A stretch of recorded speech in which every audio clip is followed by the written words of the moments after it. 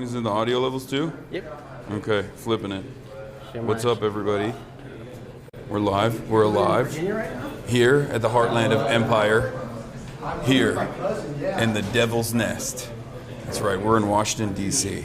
But unlike many of the congresspersons here today, we're going to be hanging out with a Congress member that I actually do think is awesome. We're going to be hanging out with Summer Lee. She's going to be walking us around, showing us around the Capitol. I'm going to try to recreate my favorite moment from January 6th where I'm going to walk in and go, Derek Evans has made it into the Capitol. Hasan Piker has made it into the Capitol as we're live streaming. You already know. You get a bunch of hogs like you and I, me and March, in the Capitol. It's basically January 6th. You know what I'm saying? It's basically.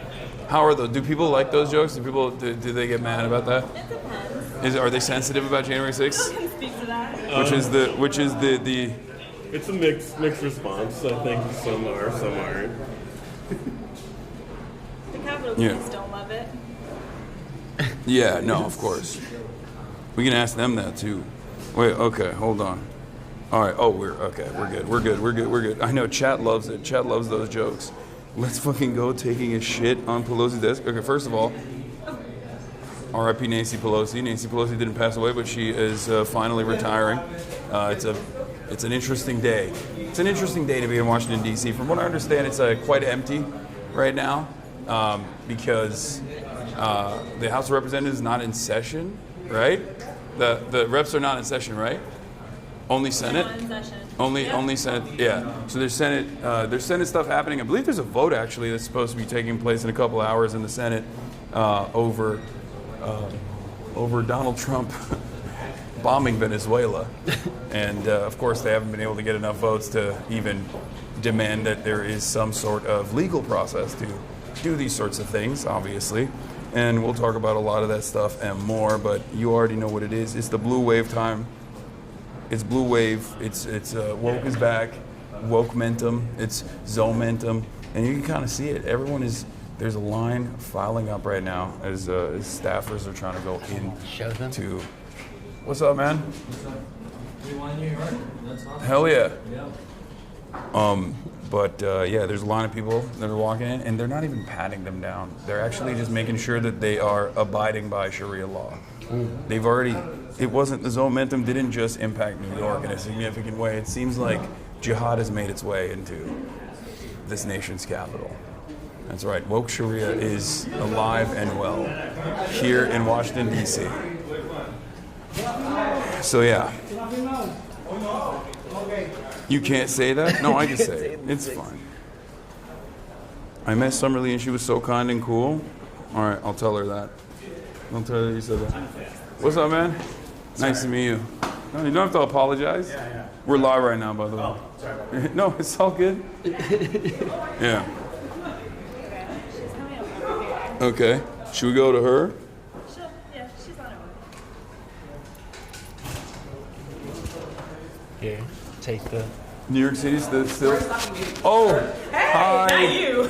Hi. Wait, I'll come down here. I know, you are so tall. Hi. No. Nice to meet you. Right? Hold on. Yeah, you can get up there. I don't want if you people to think that I'm that I'm super short. Let's get you mic'd up. All right. And you can What put is that. this, like a cute so little- it's you just take the button off from the back. It's magnetic, and then you put it.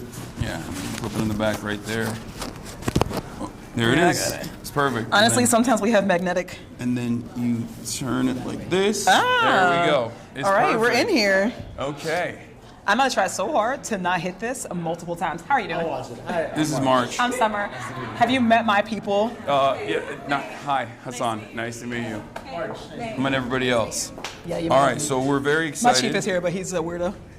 Nice to meet you. And is this security? What's going on, brother? Nice to meet you. All right, perfect. All right. So I'm gonna be honest, I Yeah. hate DC. I hate See, that's because you don't know real DC. Okay, this is not True. DC. No, I always do that caveat as well. Yes, you're Yes. absolutely right. I mean, this DC is I am- whenever I do stuff around I here. feel you. it's always like there's like an air of evil in the environment almost. Even if it's not evil, I mean, it's like evil mixed with stuffy, mixed with pretentious, mixed with cloudy. Right. I'm very lucky that I met DC before all of this. Like Wait, I got family from the area. Yeah, I got family from the area. And I went to law school here actually. Here? We're going this way. That's why we wore this. Okay. So we are in one of the office buildings now. Mm-hmm. How you doing? They're with me. Some of them. I don't know the tall one. Yeah, I don't know him. Don't say that. No, I'm joking.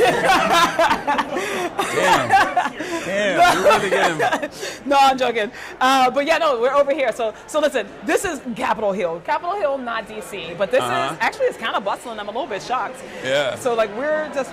Oh my God, that is so. Listen, when you talk about staffs, this is my staff, and I like my staff very much. The staff over here that said, "Oh my God," when you walked in, is my roommate staff. Oh, okay. So I like them very much too. But listen, this is the cafeteria. Obviously, we are in like 6 weeks of a shutdown. Yeah. So I was not quite sure how. Like, I'm surprised they're still feeding the staffers. They should be.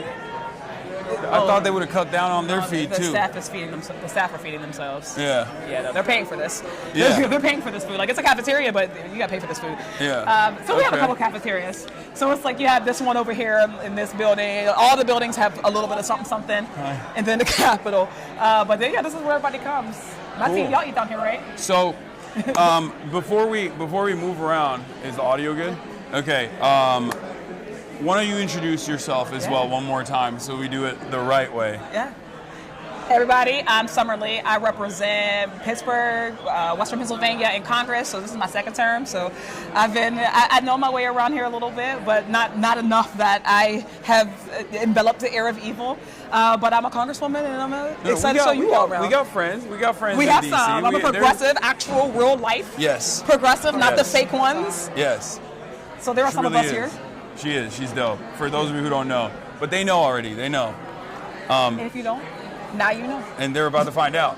All right, so what's the plan here? What are we doing today? All right, so we're going to go through here, right? So we're in one of our office buildings. We're going to take a tour of the cap. It's going to be an abridged tour because honestly, you could spend years going around this place. So we're going to go through here. We're going to go through like the tunnels. We're going to see all that. Ooh, the tunnels. Yeah, so all of these places are connected by tunnel. We're going to walk through our tunnels. We're going to go through the Capitol, hopefully. Right? We're going to have to move quickly when we get like around the House floor. Yeah. I mean, you asked me. I'm gonna try to get you in the House floor if you want. I know y'all aren't gonna be able to come. Like the people aren't gonna be able to come with us. Oh, they're not but gonna I might be able to. Like the camera can't. Oh, okay. But we can peep in. I think we can peep in. We can just do a quick peep. This is my like January 6th tour. You know, that's what. I don't know the route that they took on January 6th. This is. I don't think we're gonna take that route. Yeah. But honestly, like everything is connected by tunnel. Lauren Boebert, she knows the route. She knows that there are people who know the route. Yeah. I wasn't even here when all that happened, so honestly, I watched a video of that, and I was a little scarred by it, like watching it, and now knowing, just like being here, knowing how this place works, like to now envision like an actual insurrection happening here is wild. Yeah. Well, we were there basically because everybody was kind enough to live stream it. Yeah, no. Which was like, I think that was but now knowing what I know and seeing like the breaches that they were like really breaching defenses. Yeah.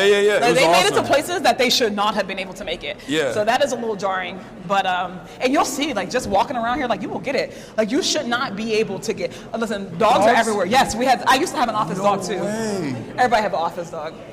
That's cool. Yeah, we love our office dogs around here. I forgot that this is also all the politics nerds, so everyone keeps like passing by being like, "That's Hasan Piker." I'm like, "What?" This is your place. Yeah, this is Welcome like home, brother. This is like a convention. Welcome home. So look, like right here, all right. So this is they're all with me. Hi guys. Sorry, this one. So look, this is the tunnel, right? This tunnel connects all of the different office buildings.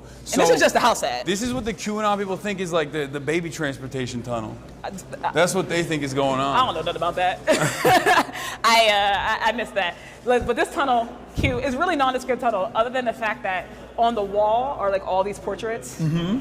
These are pictures, like every year, I think, we do a competition with kids, like high school kids. Every single district. So every district gets to pick a winner.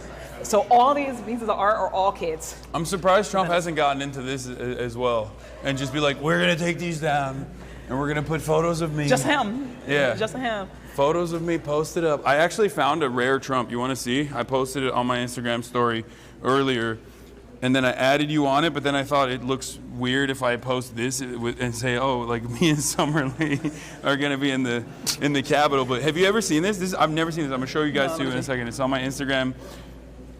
Have you ever seen this? No, I've never seen this, but I'm not. That's gonna the hold you. rarest Trump This I've is, ever seen. Honestly, is this real? Yeah, it's from It's the 2001. most normal he's ever looked. That's a real. It's very. this is He Trump looks very normal in it. throwing a fit. Like he's kind of blasting a fit here, and I'm a collector of rare Trumps. So this was a unique What do moment you do for me with them? because I feel like I just have them for my own personal sake, safekeeping. You know? Just for shiggles. Yeah. That was. Honestly, I'm not in the business of Trump. Trump, I don't follow him. I don't wake up and consume him. That's definitely a healthier way. This is for mental health. The only thing that I'm tickled by, and I'm not gonna lie, is at the end of his little stuff, his tirades now when he says, "Thank you for your attention to this matter." Oh yeah. I do chuckle at that. That's so funny. That's like the only thing that makes me laugh a little bit. Yeah. But other than that, yeah. He's been having a tough go at it, especially with the blue wave that took place last Tuesday. He looked defeated. I like to analyze like how he feels off of his hair, and his hair was looking like shit. See, I didn't look at his hair. Yeah. I think that's very fair. No, he should feel that way. But again, like you know how these things are. They call them waves for a reason. I hope that he feels a way about this wave. Yeah. I don't know that he's gonna. What about that tunnel? Where does that go? Okay, I don't have That's a damn secret. clue. I think that tunnel might go to the Senate. Oh, I know where we're going. He was asking. I was just looking. Oh no, I was just asking like where does that tunnel where does it go? I think it goes to the Senate set. Whoa. So look, the Senate, they have like little hideaways. They have better What? offices than us. What They are doing much in bigger. What are they doing in the hideaways? Chilling. That's crazy. So like you see how we got to walk from these, like we're all in these office buildings. We get 15-minute on calls for votes.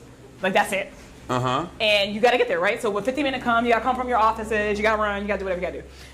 The Senate has these little hideaways in these hallways, so they're closer.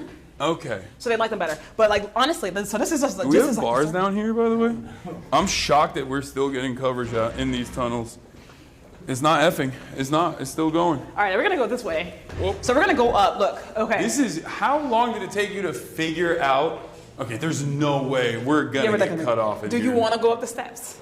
No, we can take the elevator. It's all good. Even if it cuts off, it's fine. Or if it's too many people, we can actually just take the steps. If you guys don't mind. We'll go here and some people will take this. Okay. We All can right. take the So we're steps. going up right now, right? So look, we were actually across the street. We are in the Capitol now. So we're headed up to the second floor. Guys, we're gonna have to be quick. Don't get caught. Okay. Okay. They may ask us to not film, so just. Okay. Yeah. We've done this before. Okay, cool. Yeah. Oh yeah, we do stuff. Okay. It's got bars in here. Damn. Wait. Oh no, it got cut. It just F. Yeah, if it survived the elevator, You got hella Wi-Fi It came back. on there. You know what? Oh, all right. I think we're good. Let's see. it's actually- They're saying hold. Yeah, no, it's here. We're back. So that's shocking because in the middle of Los Angeles where I live, I don't get service like this, and Congress has bars underground. That's crazy. To be clear, when more people are here, we don't have bars like this. True. We have bars because nobody's here. That's right. So why is nobody here? So nobody's here because they have better things to do, I guess. Nobody's here because we are in the middle of the shutdown still. So like we saw all those staffers, but members of Congress, I have only seen like 2 today. But we haven't been here for 6 weeks. So like honestly, so right now we are actually literally outside of the speaker's lobby, right? So like right there, all these entrances are like, this is the House floor. Wait. So we're not by his office. I think we are gonna go by there. Is this is the House floor. No, but like, is this where the thing happened? Oh yeah, is it? Yes. Philip knows. So Philip is our expert. He's our Capitol expert. Yeah, that's it. That's what we saw. So if you're thinking about how close they got, like for real, Damn. literally on the other side of this. On the other side of that, there was a Secret Service guy that shot, and wow, it was right there. That's like a scene of a crime. Well, I guess it's the Capitol. There's a lot of crime. I'm gonna say there's scenes of many crimes. Yeah, but this is where everything goes down. So like honestly, when we're doing votes, right, you'll see all types of people bustling. Like usually this place is full of people, especially like right here. This is where they're gonna get. Like this is where we're gonna get got. Right here is. So this is the front door. Like you can see, like a very nice door. Yeah. This is the door that leads right from the steps. So people just come up here. All of this is lined with like press. Yeah. This is all press. Wait, this is a real door? Or This is it a one of real these, door. like fake doors? This is a real door. Oh, I can. Okay, I'm not gonna. As it turns out, we cannot get in. Look, here we Okay, are. I'm not gonna open it. See, that's why I said wasn't sure who that man January was. 6th. I went J6 mode for a second. What's going on? Don't say that. So you're trying to get. Why is he trying to get me caught up? You gotta stop joking like that, man. They're gonna put us all out. No, it's fine. All over this place. Murals, marble. Actually, we're gonna go over to Statuary Hall, which is where all the problematic artwork is. Ooh, okay, I mean, there's some problematic people in that too. So. Small fries over here. Yeah. And then look, the fascies, because all the founding fathers were Rome weebs. They were weebs for Rome. That's why they have like the fascies, the bundles of sticks. Look who's an expert. I don't know. I'm just making stuff up. Give me the tour. You know more than me. I'm just making stuff up. I mean, this is cool. The architecture is actually pretty fire. I don't think I've ever been inside the Capitol before. Like I've never done like, because I didn't go to school here. I went to school in Turkey, so we never did the tours and stuff. I went to school here, and we never took tours, but I went to public school. Oh, look, here's our news friends. They're always here. Yeah. So it's like, this is where CNN, Fox, NBC. Oh, this is where they line up. This is where they come and they talk, and then there's so much echo. Yes. This is the best. All echo. This is the best location to do this. It's because we're in the dome now. We're in the dome. So like, the beautiful white dome, this is it. Oh my God. Oh yeah, I remember people pouring in through here. There it is. All of my So you can look up and see understanding of the interior is literally from January 6th. I'm not even joking. Like That's wild. If you say January 6th 3 times, Capitol Police comes and takes you. They just take you away. I won't burn my third one. I'll wait. I'll wait for a good moment. This is where all the statues live. Every state gets 2 statues. They were like no statues. All the statues were white people until like 3 years ago. Yeah. They're just now starting to put non-white guys into here, but every state theoretically got to pick like 2. Person here. Yeah. That's cool. No, they're all over the building though. This is where the most of them live. Every other part of this tour, you're gonna see some random statue of a guy who you don't remember. What about? Okay. Oh. What about the? I was gonna ask about like the Pope guy, but never mind. Yeah. See, you'll always get ran out of a place here. Oh, and then there's like people who are protesting. Mike Johnson is starving families, and This is Mike Johnson's office. Oh yeah. Well, he's not here. Of course he's not He here. ain't here. He's. But you know what? At the end of the day, people are just trying to. Yeah. We're trying to figure out why he's not here. Oh, this is Yeah. where all the problematic artwork here. So like, dead ass, this is the baptism of Pocahontas. This is so- Oh my God. Like when I said this is problematic, like the baptism of Pocahontas. No This is wild. way. Pocahontas, daughter of the influential chief poet. This is not Thomas, the Disney depicted story. As kneeling as she's being baptized, Rebecca. The ceremony took place in 1613 or 1614 in Jamestown, Virginia. First permanent English settlement on the North American continent. Reverend Alexander Whitaker performs the baptism as colonists, and members of Pocahontas' family look on displaying a range of emotions. Well, this is the way that Donald Trump wants to reflect on American history, right? So like this is PragerU version. Yeah, when he's like, it's woke. The museums are too woke. We got to fix it. That's what he's talking about. Look at though. It's nice. It's very nice. Yeah. Yeah, it is cool. It's very fancy. Yeah. I would love to say. What's up? Huge fan. Sure. Honestly, I kind of work here. Don't want to say who I work for. Okay, well, you're on live stream, just Yeah, so I you know know. exactly. Oh, okay. Yeah, no, believe me. But All right, you want to get flicked up? Let's do it. yeah, man. Let me get out y'all's way. Here's you want a picture? I'm gonna tell your boss. No, I'm joking. He's our You're asking. intern. The intern is asking Summer Lee. Hey, dog. That's crazy. That's crazy. The others are for those. All right, That's nice to listen. meet you. All right, get in here, bro. Come on. We're humble office here. Quick. Yeah, we do. All right. We got to keep it moving, bro. I'm trying for this. Hell yeah. Nice to meet you. Coalition. Let's go. Hell yeah. Take care, man. Have fun. All right. I'm trying. I am actually. I'm having a lot of fun. This is fun. So as you see, you might not know we're So- getting ushered out of this place too. But yeah, here's all the rest of the pictures. They're always the that is the picture where like I think is that the one? One of these pictures is the one on the internet where they like circle all the slave owners. Oh, it's probably that one. Yes, that is the definitely that Declaration one. of So like Independence all one, these yeah. pictures depicting a very particular version of history. But Damn. Abe had boots? He had Honest Abe? He had boots on. He had heels. fashion setter. It's before his time. He was tall as hell too. I think it's like inappropriate. If you're tall, you shouldn't be wearing boots especially at that age. So you don't wear boots? No, I wear boots all the time. But I feel like we've gotten taller in general now. Whereas back And then. you're taller than what I thought you were going to be. Oh, really? Yeah. I do hear that sometimes. No, because I always see you sitting down. Meanwhile, everybody else always tells me they thought I would be taller. What is this? Oh, okay. All right. So where are we headed now? All right, so we are headed now to the crypt.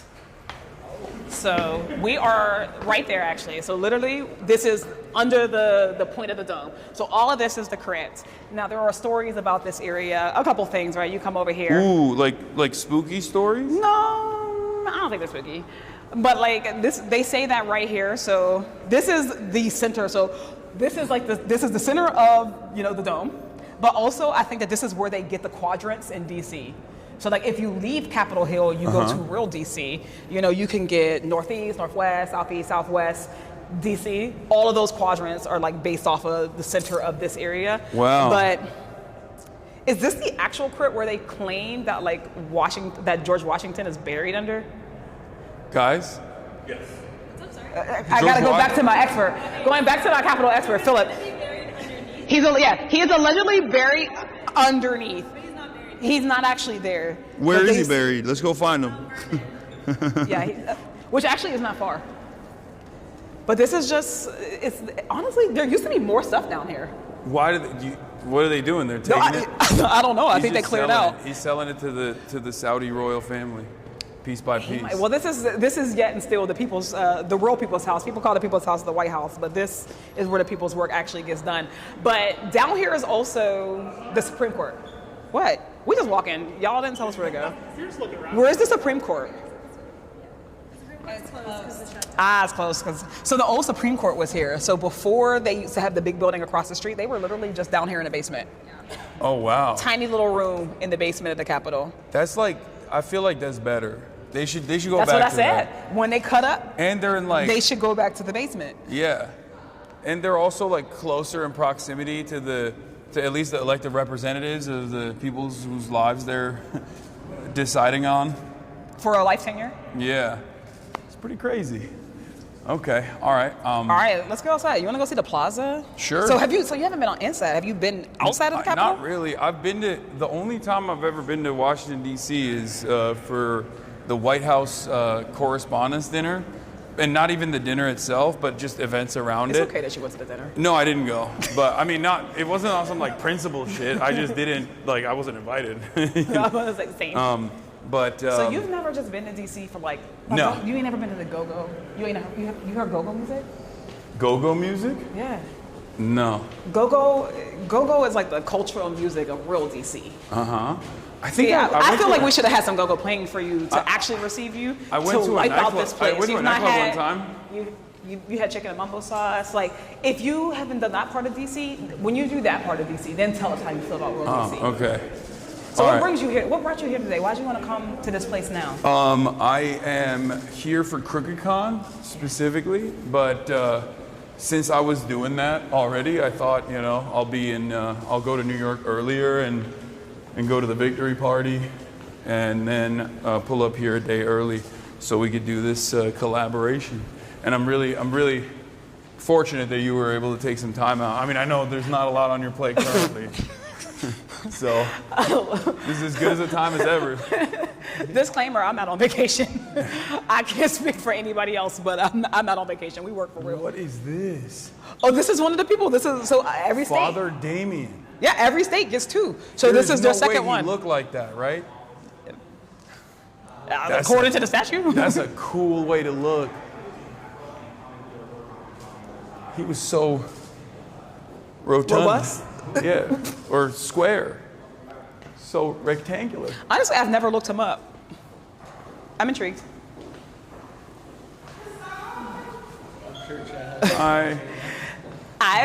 If you were here when this place was open, you would have made it through. Yeah, it'd probably be a little annoying. I feel like this. It It's gets on for tough. Congress. It We're gets gonna go tough. this way.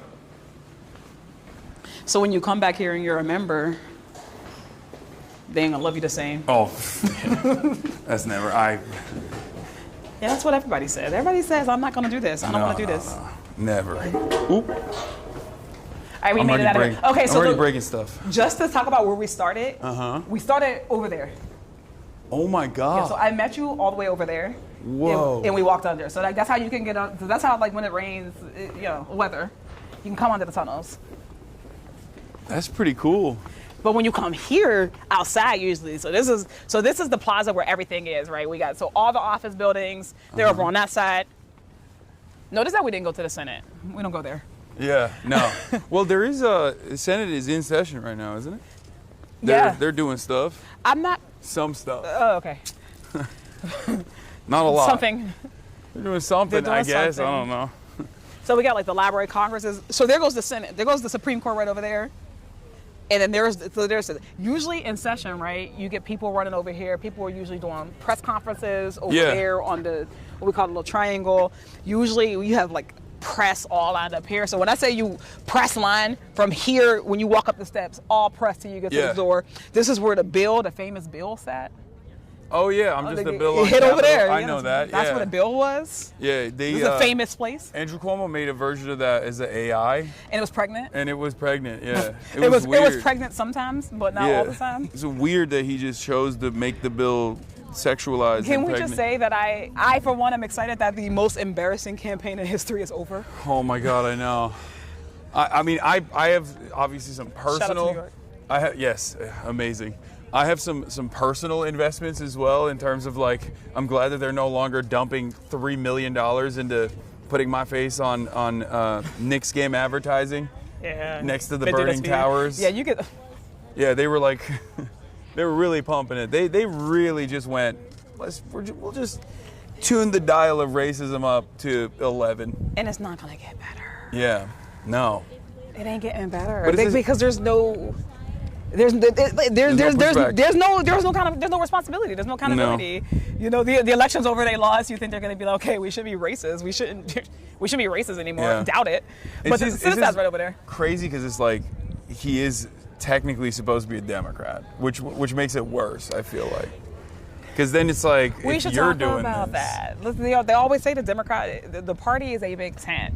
That tent has gotten much bigger. Like, it's not expanding. I think we're expanding it. We're bringing in people. But they're not. Every super day we bring in stoked. somebody, they just go off the deep end more. Yeah, for whole for campaign every was summer off the league, we deep need end. like 3 Klans members, I think, to moderate it. Is the attitude that some people have? I think not everybody.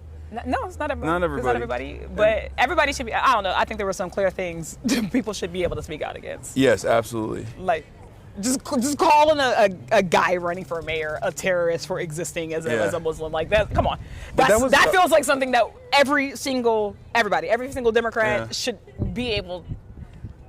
Personally. Yeah, even like people who took their sweet time to come out and endorse the vote blue no matter who. Democrat. Yeah, all the vote blue no matter who people were like very.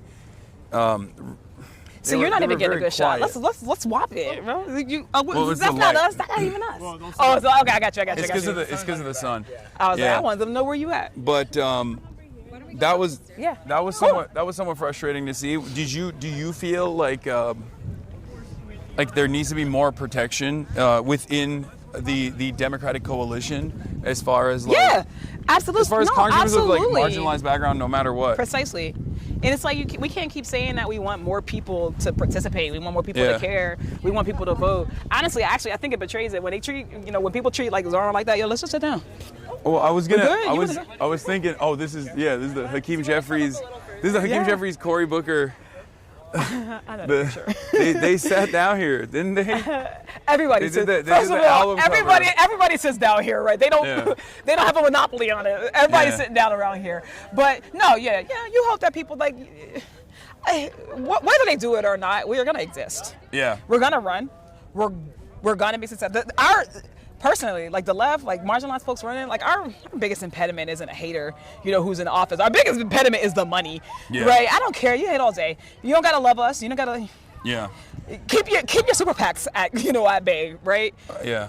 That's my ask. If we can't even let's start there. Let's not sick super PACs on people who we don't like. If we can start there, that'll be good. We can move on to how about we not be, but we can kill the hypocrisy. You want me to vote? Every single election cycle, everybody's like, did you vote blue? Did you vote for the president? Did you vote for this person? Did you vote for that person? And it's just, obviously, there's no reciprocity. There's not enough reciprocity, but I also know, look, at the end of the day, I represent my people. I bring my people with me. My goal at the end of the day is to get and bring more people. So when we lose big national elections and we're like, oh man, the math didn't math for us. Yeah. It's like, well, how many people did you not bring in? How many people did y'all say were not good enough for the party when you slow walked, endorsements of one of the most exciting candidates in forever? Yeah. And I think, there's a bunch of different reasons for that, obviously. You do have like big corporate donors that are very scared of the scary word of socialism. But I think a major advocacy group that is embedded within both the Democratic Party and the Republican Party, and I think you know where I'm going with this, is obviously the Israel lobby. Yeah. And you were uncompromising in your values, and you spoke out against Israel's war crimes, against Israel's genocide, and you were one of the few that did not get punished in that same cycle where AIPAC obviously put a lot of historic amounts of money, in AIPAC subsidiaries put historic amounts of money against Cori Bush and Jamal Bowman. Yeah. I do want to start with we're getting deep now. You want to go over to my office? We can do that as well. We can still walk and talk, but let's get deep. But I want to start with what motivated you to run for office, what your background was, but also in terms of that last race, what do you think you did that allowed you to cut through that noise? Yeah, is this something you thought about? No, I think about it all the time. Yeah. We had, obviously they were able to take out my brother and sister, Jamal and Cori Bush. I think that they are also people who were exciting. They cared about people.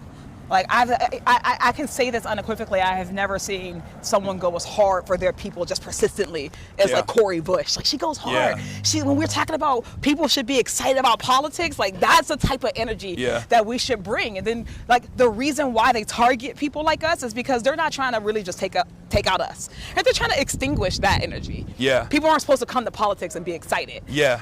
So no, they want to kill hope. They want to kill that hope, right? That's honestly what it always feels like to me. Even with that's. If it ain't a slogan, they don't want it. Yeah.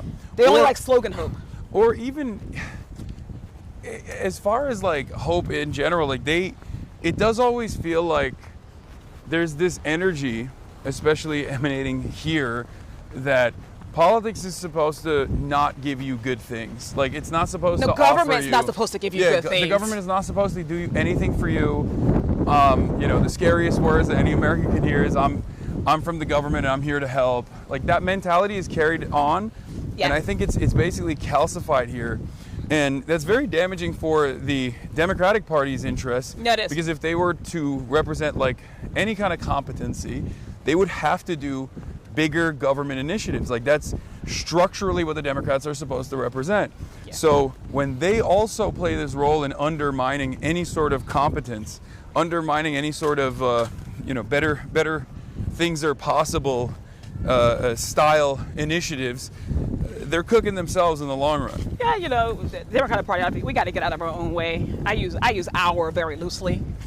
I like to think I'm not in my own way. Yeah. But Yeah, no, I mean, I think it's a couple of things, right? The original question, we work hard. I think that we had a little bit of luck, you know. I've always been very fortunate to have people who support me. And it's not like, I don't even just like my districts, obviously, but I mean, like, we have friends. Like, my first election, AIPAC came at us. That was the first election that AIPAC even existed as a PAC. Yeah. So like when we were looking to see who was coming after us, we didn't even know what the PAC would be called. Like, you know, we thought it might be DMFI. We saw them in the cycle before. It wasn't them, right? It was this they're new at the time, like United Democracy Project. Yeah. We had no idea how they would come in at us.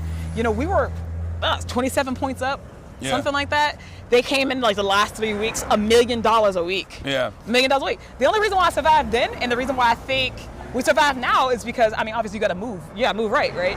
You kind of got to be perfect. Yeah. But we have friends like Justice Democrats. You know, they honestly, for real, they came in. Like Justice Democrats, like they came in from the beginning. When they started to put those millions in, they went and found us a couple of dollars. Yeah. You know, we had a couple of our union friends, you know, progressive folks all over the country. They were doing phone banks. Like, we just had like lefties like all over the country doing phone banks for us. Yeah. And you used to think that those tactics didn't work. Yeah, when they're spending millions of dollars to say you're a Trump supporter, you know, that you're going to destroy the Democratic Party. That's what they said. So that's really, We just okay. called. So that's exactly what I wanted to talk about. So what a lot of people might not understand is that when AIPAC actually is They lie. dumping money into opposing a congressperson, they don't actually do it on the boundaries of Israel, because even AIPAC understands that Israel alone is not very popular. They have never mentioned it in any of my races or any race that I've ever seen. With Jamal Bowman and with Cory Bush, like, they actually never talked about Israel. The real reason why they were dumping that money was because of their position on Israel. Yeah, it was a position on Israel, but it's also just their position on the status quo. Yeah. Right. But They all the folks who are big donors to AIPAC. Yeah, they have interest, just corporate interests. Yeah. Right. It was like the CEO of like Home Depot. Yeah. You know, exactly. it's different people who are coming at folks who are vocal, who want to tax the rich, who want to hold, you know, the system, whatever the party is, accountable. Yeah. That was really the common denominator. Yeah. No, absolutely. But they never what I was mentioned saying is that their angle of attack is never on the boundaries of Israel, but it's never because I'm not a Democrat. That's what they told me. Yeah, we're not going after Summer Lee because she's, she's trying to hold powerful corporate interests to account. We're going after Summer Lee because she doesn't cooperate with the Democrats if it's the primary, and I assume if it's in the general, there's like different lines of attack that they change up, right? Like, it's usually No, they did the same attacks. Oh, they just so what were, I guess a little tiny bit. A little what were tiny the bit different. common?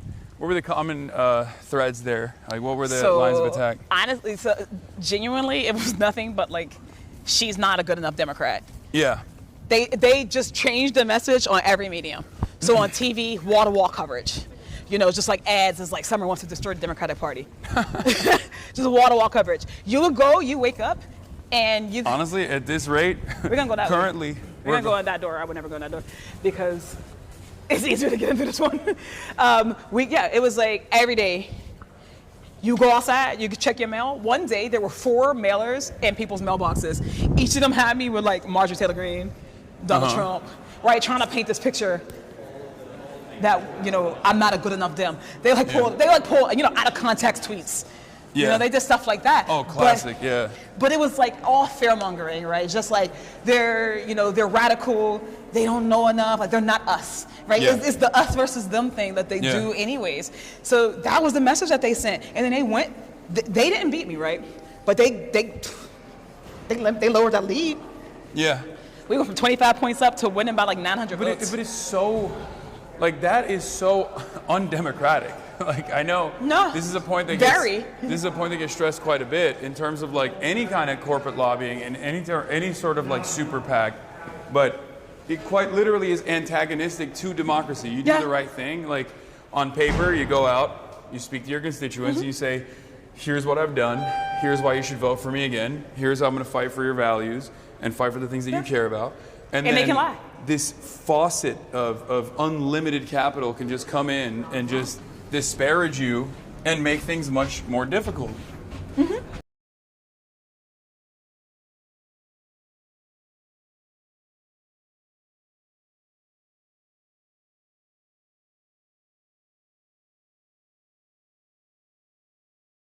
just come up and crack because they were just like that heavy-handed. That's crazy. Wait, hold. Let's see if we dropped off or not. Classic elevator F. Okay. Oh, thank you. Real quick, we're in our office building. This is Best Hall. Wait, let's go to my office. Okay. Oh, we got woke flags, ladies and gentlemen. We're in the heart. These are the offices of representatives. But what are they representing? They're representing woke. Well, wait till you catch this flag of my favorite neighbor. Who is there? Can you tell who my favorite neighbor is? Oh, hell yeah. Yeah, of course. Of course. Congressional Mama's Caucus. You are our ancestors' greatest dream. Oh my God, this is so nice. That's crazy. Wait, you guys, it seems, get a lot more positive feedback from your constituents. It seems like. I feel like, honestly, they used to post stuff. I used to get a lot of. I used to get a couple like pro-genocide posts every now and then. Hey, friend. Hi. Come on in. This is my office. I live in the blandest office in the Capitol. Don't judge it. What do you mean? This is sick. I haven't seen any other office, so for me, it's sick. Yeah, that's why. That's why, because you haven't seen anybody else. Everybody else usually has like their artwork. Like real art. People have real. I don't have any art. You have some art? My team is all proud. They're like, you have art. You have one picture. All right, chat, get to it. I got one picture, y'all. Get to it. We need to send her some art. That's crazy. So listen, the only piece of art that I have, funny enough, is from Rashida. It's because all the other, squad members. She was like, I have too much. No, they all came to my office and they were like, why does it look like a funeral in here? Can I put my jacket up there? Yeah, please. Get comfy. All right. So she's the only. They were all like, we're gonna give you something, and she's the only one who actually did. So. Oh, so all the other come with me. Come on. Congressional Progressive Caucus members didn't get you They stuff? haven't given me their art yet. What's that about, Greg? Get on it. Actually, Greg gave me a mug. Okay, never mind. Greg gave you something. Greg gave me a mug. I don't know. I'm waiting for Ilhan to give me some. Ilhan has a nice office. You don't know Omar has a nice office? She has a beautiful office. She got a balcony. She has nice things. So there is like a every office is different. Like yes, very. Oh, so that's a big. It's part a Hunger Games trying to pick an office. Oh, see, this is the type of stuff that yeah, I think about like the Senate parliamentarian and things of that nature, but like this kind of additional back and forth, I never have considered. You literally pick a number out of a box. So like orientation, Can everybody you guys comes. like transfer for goodies? You can. Could you be like, I want your office, but I'll give you something in return? That feels unethical. I don't think so. No, they don't do that. I don't think we can do Not that. like People not are on shaking bills. their head. I just mean people like are shaking their head now.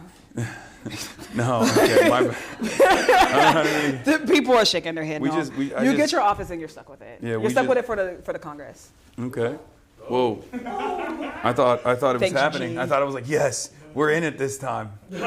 Like I said, this is like he's trying to get put out. No, I play too much, and that does end up getting me in trouble sometimes. No. Yeah, they've been. You can't be. They're still hitting the whole like 9/11 stuff on Fox News. Sean Hannity was talking about it last night. He's like, Hasan, Piker, Mahmoud Khalil, and Jamal Bowman were all there celebrating Zoran's victory. These guys are so scary. Yeah, you were just with my good brother. Yeah, they just don't want to see any expression of joy. I think but they're kind of not used to that from the Democrats in general. Like the real grassroots momentum and like a real people-backed candidacy.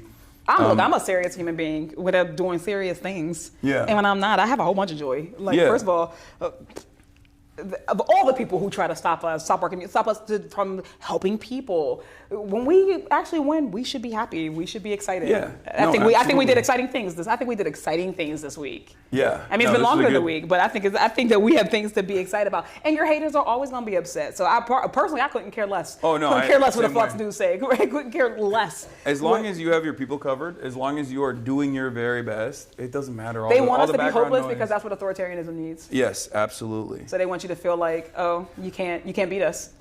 So let's start in the beginning. All right. What got you invested in politics? Like, how did your journey start? My first day I went to law school. It was orientation. I was like, I ain't never gonna be a lawyer. But I was already there. I already paid, so I was like, I'm gonna stay. Might as well go through it. Yeah, I'm gonna go through. I'm gonna finish. I didn't want to do that. I didn't want to do it because it was like, you can like litigate one case at a time. It's just like a brother brought in some trumped up charge. You do that one at a time. But like, who's thinking about the system? I never thought that. That's crazy. People tell you this all the time, right? You were like, I'm going to the top. I'm cutting. I'm just skipping steps. There's no such thing. Have you met some of my colleagues? No! I didn't mean it like that. That's what I mean. Even the joke about it. Like, there are people up in here. You think you skipped a step? Yeah. Oh no. Somebody was like, "You have imposter syndrome." I was like, "No, I know my colleagues." There are people. Yeah, there are people here that should be. I don't even know how they get up the steps in general, both literally and figuratively. That's a different story. But no, so I was just like, wait, I'm like, okay, so all of these like inequality, like it's cyclical, right? You grow up in a poor neighborhood, you are disadvantaged at every turn. Like I come from the Mon Valley. It's so funny. I don't think people realize this, but I'm from Braddock, right? I'm from Braddock, PA, right? Which is where our hey, that's y'all thing. Go on. I'm actually from Braddock. Like my family's actually from Braddock, right? That's where my people are from. Yeah. So we grew up steel mills, all those things. We got some of the worst air quality in the nation. Industry collapses, towns abandoned. What about your family's background? Were they working in the steel mills? I had a whole bunch of family working in the steel mills. Yeah. And that was like there was unions back then. You know what's interesting about that? Yes. Pittsburgh has always been a union town. We don't just say that for fun. Pittsburgh has always been a union town, and this is the thing that I think gets me in trouble. When we used to, in the early days, just on like this environmental racism stuff, like working on this environmental racism stuff, like reminding people like we have the worst air quality. We worked in these steel mills, and like the mill was not sustaining the community the way the community is sustaining the mill. People were upset when we talked about that, but like I had a license in ways of other people. Yeah, I had family members who worked in the mill, and they were not in the unions because black folks couldn't join the unions until I believe, like, don't quote me, don't be mad at me if I'm completely wrong, but black folk couldn't join those unions until like the 70s. Yeah. So like the last generation of my family, who was in the mills, my granddad was in the mills. He actually left the mills and somehow became a teacher. Oh, wow. So I think he might have been, I don't know if he was able to be in USW, who I rock with hard. Like I rock with my labor brothers and sisters, but he wasn't the teachers. Yeah. So since then, the whole thing was like, we want better for you. We want you to be in safer jobs. Like we want you it ain't gotta be about getting out, but we want the community to be good for us. You shouldn't have to leave your own community. You shouldn't have to get out, right? Like all the things, you go to any other community, we want the same things everybody else want, right? No, absolutely. Like I don't want to be gentrified to get a coffee shop. Yeah. I would like us to be able to have a grocery store in our community. I'm living in that type of community, right? We don't got a grocery store, poor air quality. You used to go down my street, like you used to go down Braddock Avenue, and you can smell. So for us, rotten eggs. Yeah. So it would smell like rotten eggs. It was like the sulfur trucks. Yeah. So like that's what I grew up around. So I wasn't an expert in like environmental justice or anything, but like I lived it. So when I first started to run, honestly, it was actually just like trying to get other people to feel like they can actually do something. Like the system shouldn't be sending us people. We should be sending the system people. Yeah. So I was organizing, like trying school board, local stuff. Like people don't, everybody's always what was the issue that you found yourself organizing around initially? Yeah, back then.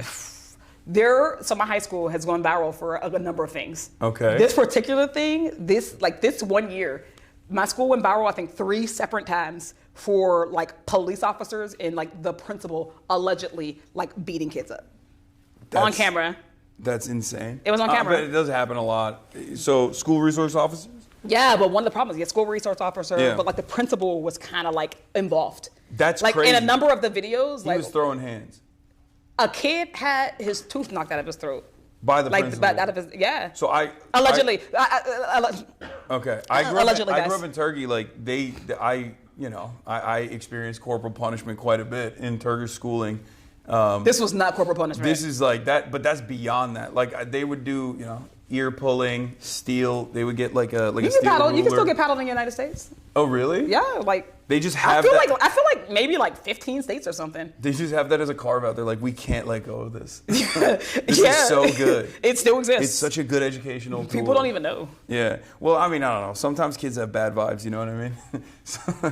I'm kidding. Not the kids are low vibrational. I'm kidding. I believe the kids are the future. Do you guys have a Charger? iPhone charger, if possible? You got a new iPhone or the old iPhone? I have the new one, the You're right there. USB-C one. Yep. If it's Right below possible. you. Oh, you have it right here. Oh, That's my seat. damn. Okay. Oh, this is where you normally. If I do anything, I'm gonna stay charged. Yeah, you're just kicking it over here. You have a Black Panthers jersey. Yeah, I got that from like the Black Panther Museum. Oh wow. Like Huey P. Newton's wife gave it to me. Well, she didn't that's give it to me sick. because I follow ethics. Yeah. Of course. I love that thing. That's such a crazy. That's also kind of a crazy rule for people that don't know. Do you want to explain what that is? Yeah, you're not we can't supposed accept gifts. You can't accept gifts as a. We don't accept gifts. Yeah. People don't give us things. They don't give me things. Unless it's a super PAC, in which case you can do whatever the fuck you want. You can go to like.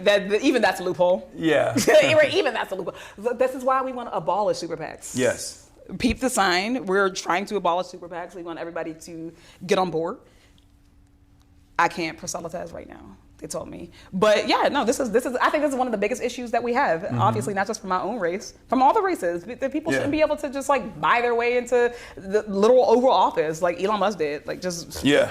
I mean, they're just that's cutting out the middleman in some ways too. They've gotten more confident in their Very much brazen so. corruption Because they've been especially in this stress last- testing the system for, I'm gonna say decades. Yeah. But this group specifically, since like 2016, everything they do, every like toe they like step over is trying to figure out will people let us do it.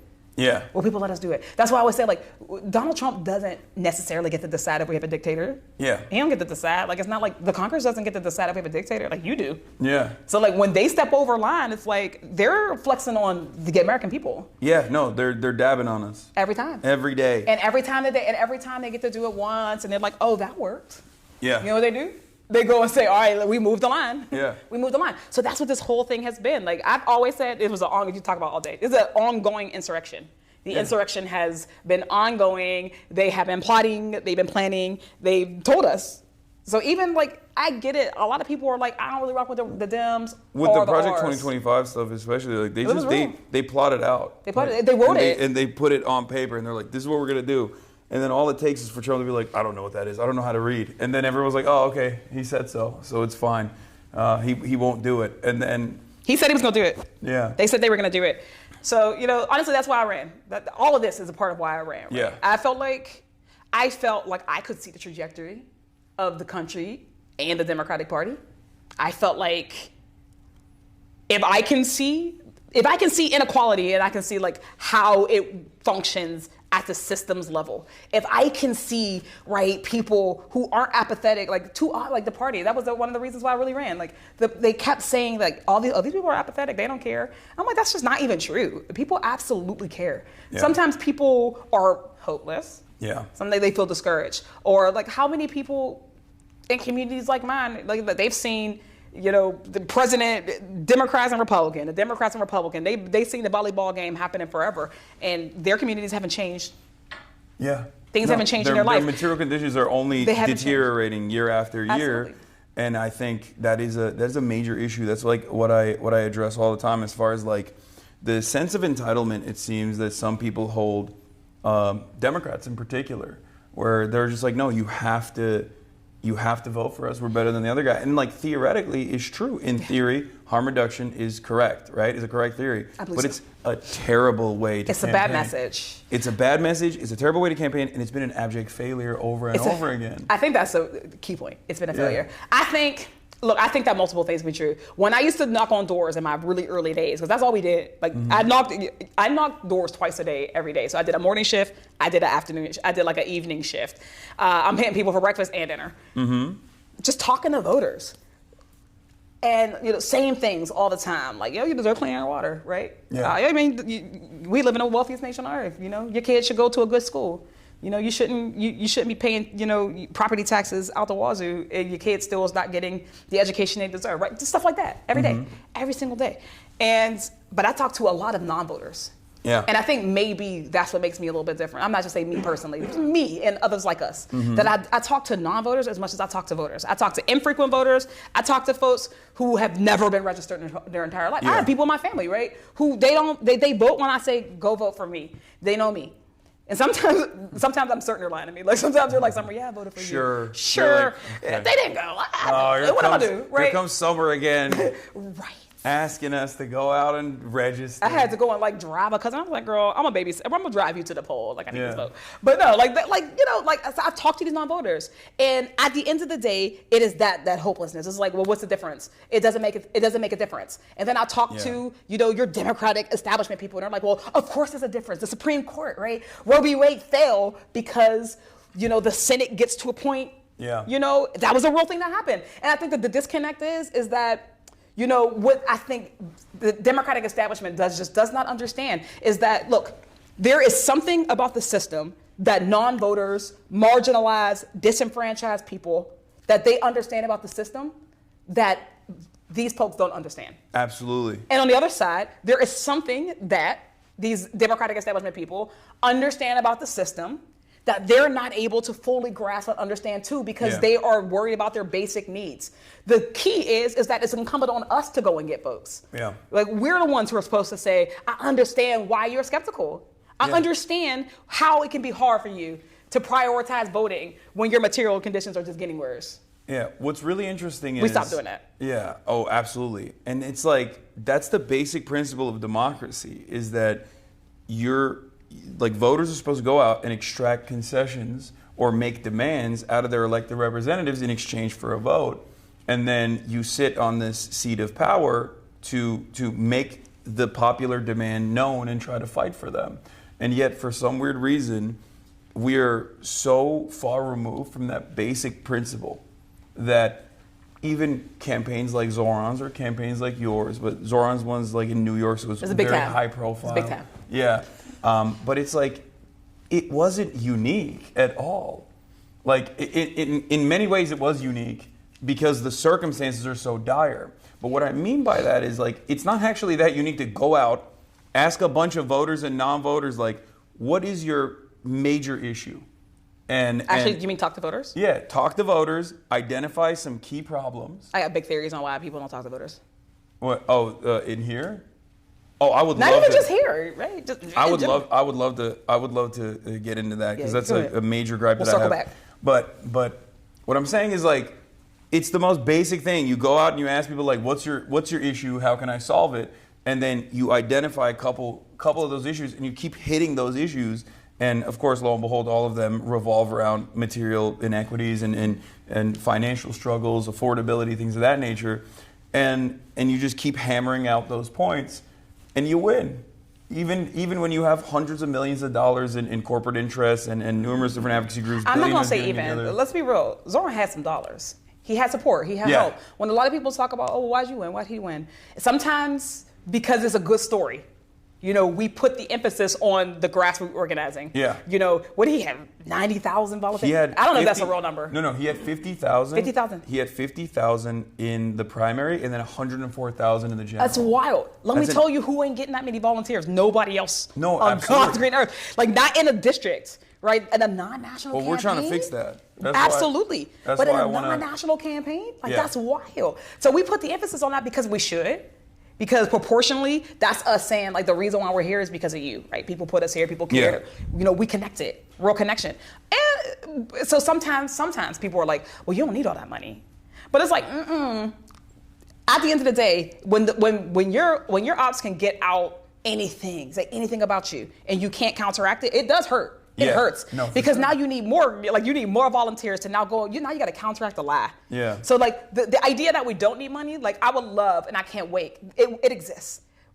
As the future already exists, it already exists that we live in a world post big money in politics. We live in a world post authoritarian. It exists already, and as we build to it, right, we do have to recognize that, like, actually our people do need to have dollars so they can compete. It's not an evil thing. No, absolutely. We do need to actually run for office. It's not an evil thing. Yeah. We need to wield power. Power is neutral, right? Power is not inherently good or inherently evil. And there are, like, a few people in history who are like, power is to be wielded.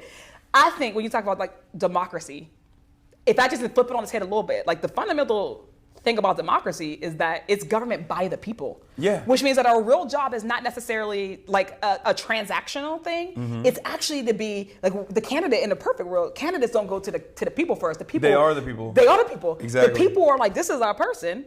This is who we're sending you. Yeah. And because we are a person, like you represent them, you already know you're embedded. Now you stay with your folks. It's you not stay on supposed the to ground. be a special class, like It's not a special politician, class of people. job.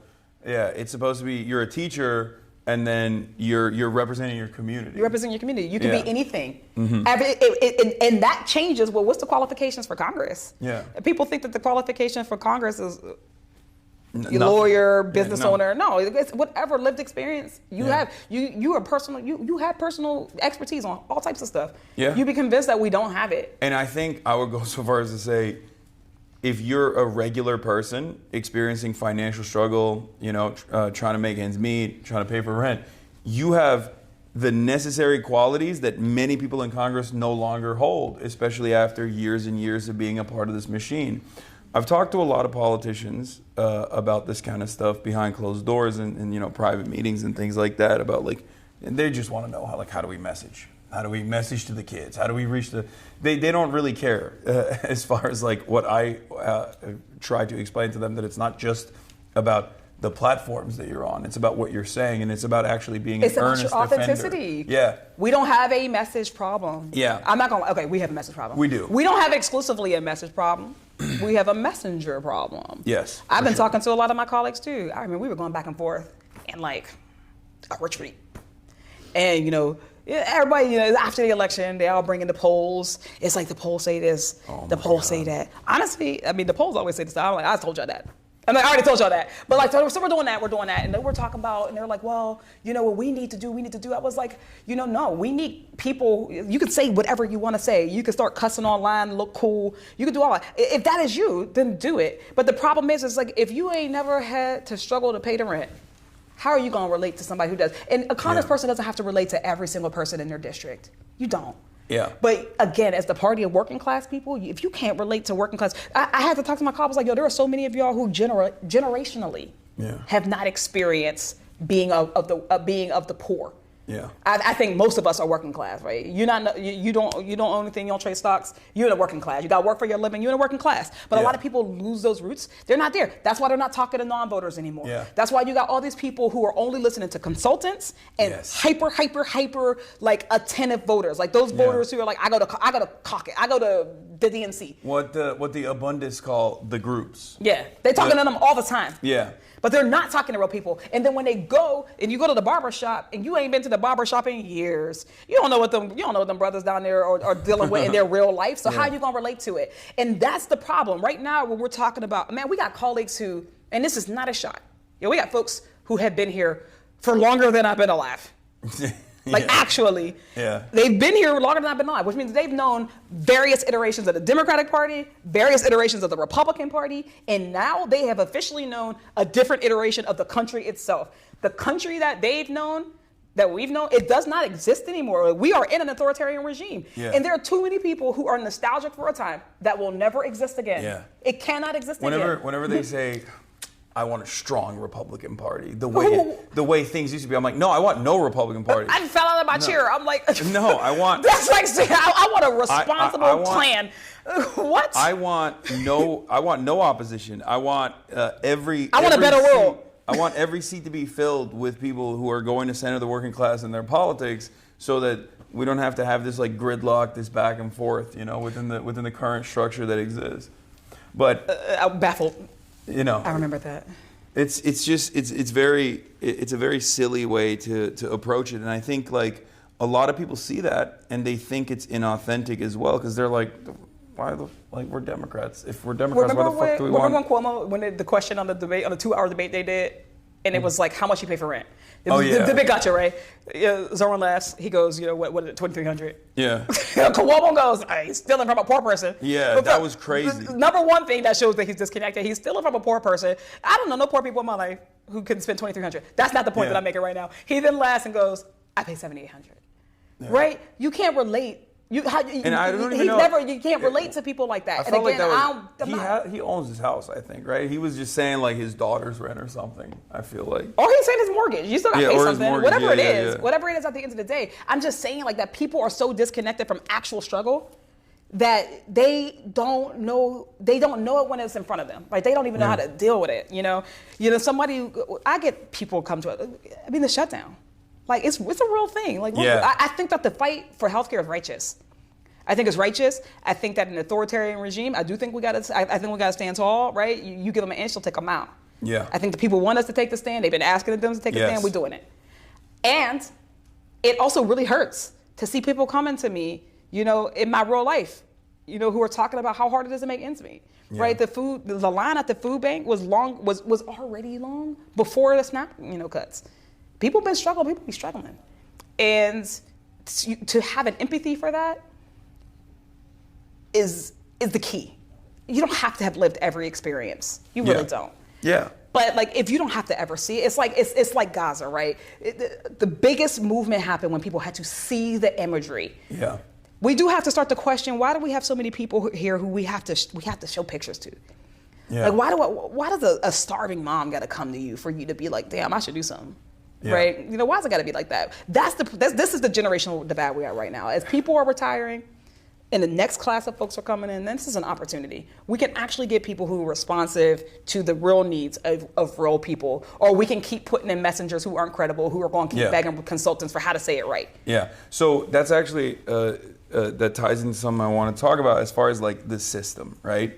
One of the things that I hear from very seasoned operatives and people who have been around for a very long time is the notion that like, well, a lot of these guys, they come into Congress and maybe they have like key issues that they care about, but over the years they basically become complacent, or at least like they themselves also lose whatever edge they might have had, because they just go back and forth and there's so much wheeling and dealing with the way that bills are structured, with the way that bills are passed, that they basically they hit neutral and they just kind of exist. And then all they care about is getting reelected, so they go to donors instead of the actual constituents because of what we just talked about. It's a bypass. Because big donors can just go in and dump $1 million into a relatively small TV, like a local TV network, and just hit you with attack ads and genuinely try and tarnish your reputation and make it harder for you to overcome these odds. So a lot of people run from a place of fear. Yeah. How do you push back against that? How do you fight back against that around your colleagues, especially? I think part of it is acknowledging that it's a very real condition in this place. Yeah. I think it doesn't. I think that sometimes when we talk about someone came in with the fire, and then now it's like, what happened to them? There's a lot of people like, what happened to them? I think that we all like have it in our minds that it's a very like big thing. Like they got there and a boogeyman literally walked up to them with a suitcase, a suitcase of money. Like we imagine that it's something like this instead of the fact that it's actually like a small concession every time. Yeah. Every time it's a small concession. Yeah, just like chips away. First of all, this place is a soul crusher. It is a soul crusher. So the first thing, even if you're somebody who's running, like again, we got to focus on the future, not the past. And we can still address the past. But like, to flip the question, like if I had to like say for somebody who's like, I want to start building the government that reflects us and our dreams. The first thing you need to understand is that this place is a soul crusher by nature. Doesn't matter if you want it to be or not. Doesn't matter how strong you are. You got to have a North Star here. We all know. How many people come here because, they want to be famous? It's a very real reason to run. I'm not coming for nobody. That's crazy. People who, no, there are many reasons that people come. You can come because you want to be famous. Hollywood Fine. for ugly people. That's what Andrew Breitbart used to say. Everybody in Hollywood ain't that great looking either. But men get to be whatever they want in Hollywood. No. So you can come for that. You can come because you're like, oh, look, I got an idea. I have a perspective. I want my perspective to be. You can come for that. You can come, whatever reason you come, you need to have a North Star. Like, what is the reason that when this shit gets hard, like when it's the worst, what is the thing that's going to get you up in the next day? And if you have to have that center, because again, it's everything. It's not always going to be the first thing. The first thing is going to be like, hey, can you look? Just take this vote, right? Yeah. This vote is not even that bad. It is going to protect you. I remember when I first got in the State House, We run every 2 years, remember? I first got in the State House, we're doing first day into judiciary, we're doing a big bill.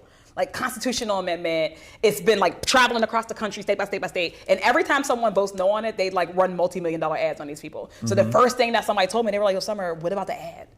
Like they weren't being disingenuous to me. They weren't trying to scare me. They were telling me the reality. Like, what about the ad? It's the reality that we have to think about those things.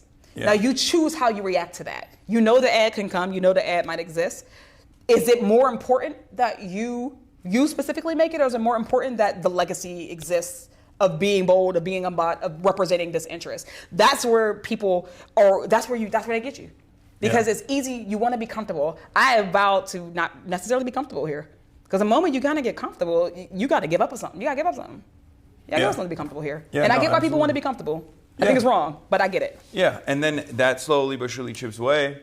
And then it's already so difficult to make changes in the positive direction that people just kind of give up. And then they see the woman of Dylan. But that favors the right flank. Every time. Every time. It's much easier to destroy. It's much more difficult to build.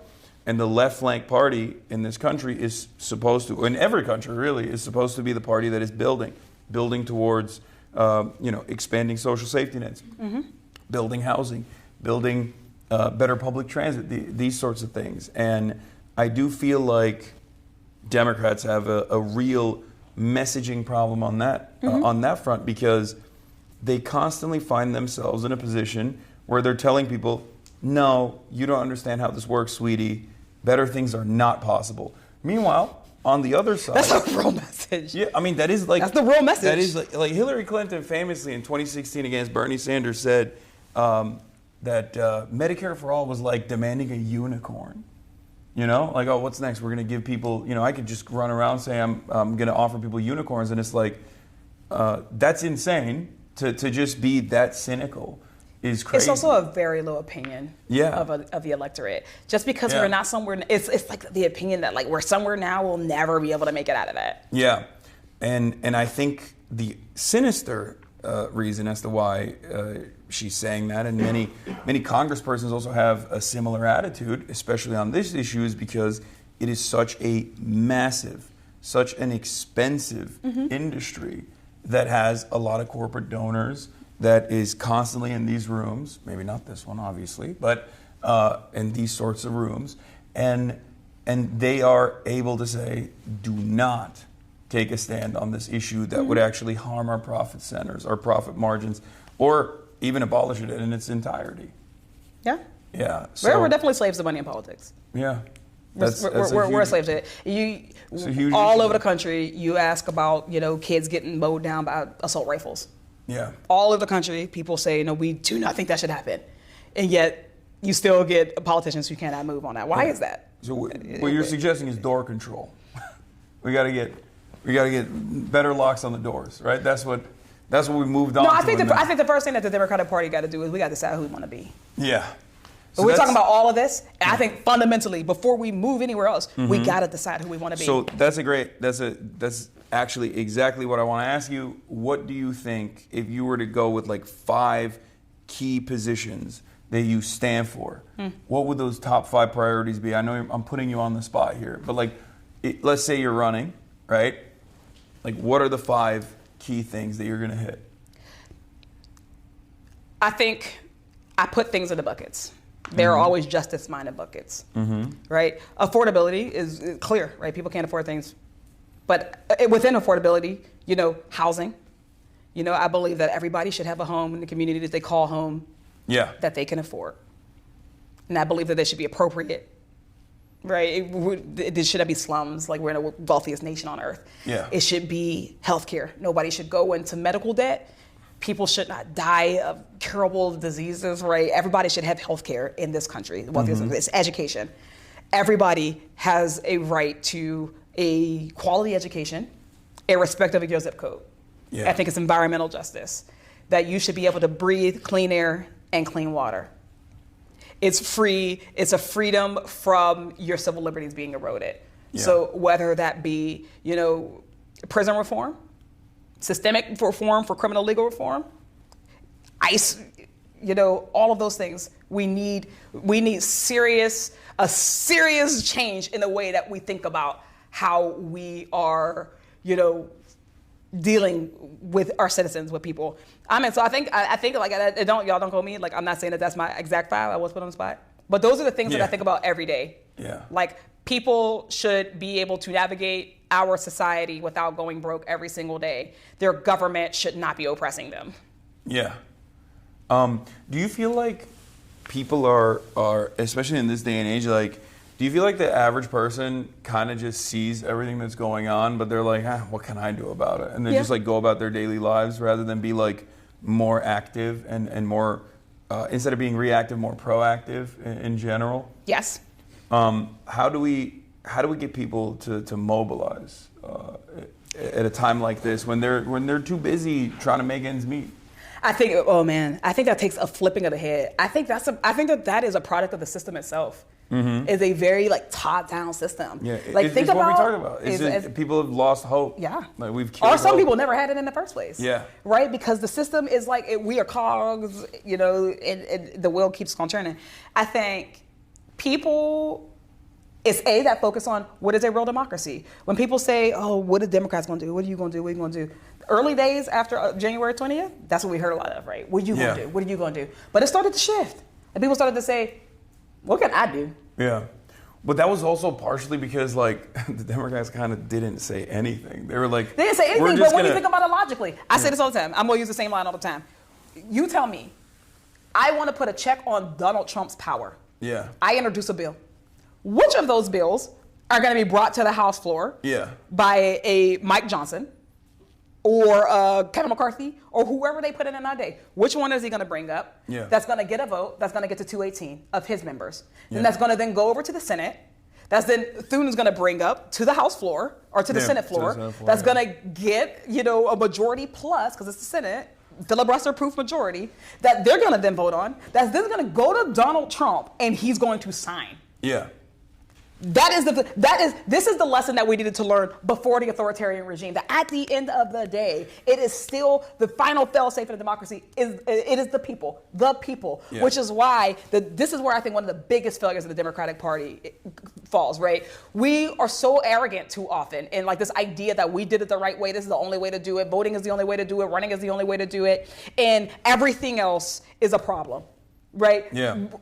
Black Lives Matter, the anti-genocide encampments and movement, all of those things have been met with shame by people in leadership. And that's not just this generation, that's generation after generation after generation. Yeah. The anti-apartheid movement, right, in the 80s and the 90s, met with shame, right? The sit-ins, Dr. King died unpopular. Yeah. Right? And every generation forgets the lesson. And the Democratic Party does it too. Right? So we're like, there's a right way to protest. There's a right way to do that. Well, now, guess what? We don't have any lever of government. Yeah. So I think what real leadership is looking like right now, that the people we're really wanting is like, okay, so what can we all collectively do? Because people have for too long been like, my job is to vote and y'all do this. Yeah. But that's not how a democracy is supposed to work. You're not supposed to vote and just go. No, they have to be more active. Like politicians have to also, like. We have to encourage your activity. Congressional representatives should not only encourage it, but they should also be out there on the streets. And that is actually a real demand that a lot of voters are making as well. But what you actually talked about with respect to BLM and also Gaza is so perfectly representative of the nihilism that people experience. Because I'm 34 years old. People around my age and younger, during the COVID lockdowns and in the aftermath of George Floyd, took to the streets and they protested. I was there. They wanted to, we wanted to let our voices be heard, and we wanted some serious changes to take place. And of course, that wasn't going to come under the Trump administration. So then, what did people do? They voted for Joe Biden. A lot of people said, I don't really want this. He's old. He's not very inspirational, but it doesn't matter. We're still going to go vote because we want to get this guy out of office. So they did their civic duty. They did. And they got nothing in exchange for that. So the lesson there was, there's nothing you can do. You do everything you want. You can do everything. You can protest. You can go out and vote. And at the end of the day, nothing will change. That's not everything. We will not hear your demands. That's not everything. I think that's a lesson right now, Well, right? I'm but I'm saying because I'm saying that in a positive way. Yeah, I know, but I mean like everything within the confines of like what you learn in liberal democracy. The liberal education is like you protest and you do your civic duty. That's still not true though. And that's still actually not true. What would you say is like not being pulled as far as levers of power? Your money and your labor. Your money and your labor are the real things that you're supposed to be able to do something with. Like you can go out and you can take to the streets, but that's supposed to be coupled with something. Yeah. Right? If I'm gonna take to the streets and I'm like, I don't think that Trump should be in power. You can't get Trump because he's already the president. What you have to do is you don't have to target everything around it. So like, why are we giving our money to this, that, and the fourth oligarch? That actually takes sacrifice. The reason why we are where we are is because we've had a country that has afforded us a comfort level that has not made us have to, like really do things that other countries have. We have examples around the world of people who have had to exercise discipline, sacrifice, and real true solidarity. We still don't know what solidarity looks like. Like our labor movement is fighting each other, right? We got the building trades fighting the service industry unions, fighting the federal unions, right? Within movement, we got black working class folks, who feel like they're not heard by white working class folks, right? We actually don't know what solidarity in practice looks like. There are many things that we need to be working on right now that has nothing to do, or not, I'm gonna say nothing, but very little to do with what your government is doing. Yeah. I always say you come correct too, but we all have a role to play here. So when I think about real sacrifice right now against an authoritarian regime, I want to hear like, black folk, for instance, were like, they're going to cut DEI from Target. We're not going to go to Target anymore. And you know what we have to hear every day? Boycotting doesn't work. Yeah. What does it matter? It doesn't matter because I'm one person. The rugged individualism has neutered us. Yeah. It has made us forget where our real power is. It's we the people, not I the person. Yeah. Right? Boycotts do have to be targeted and directional and very issue specific and strategic. And BDS for Palestine has been fairly effective in this regard. Obviously, there's a long way to go there. And it comes with other things. It comes with your messaging. Yeah. It comes with building the narrative. It comes with putting pressure on your elected officials. Yeah. Then you see them as tools. Each thing is one tool. It's not the only one. But you're absolutely right, obviously. Labor militancy has been completely destroyed in this country. Labor unions are somewhat corporate captured or barely even exercise their biggest leverage of power, which is work stoppages, when it comes to even contract renegotiations usually. And sometimes it's literally illegal to do so. Because it feels like sometimes it's illegal. Yeah. Sometimes it feels like a nuclear option. Yeah. Right? Sometimes it's like, am I going to step out on a limb and is anybody going to catch me? In Pittsburgh, we actually have the longest strike in the nation right now. We have the longest running strike. They're at 3 years, our Post-Gazette workers. And for 3 years, they've been on the picket line. And one after another, folks they do what they do.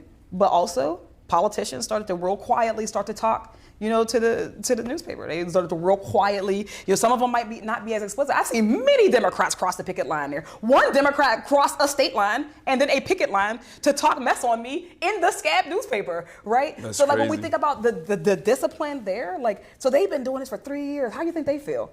Like they feel like, where's the rest of the labor? And it's like the rest of the labor also is like, no, we didn't mean to like abandon you. And some of them aren't actually, like, we're not even actively abandoning you. It's just that people are trying to figure out how do they exert power and where are the appropriate places to exert power. And we all have to collectively do better at that.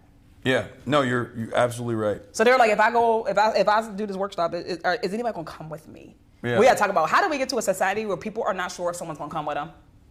Yeah, I mean it's rugged individualism. It's the worst poison for solidarity, and unfortunately Americans do have that very selfish tendency, or it's not even like it's selfish in the short term, but it's actually silly in the long term. It's like it's self-defeating in the long term because you're not going to have anyone else that comes for you if you don't show up for them. And I mean I try to. Part of that is understanding each other. Yeah. Sometimes we skip that. It's actually uncomfortable to talk across like communities. It's like, oh, this community has an experience with my community. We have a history. We'll never address it. Yeah. Because that makes us a little bit uncomfortable. Yeah. And I think that's the same with labor. I think that's the same with politics. Yeah. This is a time that's calling for that. It's calling for introspection from all of us. We can all point our fingers right now. After November, whatever that date was, all of us could have learned a lesson. Yeah. The left, the middle, we all had a lesson. It's easier though to say, did you learn your lesson? So that's what the establishment does. They're like, the left didn't learn. What did they get out of it? Yeah, there's a lot of talking over one another in these sorts of situations, but I do think there's a sinister reason for it. Like, it's not like when I see Democratic politicians run to CNN in the aftermath of this like very expected defeat, right? Because this was being signaled. I mean, if I can see it, and I'm a random idiot on Twitch, then I think like much more intelligent people can probably comprehend it, especially when they're a part of the machine, and yet for some reason they're the most oblivious. But they immediately after Trump's second victory, they ran to CNN to be like, oh, why did we lose? Because we were too pro-trans or too pro-this or too pro-social justice. I also think that's a psyop. Yeah, I could not. I think this is a psyop. I think that some of them were going there as plants. Yeah, I couldn't believe it because I'm like, did we see the same campaign? Like, Kamala didn't say anything. No, they don't want, those are the type of people who didn't want us to be able to do like the deep actual analyses. Yeah. They were very intentional. They immediately, they threw that grenade on there so that everybody talks about that. Yep. And instead of being like, oh man, maybe the campaign shouldn't have like kicked Muslims out of events. Yeah. Maybe when we're talking about like the black community, we should say that it's not just middle class black folks. We actually have to go and fight for poor, working class, disenfranchised black folks. Even the moment where it was like, well, there's an over reliance, I think, on black turnout in general, and I think like. But it's also a superficial one. Yes, and I think that's so. Oof, I have so many opinions on that, but I think it's like. It's getting to a point where I've asked this to some other folks as well. I want to hear your perspective on this. Do you feel like younger generations of black men, especially, are not like actually leaving the Democratic Party in droves in the way that like people present it? Because that's also very weird and racist when Barack Obama comes out and is like, oh, well, I guess you guys are a little misogynistic. Like I thought that was like crazy to say because at the end of the day, I think people have a right to be wrong. Well, I think that was wrong, right? Yeah, that brother had a right to be wrong. Black people still overwhelmingly it's crazy to me when we're looking at like black people and how much they deviate away from the Democratic Party when the margins of deviation are so minuscule in comparison to like the Hispanic voting bloc or the white voting bloc in general, which is always swinging in the direction of Trump. I think that fundamentally a lot of people don't understand the black community.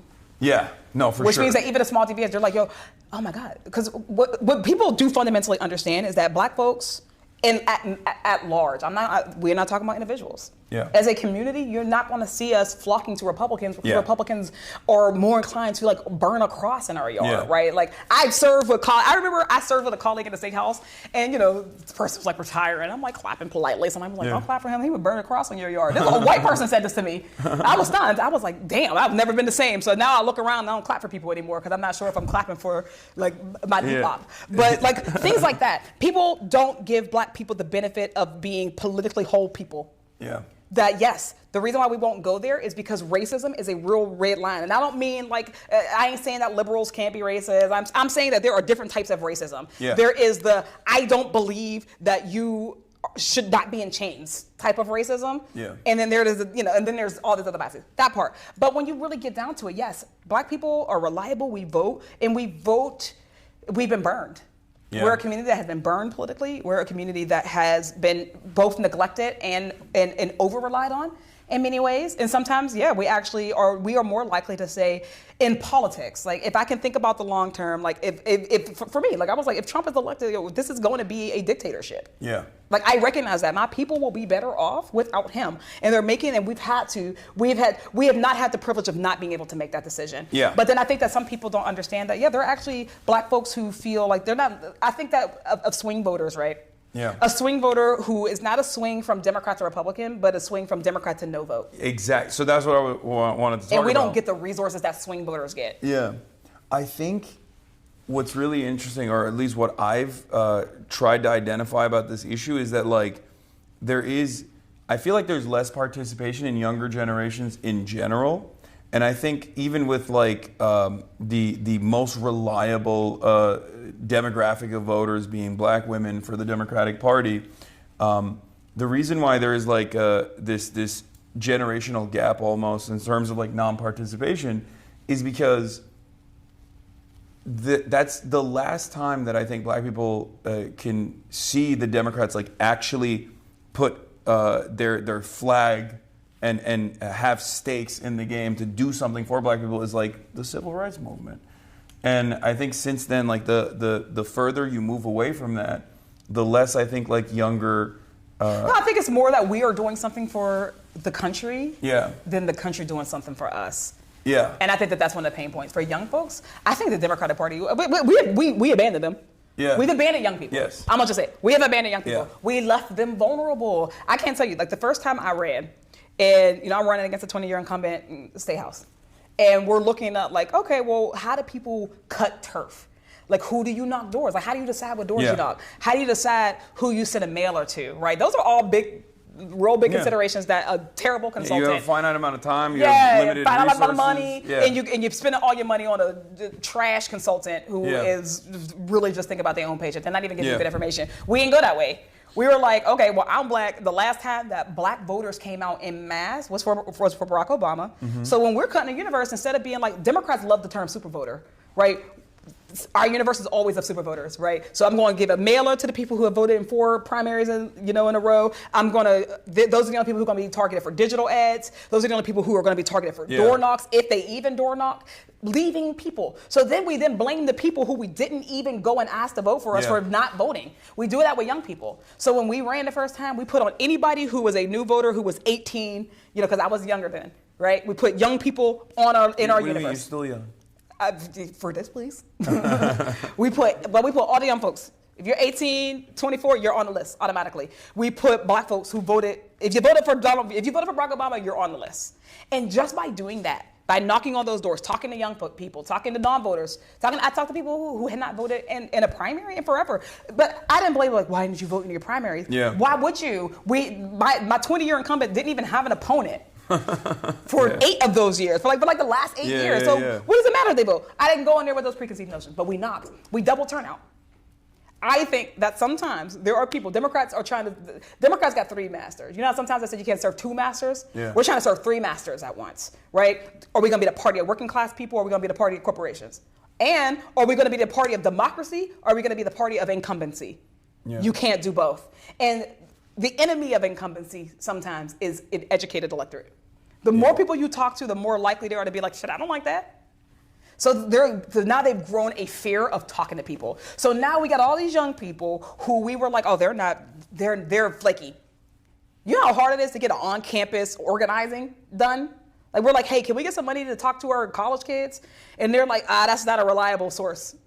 They don't vote. So we're just going to leave it. This is the inside baseball I wanted to hear, because this is like I see it. I mean, I go to campuses, and these are some of the most primed potential voters. Yeah, but it also takes a little bit of expertise. You got to know how to talk to people. Yeah, you can't be the person who's just like, vote no matter who. Yeah. And then when they say, nah, I ain't voting, now you snapping on them. No, you actually got to have, it's a surgery. Exactly. Right, it's surgery. And that is it's just met with revulsion and disdain. People are like, why the fuck would I do that? This is crazy. Especially after if they had participated and voted and then they didn't see anything in return for that. And then those volunteers, their mind are blown and they're like, oh my God, why don't you see the system the way I do? Comfortable, liberal, wealthy person. Because if you got time to volunteer, you probably got a couple dollars, right? You live in a whole different existence and you don't understand why this disenfranchised young person maybe doesn't see the system the way you do. So if you are not ready to take the time to actually explore their interests, explore their perspectives and worldviews, and then help them to connect the dots, then you're not the best person to go out. And I don't mean that just on those young people's doors or on that campus. You also shouldn't be out on our super voter doors, because we're trying to make believers of everybody. We're trying to make everybody get on the same program. It's like, you know how people are like, poor, kids of color deserve teachers of color. I'm like, white people deserve teachers of color. We should all have, cool diversity, whatever. I don't think that they should be on any doors. People need to be trained better. But to get them to go there. So now we're talking about, why is Turning Point? Why are these kids getting red pilled? Yeah. Well, you left them in the internet with no direction, no instruction, and they're finding out a different world by themselves, because the internet is a world, and they're navigating that world by themselves. Well, you know who went into that world? The right wing. Yeah. And they also have a shit ton of money back in it too. Big money. Because that's the other side of the story. Because they invested though. Call it an investment. Yeah. We got money on the Democratic side. Yeah. I don't know what they're spending it on, to be honest. It's not down ballot. Yeah. It wasn't historically judges. Yeah. It's just that you're absolutely right.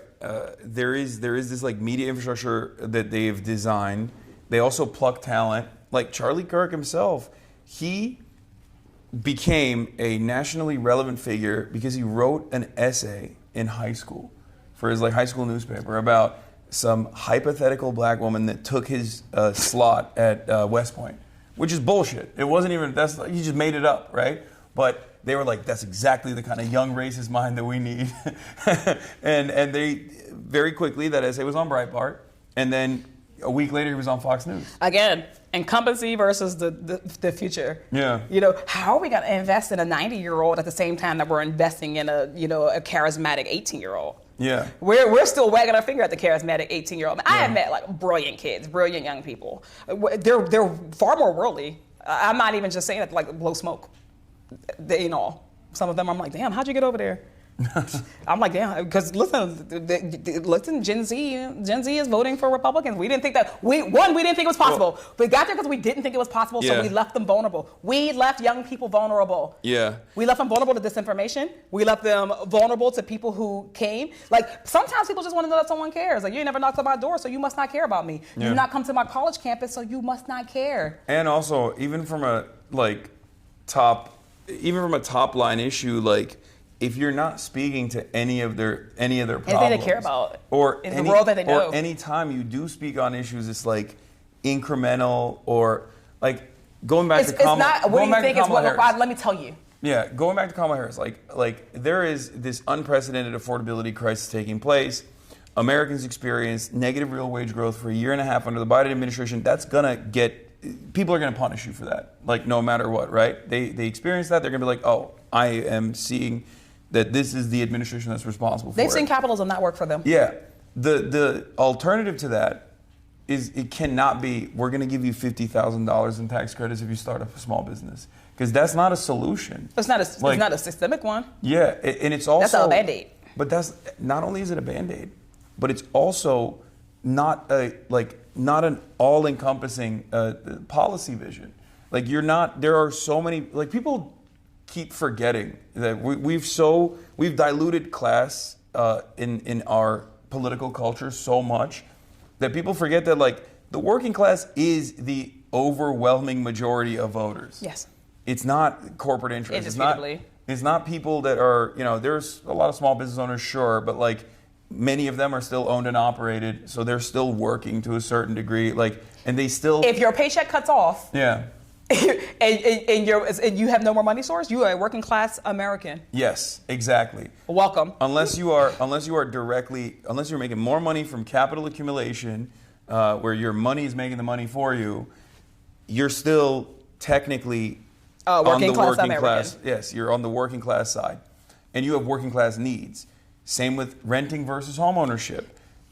There is a higher percentage of homeownership than most Americans would assume. For sure. Obviously, that's different in big cities and whatnot. But still, by and large, because of our home ownership rates are so abysmally low in comparison to other nations, it's around, I think, 40%. In the state of California, it's like 44%. It's higher than you would think, but again, that means that 66%. The real problem is that 6 people own the rest of it. Or 56%, sorry. Yeah, but again, exactly. 56% of people are renting though. So you have to have a message that focuses on their issues. And we never do that. We never talk about like lowering the cost of rent I'm just not gonna say never, because also there are tons of people who talk about this all the time. They don't always get famous. Like God bless, the attention that Zohran Mamdani got. Yeah. But like he ain't the only brother who's been talking about affordability. He's not the only person. For sure. Yeah, that's what I'm saying. So it's like that's the other thing, right? Our media focuses on what it focuses on and who it focuses on. Yeah. And the fact that there are people who are talking common sense all over the place and are not getting any attention. There are better messengers than the people who are getting getting attention in this attention economy, right? But we care about historic blue checks and not even like the now, I'm talking about from Twitter, blue checks. We care about people's clout. We care about those things and not necessarily the message. So what we then think is like, well, they're feeding me this over and over. That means that nobody's talking about it. There are people in the Democratic Party who are talking about common sense solutions every single day. And yes, and there are a whole bunch more who are in the way. And there are some who are in the way. Yeah. The battle that's happening, the tension that's happening right now is a good tension. Yeah. I think it's important that we go through it. I think it's important that we make our case. That we help them to understand that our viewpoint is not a us versus them. That's the other thing I'm gonna beg people. This is my second time saying this today. I am begging people to stop looking at the political world in this linear, that everything is right, left, center. Yeah. Right? That's just not how people organize their politics, not how people organize their real lives. And we are ascribing it to them. We're leaving so many people who don't feel like they fit anywhere. That everybody fits in a bucket, and there's a prescribed message. Like there's a transcript for this bucket. It's like, oh, I'm talking to this person. What's the pre-approved message for that person? Like we're treating people like that instead of being like these people are holistically. It is not left versus right. It is top versus bottom.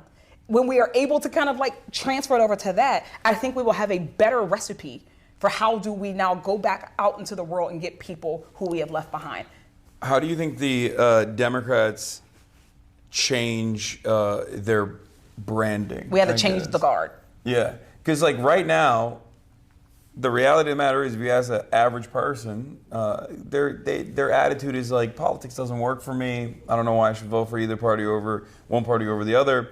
And the way that people define the Democratic Party, unfortunately, is by whatever the Republicans say about them. Yeah. And I think a big part of the reason why, like even the Kamala Harris wants to do transgender surgeries, like bottom surgeries, the Guatemalan migrants at immigrant detention facilities, like that's not a key policy of the Democratic Party at all. And it's ironically something that even the Republicans have also done as well, because it's just like so marginal and it's just basic human rights. But the reason why the reason why they made it so prescient and so front-facing is because there weren't other things that she was fighting for that people could associate with the campaign.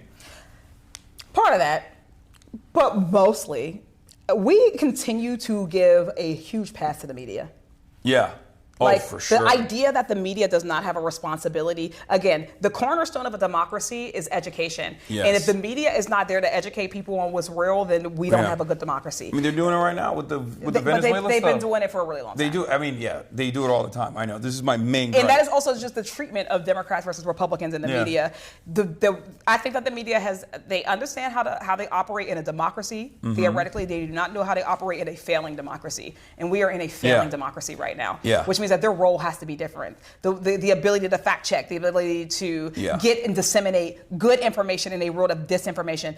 Some media, I ain't saying all, some media has decided that that's not their responsibility. Oh yeah. That especially in this money and politics era, that it's the candidate's job to get their own message out. Yeah.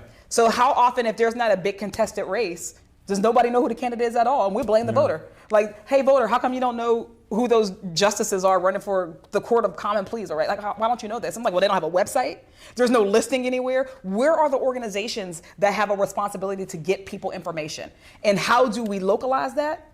Like, we can decentralize it to the extent, but how do we localize that? How do we invest in it?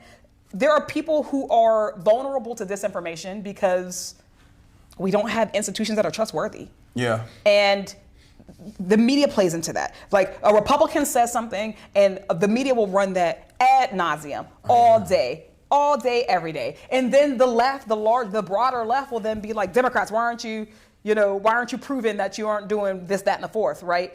So there's gonna be less grace. We talked about it, right? There's gonna be less grace for Democrats. Again, if they buckle next week, no one's gonna think that it's because they actually cared about people and that they couldn't take seeing people suffer anymore. They're gonna blame Democrats for buckling, not Republicans for literally being cruel, not Republicans for hating them. But again, that you're right. That's a structural hurdle that will always exist. But it doesn't have to always exist. I think that's the thing we got to change. How do we change the Democrats' branding? That's number one thing. With the way that the system is designed, like if you are trying to do right by people, you're always going to have that structural hurdle because, like I said, so then we're asking for pain. It's much easier, but that's why you need real believers that are real fighters, so that they can actually white knuckle through it and grit their The day we teeth got and still- 435 fighters in Congress, that is a unicorn. That yeah, is that, no, I but I get what understand, you're saying. but that's what it is. It's kind of like it's the same thing as like when people are like, oh well, this candidate.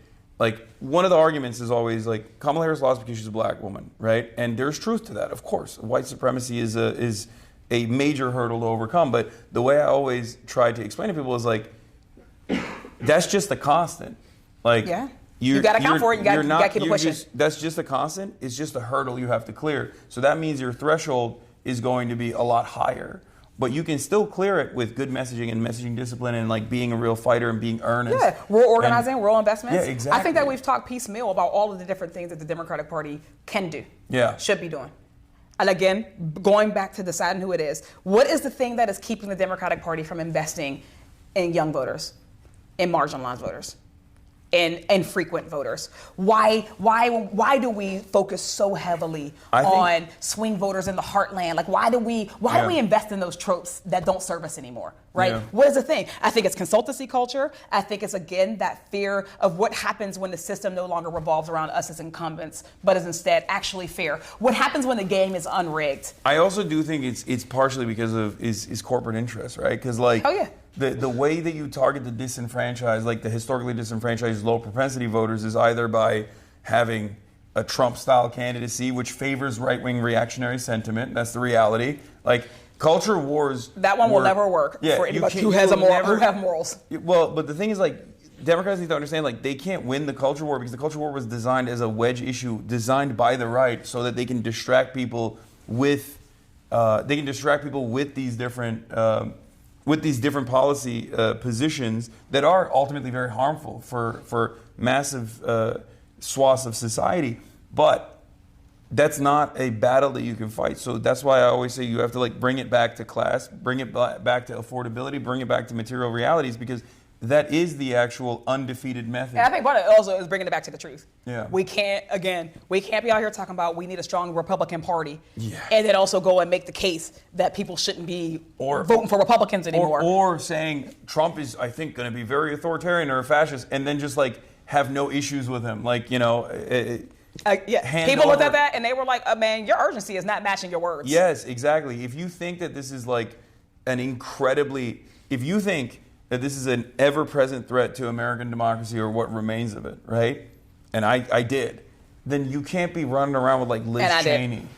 Like you can't be running around with Liz Cheney. I felt like the stakes were so high that we had to run a perfect race. And that brings us back to like your first question to me was like, well, how did you win and other people didn't? Yeah. Like I know that we have a responsibility to, as much as we can, run a perfect race. No one can be perfect. Yeah. No elected official will be perfect because you're not perfect. Yeah. It is human nature that we can't be. Yeah. But I know that we have to try. Like we have to try to do things right. Like I've never missed a vote.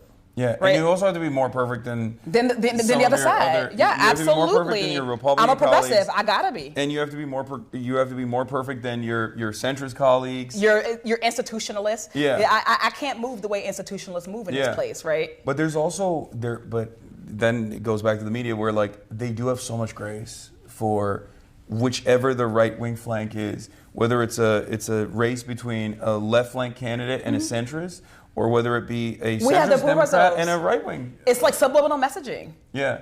Like they'll ask two questions. I literally just watched this debate. We were just driving down here. Watched the debate between Zoran and Andrew Cuomo. Yeah. And like the moderators, I don't think that they even understand sometimes like the implicit biases in the way they talk to us. I know. Right? The way that they talk to us. Yeah. They're gonna say, but how you gonna pay for it? How you gonna pay for it? How you gonna pay for it? We have a higher standard to clear every time. They don't even ask that to Cuomo for when he says like, oh, we're gonna get 5,000 cops. Like they asked him one time.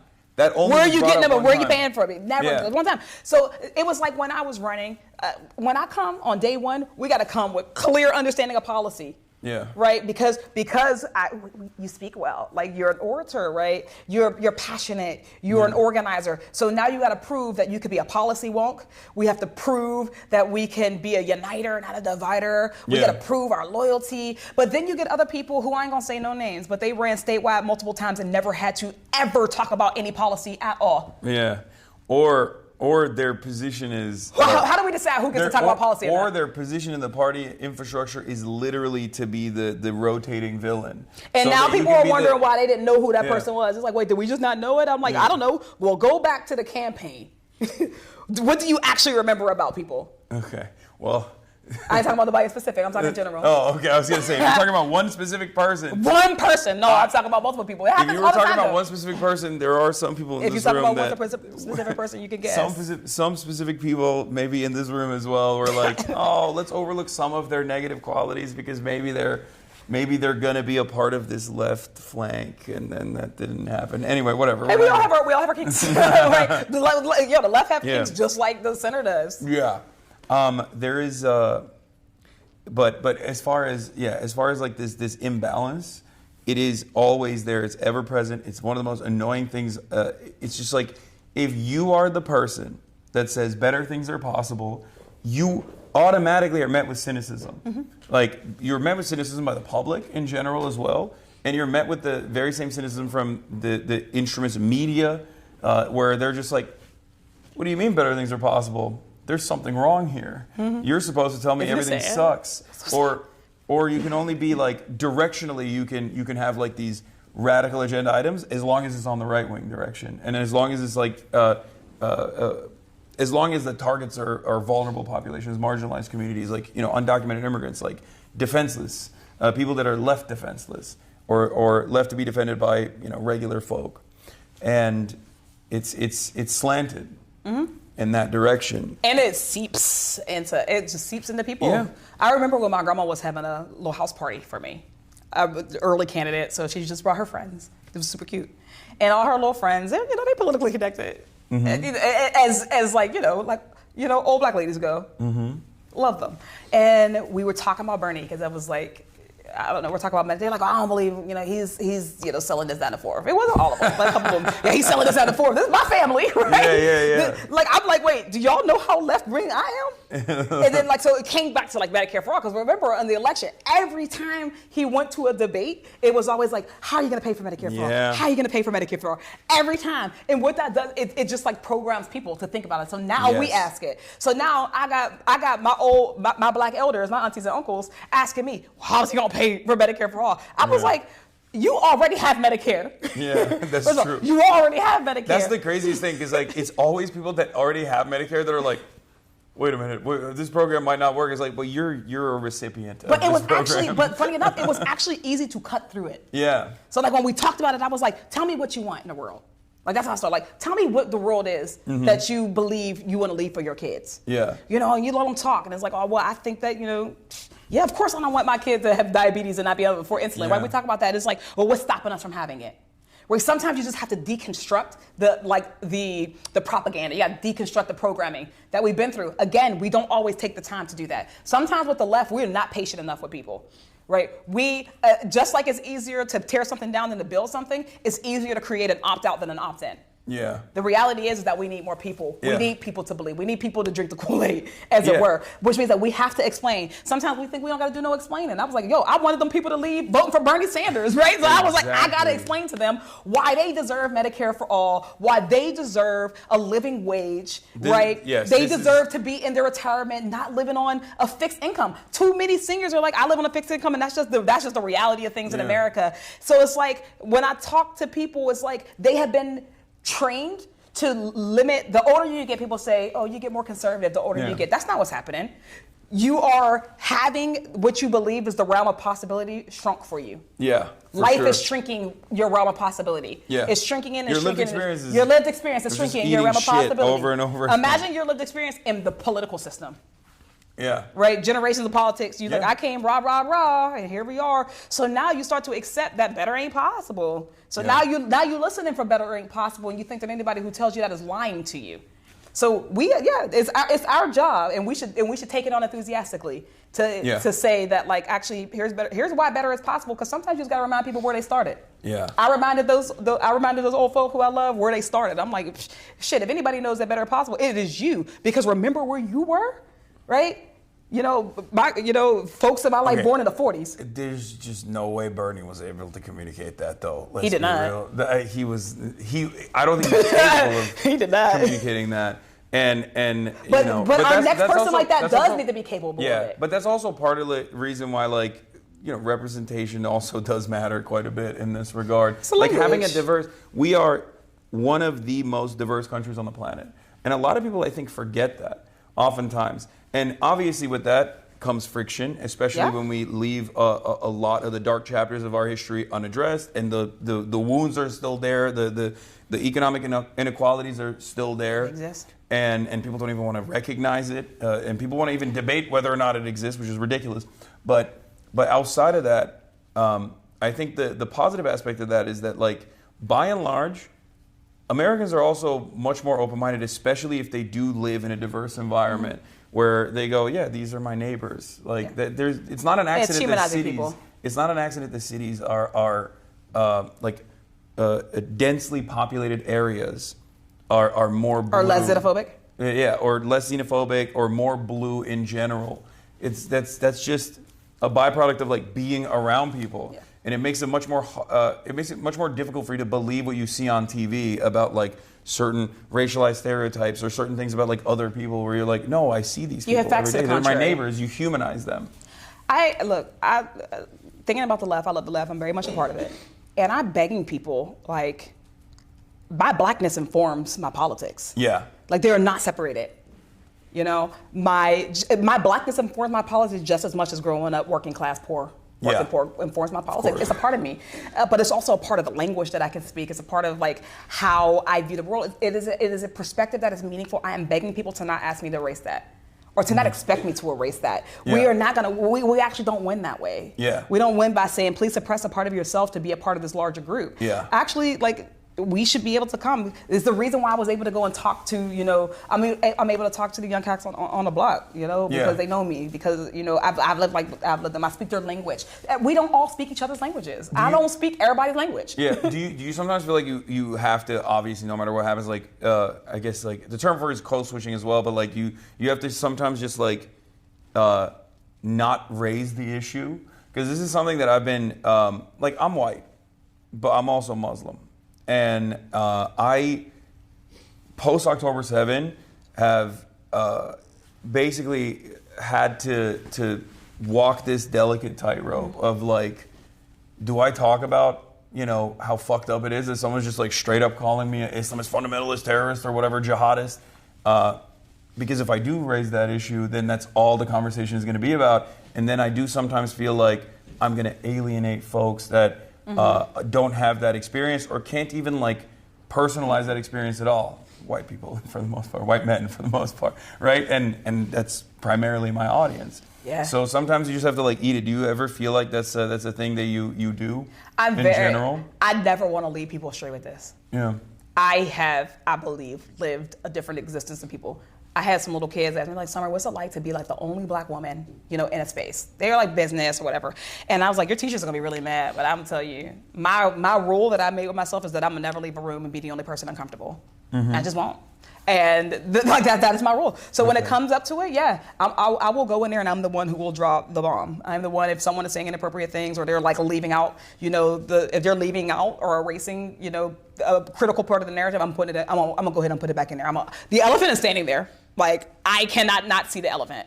And I'm not gonna keep staring at this elephant and everybody else is acting like it's not there. I gotta bring it up. And I also recognize that, right, I answer to my constituents. So I do have a responsibility to make sure that I'm explaining it in a way that they can grasp and that they can understand, but I do it. I talked about race on the doors. Like, I exist in the Western Pennsylvania. Western Pennsylvania is not like, it ain't the People's Republic of Pittsburgh. People think it is because I represent it, but it ain't. It is a majority white district. It's also a majority suburban district. Like, the city of Pittsburgh, I have all the city of Pittsburgh. It is less than half of my district. I go into actual, like, exurban rural communities. So I represent, like, communities that were literally designed around white flight. Absolutely. And beyond. And even beyond. Like, I represent them once and then beyond. Like, I represent, areas that had not gone blue for quite a while. They're Trump areas. Like, I got to go through Trump flags to get to people in my districts. So I have an experience talking to people. So when I talk about race, I'm not talking about race coming from a majority minoritized district. I'm not. So it's a choice, and I do choose to do it. And I don't always, because you know what I say is, I think your gauge should be you, not them. How do you feel on today? Like, do you feel like you have the energy to humanize yourself on today? That's exactly, that's what I try to explain to people. It's like, it's sometimes good to take on the emotional labor, but you're not gonna feel up to it every single time. And I Especially try if not to you- do it in a way that alienates people too. Like I Yeah. can talk about race and also just not be excluding you. Like Yeah. I think everybody has a perspective. So Yeah. I can talk about race and I can also talk about the lived experiences of of poor white folk. Yeah. And I talk about it passionately because I also want poor white folk to have and to inherit a better world. Yeah. I want them to inherit a government that cares about them, that feeds them, that ensures they're fed at least, that ensures they're housed, that Yeah. ensures they're healthy. I want that for them passionately. So, and I want it for me, right? And I want it for me. And my only understanding, I talk about race because I'm like, the reason we don't have it is because enough people don't want it for me. Yeah. So I'm not your enemy. I'm not your problem. One of the most relevant versions of what we're talking about, which was obviously like something that Lee Atwater famously spoke on, is the destruction of the welfare state as a mechanism to engage in anti-black politics. The notion that you move on from saying the N-word and then the aftermath of the civil rights struggle to basically talking about desegregation or busing, all the way to the welfare queens narratives, right? Mm-hmm. That was so successful in terms of getting working poor people in white communities to get on board To abhor something. Yeah, with the destruction of a welfare structure that it was actually beneficial for them as well. And then, of course, The same with affirmative action. signed by Bill Clinton, a Democrat as well. But yeah, exactly, affirmative action too. And now we're seeing that happening with the shutdown and the SNAP benefits that were taken away from 42 million Americans. And Have you seen the crazy stuff that's going on the internet, like with the AI videos? oh my God, It's insane. aggressively avoid AI videos. Okay, so from Trump at there's- least. so there are Fox News went and covered, as though this was a real video, a collection of AI videos that we Yeah. found with black women Yes. speaking to the camera, saying, "I have 7 children from 7 baby daddies." Yes. And the taxpayer needs to foot the bill. The notion of like irresponsible and entitled about Yes. And angry. Mm-hmm. And they like, I could not believe it that they were just like using AI videos. In I this absolutely can believe way. it. Well, I mean, I can believe it too, but like, I just it's still fucked Do up. I when you believe that see they it. will use racial animus to that's their end? true. But also, when you said that 42 million people are cut from SNAP benefits, yeah, and also farmers. Yeah. Because Yeah. again, when we talk about the other Even- what SNAP actually does is Even a National subsidy. Grocery. It is a subsidy to groceries, Yeah. to small business, to farmers. It is helping two people. It is helping two groups at Exactly. once. Right, working class people, but the reason why your government is giving it out is because it's also helping industry. Yeah, It's helping the and economy. also grocery. It spurs grocery the stores. economy. Grocery stores. Yes. Yeah, every dollar spent on SNAP. So Trump is gets- willing to bite all of our noses off Yeah. to spite his face. And I cannot believe it, because like the conversation obviously that's taking place right now is over, offering additional or continuing subsidies for ACA, so tens of millions of Americans can continue being on health care. To go to the doctor. Yeah, to be able to go to the doctor. And the Republican, To not get a $1,000 MRI. The Republican retort to that was, oh yeah, you guys want health care for people to continue even though it's already super costly and that needs to be fixed? Guess what? Now we're going to starve 42 million people, and it's going So to what you want? You want health care or you want to eat? Yeah, they're like, oh, and now we're going to cook the farmers, like you said, because it's a subsidy for them. And we're going to cook the grocery store chains as well, because it's a subsidy for them as well. And you know why they get away with it? Because there is a shared responsibility model that we have in this country, right? When a shutdown happens, everybody's blamed. And Yeah. not like proportional blame. Republicans will always win in that environment. They will take. But they're losing. They're losing right now. When we're out of the authoritarian regime, that's the loss. That's the only loss that matters for me. But like right now, what they are betting on, I'm not saying that they won't lose this time. What they are betting on is that when this is all said and done, they're going to get to share responsibility with the Democrats. Because there's always going to be a CNN anchor who says, well, Democrats didn't sign the bill to pay for SNAP. They're always going to say that instead of like, you guys are political commentators. You know what was in the bill. Yeah. You know what the bill did. Yeah. It's easier to tell that. So it's like, so now there's a shared model of responsibility. So instead of every day, somebody's news anchor who is telling the truth, it is not partisan to go on TV and say that Donald Trump and Republicans want you to choose between health care and food. Yeah. It's not partisan to say that. That's just the truth. Just the truth. That's what they literally want the right truth. now. Do you want to starve or do you want to go to the doctor? You want to starve or you want some Tylenol? Right? That's just the truth. And they have convinced themselves that bipartisan means that they have to they will dig if they can to find some blame to put on the other side. And in that model, Republicans get to win. I ain't saying that the win is necessarily like you win a majority. They get to survive another day. Yeah. Because they don't ever have to take responsibility. Yeah. We need to pin them on responsibility. When we get out of here, it needs to be clear that they were willing to starve millions of people. I will push back here though a little All bit. Okay. I do think I ain't that saying the Democrats won't do nothing. I do think that it is we go back to the same like pre-existing hurdles. That always is going to exist. We can't change. No, yes, we can. No, I'm saying like, but in the current confines of like how this works, the media is always The going to limit do does that. not exist. You never saw Mean Girls? No, I didn't. but what I'm trying to say is, it is upon the existing National Democratic Party to have competent voices. Yes. To go out and speak on it, and even do what you just did. This is a yes here. man. Yeah, of course. But what I mean is like what you just did, they should do on CNN. I think that also drives And clicks. then the anchor is going to close, and then he's Yeah. going to go back and say, Democrats didn't vote to open the government. That's That's what they go through every time. But Republicans do that. I ain't talking about Republicans. I'm talking about the anchor, the media. I know, but the Republicans have done that so successfully that like I think there are lessons to learn from the way that they operate, especially not being afraid to be adversarial with mainstream media. I agree with that. And of course, it's much better if you have like a very big outlet that is uncompromisingly pro-Democratic Party, which the Democrats don't really have. I guess you have MSNBC, but it's nothing in not even comparison to a Fox little bit. News. Yeah, it's nowhere near as successful as Fox News, and also MSNBC, entirely comprised of former Bush era mouthpieces. That's the other crazy situation here. But basically, like, you do need to go out and fight. You do need to go on TV and be like, no, fuck that. This is wrong. This is what the Republicans are doing.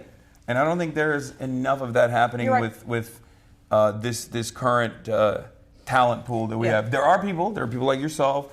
There are young and vibrant, dynamic candidates. There are young and there are candidates who come from working class background. There are politicians who want to fight and center the working class in their issues, in their messaging, and there are people who want to fight, but unfortunately, I think like there are impediments, large internal ones. Yeah, the large section of Democrats that are the most visible, like the leadership of the party, they're not doing it. So we got to choose right now. So back to like, what will the Democratic Party be? Will it be? We have to choose. Even the Republicans relied on this at the end of the day. They became who they are because they were steered that way. Yeah. The Democratic Party will only survive and we will only be victorious if we exist in coalitions and new coalitions. The elected officials themselves is a small piece. And it has to actually, I'm not going to say it has to, like the importance of it or at least the emphasis on it has to be counterbalanced. We are actually strongest when our electeds are reflective of our actual leaders, our movement leaders, our labor leaders, our media, our people. Our job should be getting those folks and moving in a direction. But we will be successful when people are like, I actually feel a stake in this. The reason why the Democratic Party is dying, it's not a healthy party.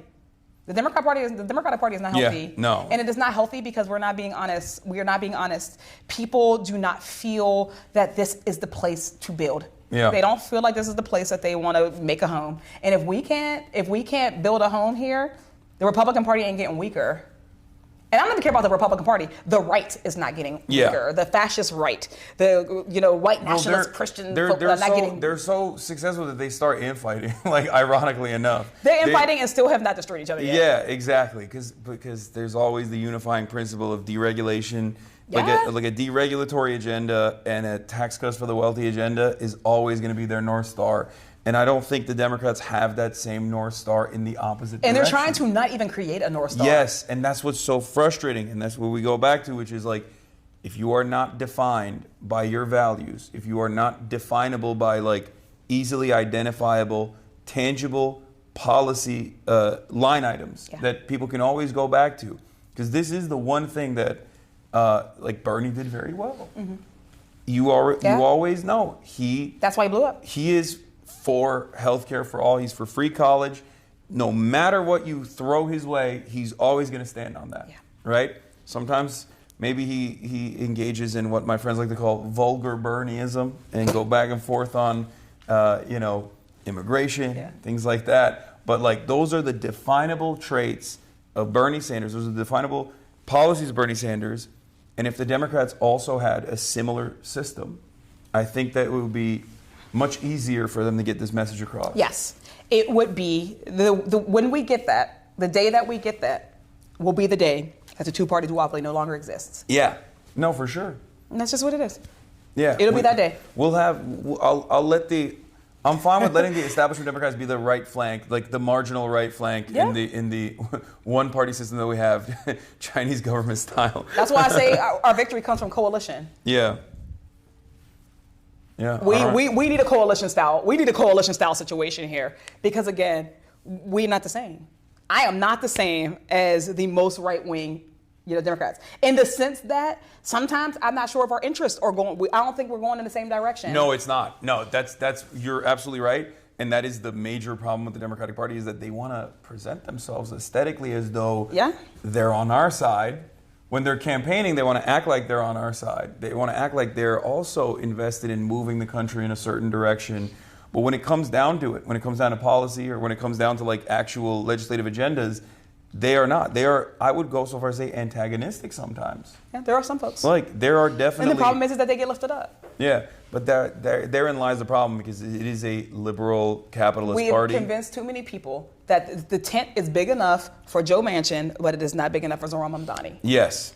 The tent never expands on the left, and we have to always claw the party back and ironically enough, like create momentum at a time when the party's national recognition is at an all-time low. When people are just like, this sucks. You guys aren't doing anything. Can I answer the question you didn't ask yet, just before we leave? What? Then why do we do it? Like, then why stay? Why stick around? Yeah. Why keep fighting for it? Sure. And I think that the reason is like... I wasn't going to ask that. I know you weren't. That's what I said. Yeah. Like, I asked the question that you were going to ask. Because I know why you do. You have to. There's no other option. It's true, but I want people to know that. Okay, because go I ahead. think that sometimes our people don't realize that. It's like, well, why do it?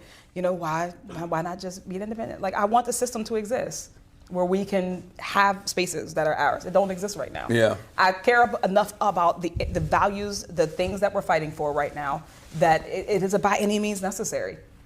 People still have to be in the game. We still got to be in the game.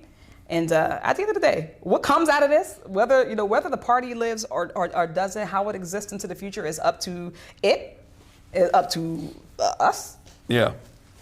Whether it does or whether it does not, I still want people to be housed. Yeah, also... I still want us to stop dropping bombs on people. And also, you're still going to be here. You know what I mean? Like, whether the Democrats exist or not, like, you still have the same issues. Someone has to address them. But all of us do. So that's why I want us to, like, you can't opt out of the system, my friends. Yeah. And I know there's a lot of people who think that they're just, like, strategically and very wisely opting out. I'm like, baby, you are accounted for.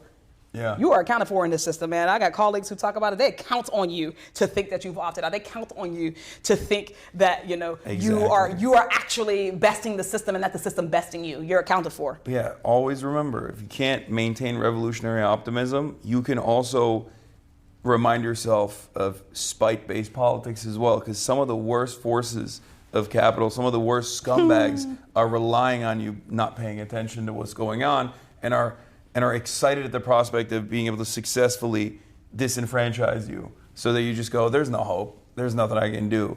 And just think about those guys. Do you have hope? Of course.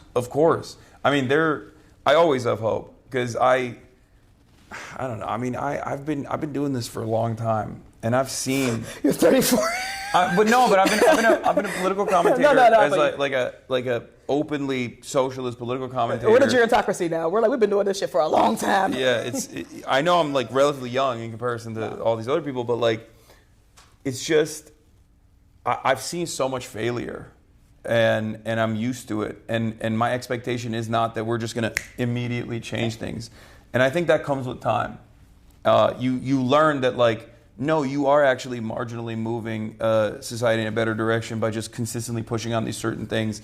And I think some of the most like hopeful moments that I've had, or some of the most like galvanizing moments that I've had, is like I have been an anti-Zionist for like an openly anti-Zionist in my professional media career for 12 years, and for 12 years it was mostly looked at as like, what are you even talking about? Or looked at with disdain. There were so many things I was worried about actually saying, even though they were correct.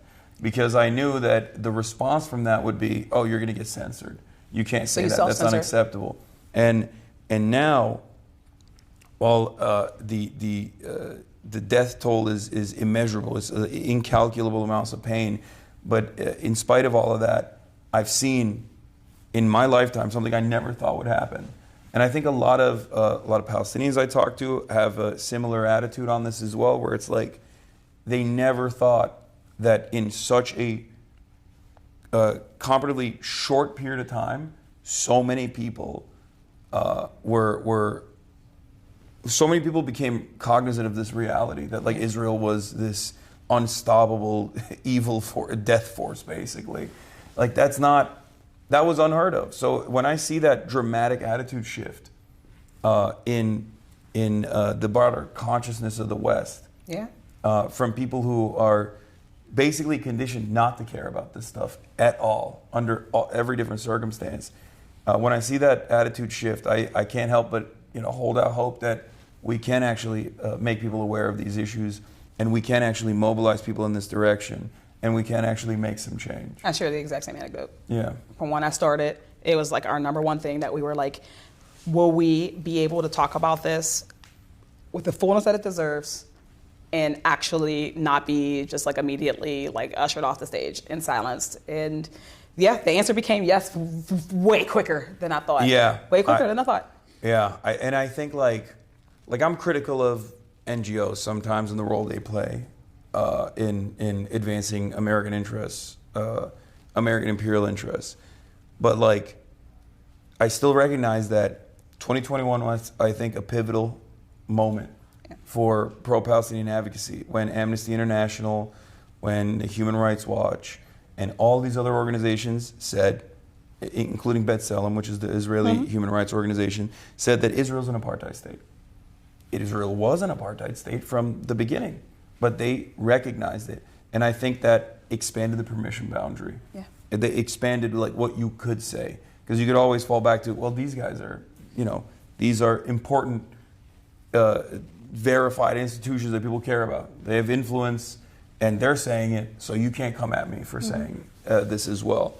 And slowly but surely now... It gives protection so that when someone goes out alone, they know that they're no longer going alone. Yes. And then, obviously, in the last 2 years, the media environment is rapidly shifted as well. And a lot of the mainstream institutions that refused to accurately assess the situation or to speak on it, speak on the death and destruction with real terms, and consistently tried to contextualize this violence and why it had to happen and collateralize Palestinian lives, they were met with a lot of enmity. People forced them to stop doing that. Yeah, people were like, no, this is fucking bullshit. People like, are not lying. unpowerful. Yeah, exactly. So that's exactly what is exactly what gives me hope, is that we do have a lot of power. We do have the opportunity to be able to stop things before it gets worse. And the same goes for resisting against the Trump administration's encroachments on civil liberties. And they are responsive to that sort of thing. They are responsive to this sort of pushback. And I think that's the reason why we can't stop. And we have to maintain revolutionary optimism and stay the course. A message. Yeah. Summer Lee, thank you so much. You were incredible. This was great. Why don't you do more TV stuff? Yeah. Nah, hey, I talk when I have something to say. We got a lot of media people in this chat. I'm sure you'll be getting. What's up? I'm sure. What? Chad was loving that. Yeah, I'm sure there's gonna be hella people hitting you up after this. They're gonna be like, "Yo, come and." I love talking. Like a lot of people, I don't want to talk when I don't have anything to say. There is so Not much. that I have lots of things to say. First of all, you are a yapper. Period. Like me. Period. Okay? This is the first time I've had. Definitely, like when I get my diagnoses, You love yapping. I'm gonna get my diagnosis. And you got the gift of gab. I do. So you're. That's why I'm a congressperson. Yeah. No, but not many Congress people are like that. No, but I mean, like, Yeah. everybody got the thing that got them here. Yeah. My power of talking got me here. Yeah, you'd kill it on. Yeah, I mean, you are a weapon for the Democrats. I don't know if they realize it or not, but you are a weapon. You should ask them. Yeah. No, I'm joking, but hey, it is what it is. But no, we're to fight. It is what it. Hey, whether somebody acknowledges our movement, whether they acknowledge what we are trying to build here, Yeah. we're going to build it anyways. Yeah, And that's what gives me hope. absolutely. It's ours to build. It's also what a good time week. to be alive. It is also a good week to feel hope because I was like, Yeah. The Zoran stuff was huge. I'm not gonna lie. Like I never thought that it would happen. We did it, Zoe. We're changing it. Yeah. It's not that we did it, Joe, anymore. We did it, Zoe. We did it, Zoe. We did it, Zoe. Is right, because like I just, being surrounded by all these like canvas leads at the party, I was just like, man, this is it. This happened in spite of all of the endless amount of media coverage and how hyper scrutinized this campaign was, and you know this from your own personal experience, like. Any point of marginalization is just so cynically weaponized against you, no matter what. Especially these days, it's getting worse. Yeah, you just have to. Because people are. But listen, as a black woman, Yeah. I have actually never seen the type of racism that I see when it is a Muslim candidate. Yeah. Is astounding. It's insane. And it's because there are permission like people have still, even though they are off the hinges right now, a lot of people were still socialized that like you can't just outwardly say that. Yeah. About black folks. They have never been socialized in the way to Yeah. not approach Muslims and Muslim candidates in the way that they are. Yeah. It's like Democrats, Republicans, Independents, it's people also were because- off the chains. I think it's also because like white supremacy is such a fundamental part of American society. Because I think about this all the time. Like I always say, like there is a permission threshold of permissible bigotry. Yeah. Right. Misogyny. Like there's a misogyny, anti-blackness, anti-trans behavior, and it swings, right? Mm-hmm. But anti-blackness is such a foundational, such a foundational part of American culture that like it's become, it's been imprinted into our culture in a way where like you can get away with saying things that are basically the same as like saying the N-word, but without saying it ever. Because if you were to say that, everyone goes, "Oh, that's fucked up." I was literally going to say that racists really think that the N-word just impacts us. It's like, I care less about you saying the N-word and more about you using the system to oppress me. That's actually what I'm trying to say.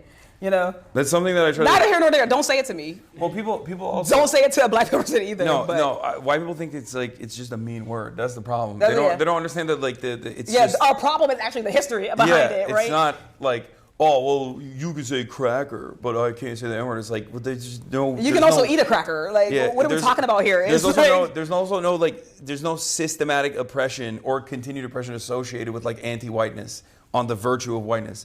This is why it's not the same. But, it's very difficult to explain that to people. But yeah. All right, well, I don't want to take Thanks more for of your coming. time. I hope that your was Capitol tour amazing. lived up. The Capitol. Yes. No, Come back. this is dope. You guys have higher ceilings than I thought you would. Cannon has higher ceilings than this. Wait, really? Yeah. Oh. Longworth is a cave. Don't go to Longworth. Of course. Sitting or standing? Let's do sitting and standing. Okay, let's do both. Let me move this over.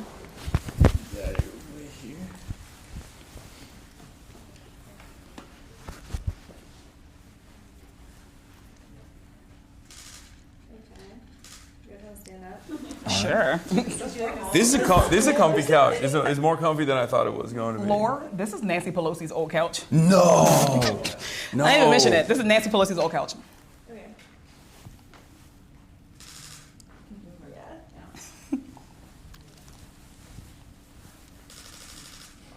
You look dapper. Oh, thank you. I dressed up for you. I dressed up for Meanwhile, I Congress. wore jeans for you. No, it's all good. Also, I'm off the clock. I never really wear suits or jackets or anything like that. So I was like, you know what? We're going to DC. We might as well this time Do around. it. Yeah. But yeah, Do it thank you big. so much for everything. Thank you so much for guys. opening. It's been great. Yeah. One more ask. What's up? Do you want to do it direct to camera? Oh, these people want me to do it direct to camera. We love a direct to camera. We love What do direct to you? She camera. has more to say. Well, do I? Yeah. No, listen to them. They're Yeah, right. yeah, no. They want me to do it about the shutdown. About the shutdown. Yeah. If you want to just cameo, you're welcome. You want to cameo? Too. Yeah. Hold on. I'm like, hey team, where you running from? Where you running from? Now y'all don't want to be in it. Yeah, just like it's day 37 of the government shutdown. I'm here with Hasan Piker, showing around the Capitol. Yeah. Okay. And I'm like, I still have to turn over. Hey guys, it is day 37 of the shutdown. We are now in the longest shutdown ever, but spoiler alert, I'm actually here with Hasan Piker because I was giving him a tour of the Capitol. Yeah. But because it is in the shutdown, the Capitol was largely empty. There's not too much activity Probably going better. on. Probably better that way. But they need to get back to work. And that's what the hope is, right? We know that right now, right? Republicans are crushing people. They're crushing working class people, making folks choose between their paychecks, between eating, between SNAP benefits, between LIHEAP, right? Is cruel. And that is a false option. What we're arguing for is that, yeah, we absolutely can open this government right now. And we do not have to sacrifice people's health care or their food. So we want people to recognize that as we talk about this, we can have it all. And we have to reject any narrative that tells us that working people have to choose, that working people have to choose between one struggle or another. Our government is here to serve those needs. And this shutdown is fundamentally about that. So we just want you to stay tuned. We wanted to just come in with this update that we have broken a record, and it's not a good one. Yeah. That this Get back is now here, the Mike longest. Johnson. People have to keep going to work even when they're not getting paid. How come you're not here? And that's the message. Okay. Where's the restroom? Right here? Yep. I'm gonna take my mic off real quick. You should do that. No, Yeah. I've done this at the DNC before, accidentally. Somewhere somebody has. Yeah. If you just go right into the other door. Someone has mic'd up. I got you. Hours of mic'd up conversations with me before, and I'm afraid that they never released. Oh, okay. Well, this is all live, so it's already released. Spoiler alert. There's spoiler alert. No, I don't think anybody's ever been with a mic, because you forget them. Like when you just have like the camera mics on. Oh yeah, he's peed with the mic on, live in front of 30,000 people. The beginning of the pandemic. This nice Probably shouldn't have mentioned that. Took a shower on Zoom in Pittsburgh Public Schools, y'all. She did have some shower. How you feeling, Chad? You like that? Everybody saw it, y'all. It's funny because she was completely naked. She took a shower. She took a shower. It was devastating and sad, guys. Devastating and sad. Terrible. That's great. But you know, she lives to die another day. She's still in the game. Good for her. I feel like I would have flipped one button. Oh, I got to throw this mic on, Chad. Change my name. Moved away. That's just me though. Where's 570? Where's 570 Eric go?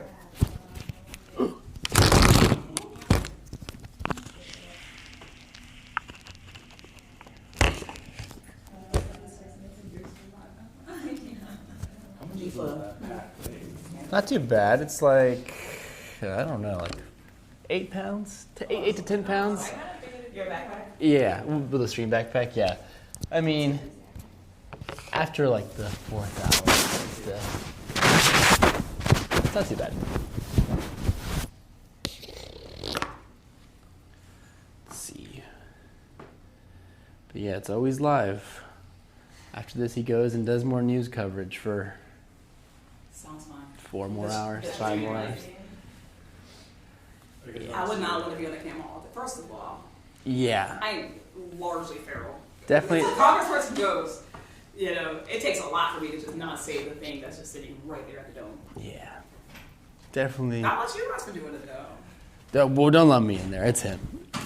I'm off after this. What are you guys talking about? You're crazy. Oh yeah, I keep it going. I told him about the piss mic. Oh yeah, I pissed Mike myself at the DNC in front of like 80,000 people. It was crazy. Yeah. Yeah, that was their reaction when I said it too. They didn't laugh. Yeah. Might be conspiracy. Who are you hitting next? We're gonna go back. I'm gonna go back to home base and cover the news. All right. Usually we do that beforehand, but because of the time zone difference and your availabilities, we were like, we want to come in person, scope out the scene. Right. This is Nancy Pelosi's couch. Yeah. So That's like, what they told me. It's nice. It's comfy. More comfy than you would think. She has a better office than this. I would assume. well, actually, she still has an office. Yeah, I mean, I guess, yeah, technically. She's just retired. She's retiring. I know. Yeah. Very saddened by this information. But, you know, I think it's time for some young talent to come in. I don't think that's controversial to say. Cool opportunities ahead. Yeah. All right, y'all. It has been real. Oops. We're going back to Pittsburgh. Yes, we are. All right. Thank you so much. This was amazing. This was amazing. Thank you guys. Thank you. Nice to meet you guys. Thank you for everything. Hi, y'all. So nice to meet you. Thank you so much. All right. Nice to meet you. All right. Bye, y'all. Thank you so much. Ooh. All right. You got the other one? I got the other one, yeah. What's up, man? I'm Andrew. Do you guys want to get out? What's up? No. Okay, so if you take Nice to meet you. down to the first floor, Say hi. Oh, hi. go on the sides and Oh, hell yeah. once you exit, that'll take you to the side, and then you just walk up. Yeah. Okay, we'll figure it out. Get you to Main Street. Sounds good. Thank you so much. Cool. All right. Well, thanks for saying what's up, man. Nice to meet you. Yeah. Yeah. Of course.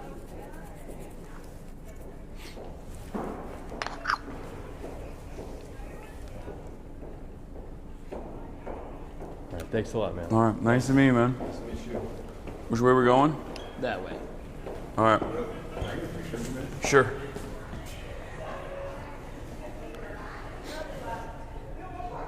I think you have one more. I think you have one more. Sorry, I'm her Oh. intern. I'm a fan, so I want to Oh. ask for a picture. Yeah, of course. Let's do it. Yeah. My sister's gonna freak out. She loves Yeah. you. I'll She's not take. even Yeah. into politics I didn't know. like I that. didn't even know why. Yeah. I'll take photos with anybody, whoever wants it. Let's do it. Can you check out my phone? Wait, the home camera's dirty. I'm taking it out. Okay, thank you. Can you say hi, Uspa, to your stream? Hi, Asma. Uspa. Uspa. Hi, Uspa. That's her name. She's watching right now. Where are you guys from? I'm from Maryland. We both go to UMD. So No, but Uspa, what is it? Oh, we're Kashmiri. Oh, Kashmiri. Nice. We're Kashmir. Hell yeah. Okay, can we take a picture? All right. Yeah, of course. Very cute. Yeah.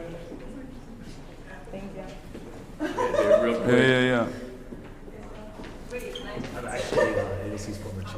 Oh, And so I've seen your time over time. Yeah. It's like, you know, it's been cool to see things you're doing. yeah. Hell yeah.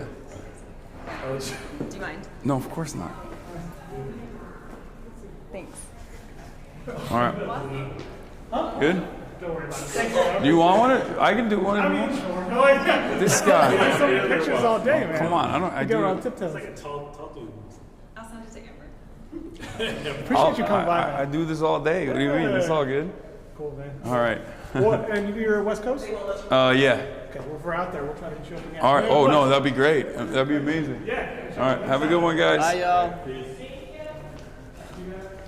That was fun. That was sick. Yeah. All right. We're gonna go back. Chad really enjoyed that.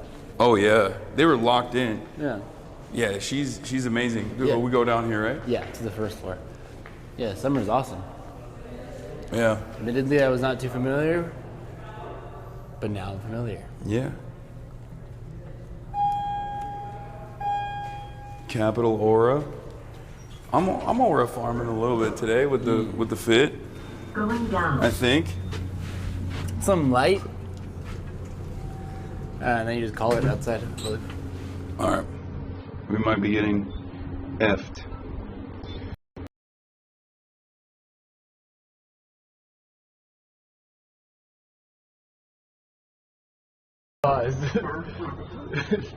Huh?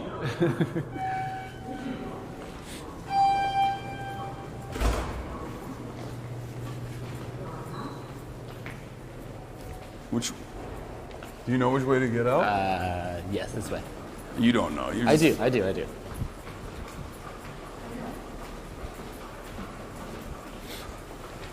And then you're gonna want to hook a right.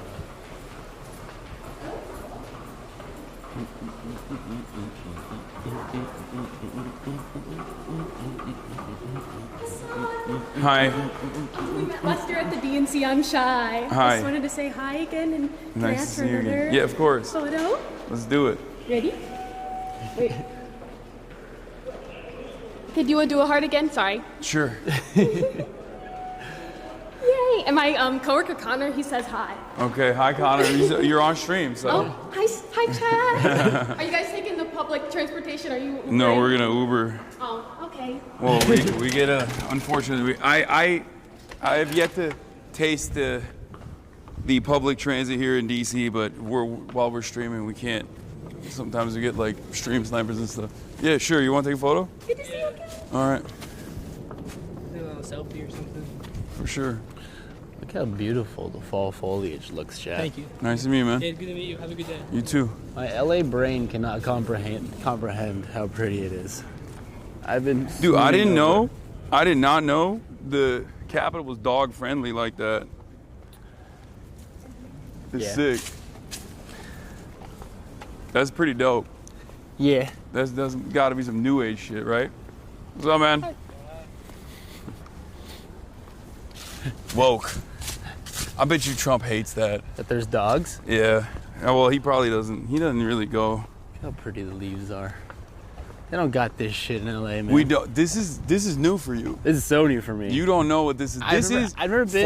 Fall in the East Coast is like This is my first time. pretty seeing fall on goated. the I East would say Coast. fall in New York City. Fall in the East Coast is pretty sick. So pretty.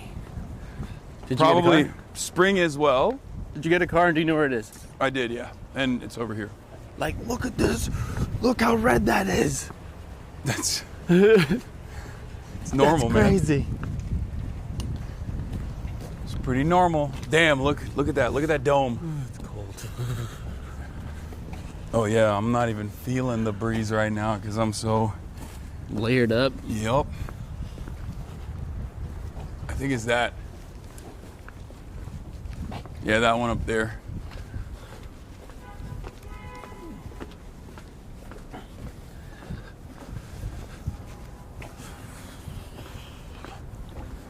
All right, I guess we're gonna cross. Let's do it. We got 9 seconds.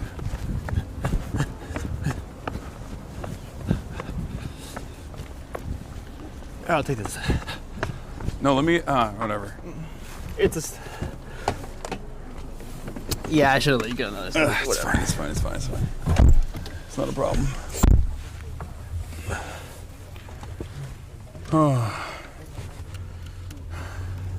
Tarlan, where are you from? I'm originally from Azerbaijan. Oh, Azerbaijan, Azeri. I'm Turkish. Oh, really? Yeah. I lived over there for 10 years. Yeah, you speak, I mean, do you speak Turkish? Of course. Türkçe konuşabiliyorsun yani. Anlıyorsun Evet, her evet, şeyi. Evet. Gerçi zaten Azerbaycan'da da. Ben orada okudum. Evet. Aa, nerede okudun? Hacettepe. Hacettepe. Yapma ya. Evet. Vay vay vay. Ben Ankara bebesiyim. Aa, güzel. Ben seviyorum Ankara'yı ya. Ben 10 yıl yaşadım Türkiye'de.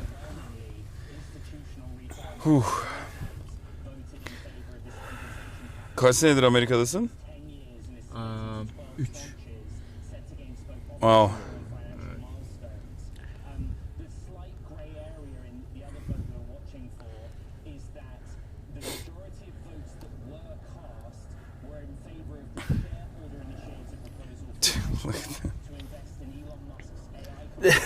That's crazy.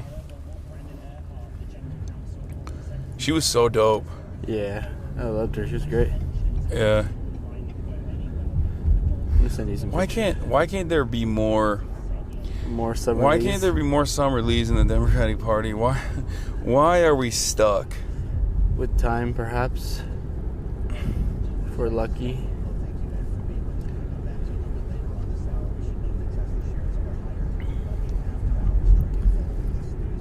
I wish. Mr. Beast would launch his own theme park, Beastland, in Saudi Arabia. Yeah, how do you feel about that? Oh my god. Ugh. What do you say? Yeah. What can you say? Are we surprised? No, but it's the same as like with gambling, right? It's just you cannot overcome it. It's just too powerful. Money is too powerful of a but to launch factor. poop in toilet. What? But to launch poop? What? That's the same thing as Mr. Beast launch theme park in. Oh, yeah. True.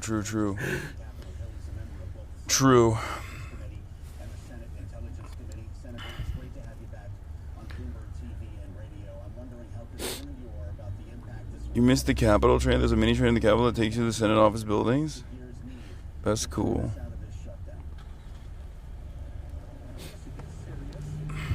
What is this? Check this out. Don't think this is important for us olds.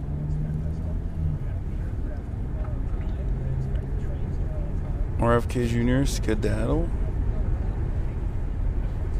I don't see it. I don't understand what this video is, but I'll look at it later. We're gonna be back in home base in a second. Did you fart on the couch? No, I did not. I'm gonna lie. That's crazy. You think I would fart next to a congressperson? What are you, nuts? Don't lie.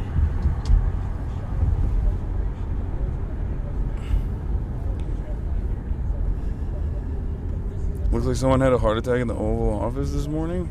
What the hell? What? I can't.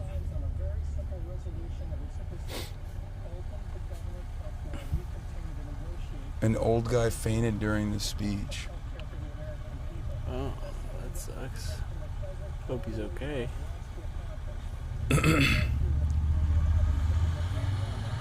I mean, Trump is electric, you know? He does have that kind of riz. Some pharma exec law. He's like, this is what happens when you take Tylenol, you see? One moment you're here, next moment you're gone. Don't take Tylenol, folks.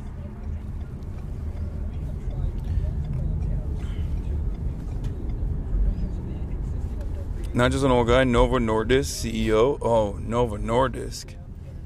Oh, no. Isn't that the guy who did that? Isn't that Ozempic? Novo Nordisk? I don't know. Isn't it? I thought it was I thought it was a Vax developer. Maybe you're right. That's the brand I see when I take my Ozempic. You take Ozempic to get skinnier? Yeah. Oh, yes, it is. That's what they're saying. March is right. Well, you could say Ozempic is like a vaccine for being fat. So it's the fat vax. Okay, I hide location. Okay. Go to the dark. Oh, shit. Oh my god. Damn, and he just kept. That's crazy. Yeah. Well, Chad didn't see that, but like some guy. And he just cut kept off riding. Uber driver. Wow. Oh, hopefully it wasn't anything crazy. That's wild. Is Chat still with us? Dude went from we're on the right lane. Dude was on the left lane. And then hooked a fucking right turn while we were going straight. Yeah, and then just completely cut off our driver. Cut off, like bumped into the car, and then just drove off. That was crazy. What the hell? Freaky things are happening.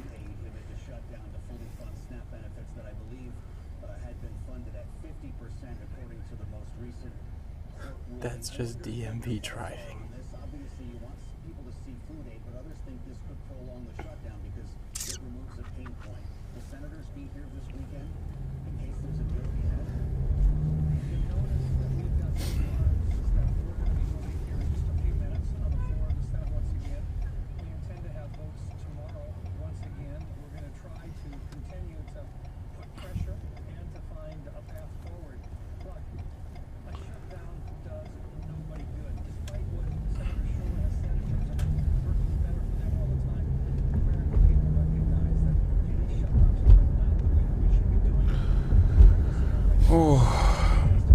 Oh my God, this photo is insane. Oh, I saw. Show this. That is insane. That is so Trump. That is that is one photo that defines this administration so perfectly. All right, hide it, hide it, hide it. Hide it.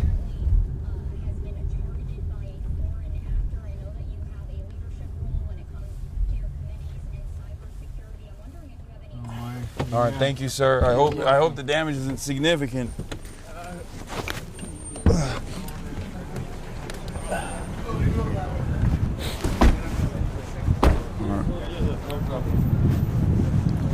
Let's boogie. I feel bad about his car. Yeah.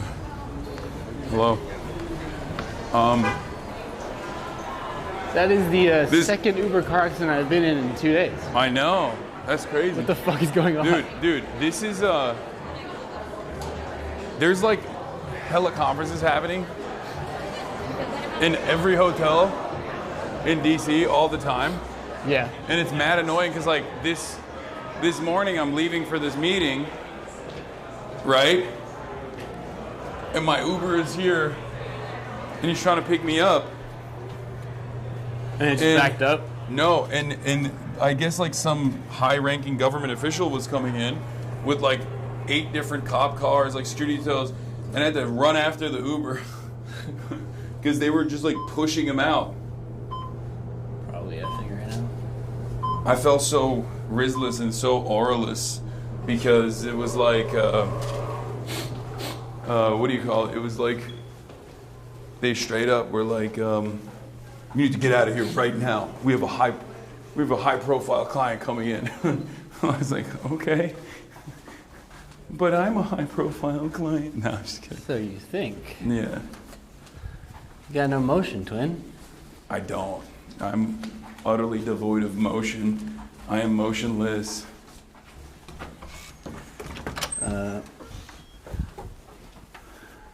How do we do this?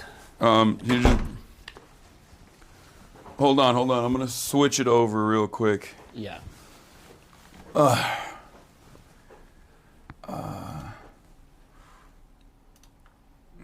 Then I'll set up the camera. Wait, what the frick?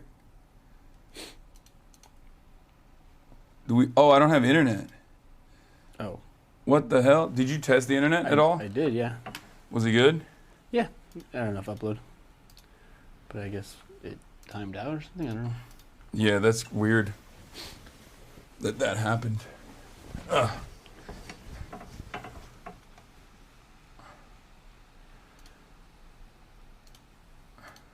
on. Hold on. Hold on.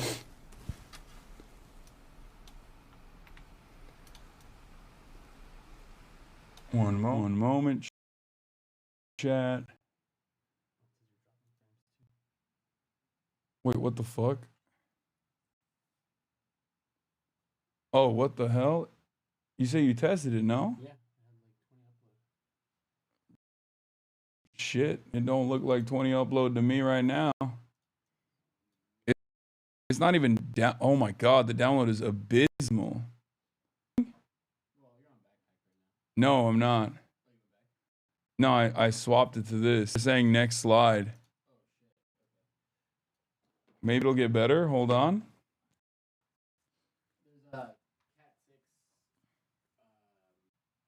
You want to? Oh. Fuck. Is there a way to get better internet?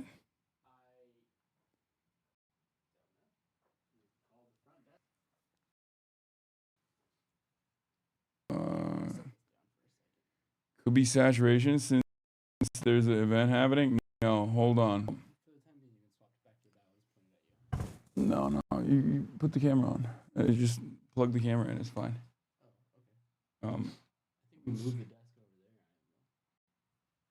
How do I call the main desk? Is it line 1?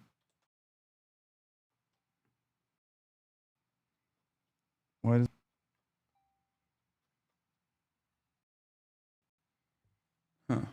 It's great. Everything else is choppy. Yeah, hold on.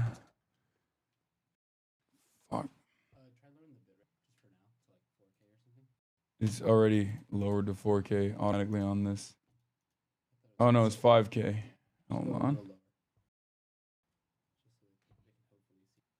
Okay. No, it's 2000.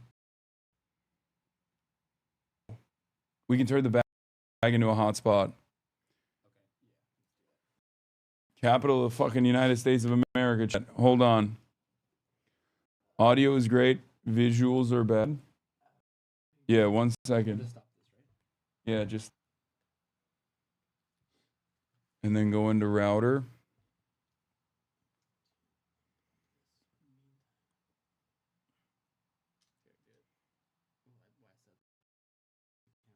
Wait, hold on. What? Yeah. Here. Well, I'm gonna have to turn off the internet for a second. Well, I'm gonna have to disconnect for a second, and then the. Go to Yeah, I'm gonna do that. Chatter. I'm gonna hit the BRB screen for a second.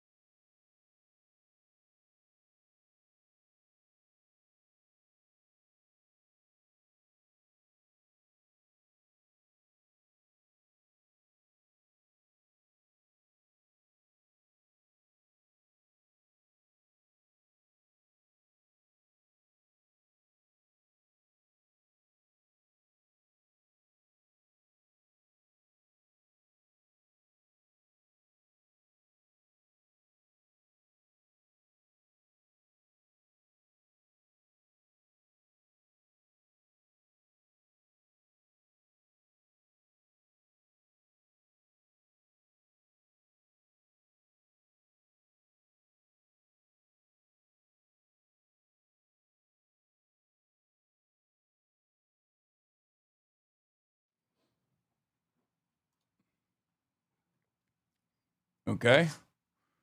We're good. We're good. We're back. I'm sad you didn't do the dance crab raid with Summer Lee because Shani died. Chatter, are you fucking insane? Do you want me to... My job is not to compromise politicians, okay? That's crazy.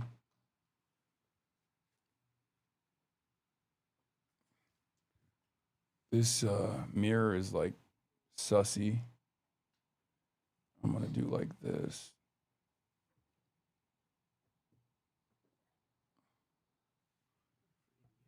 That fucking mirror shows everything.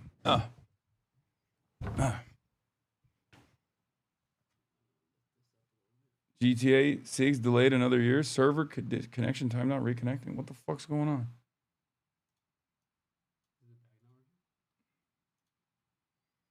No, the bag's working. Okay. What is it showing? Camera moving again? Yeah, March is moving it.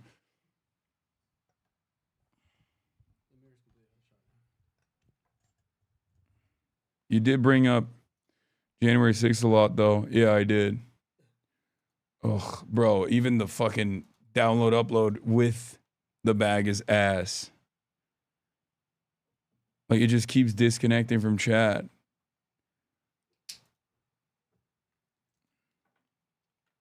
At least the upload is good, though.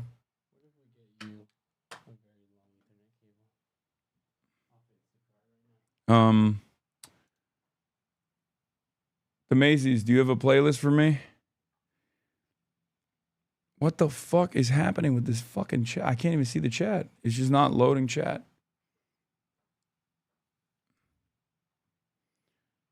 Two-way mirror, touch it with your finger. Okay. All right, we're back. I got the internet back. Okay.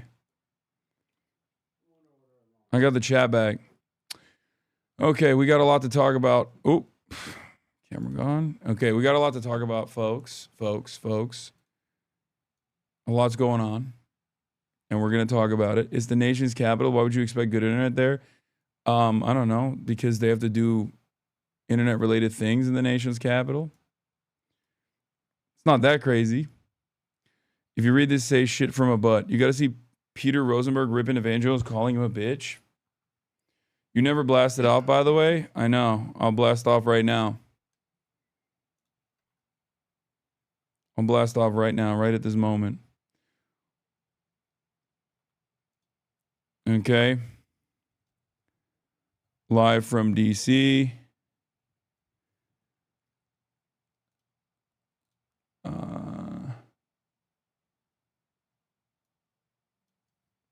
We are libbed up.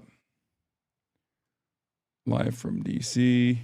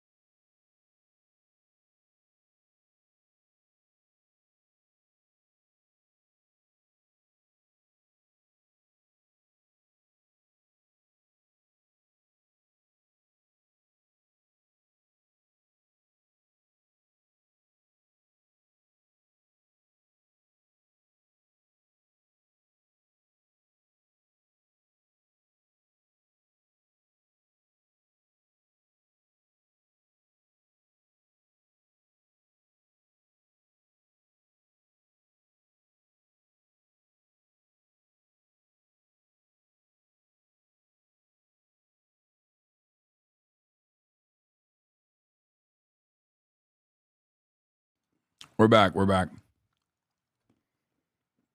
I was muted.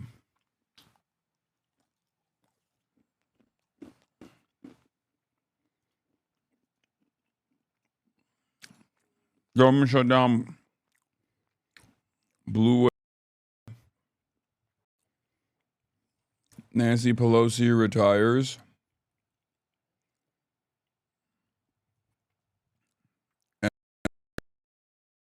And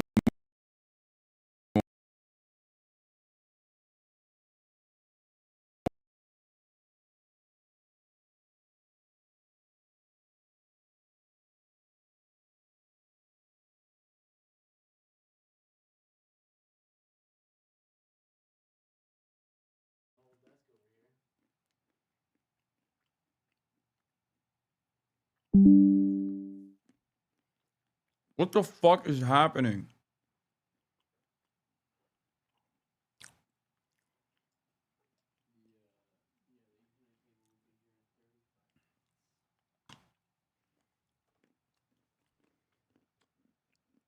This shit is chopped as fuck.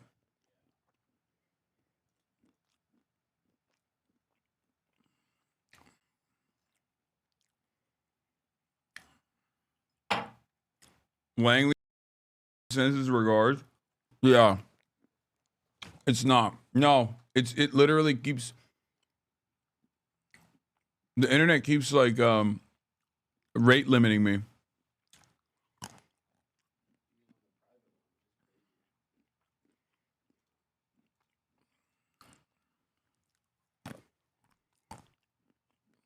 I think it's not the Twitch side chatters.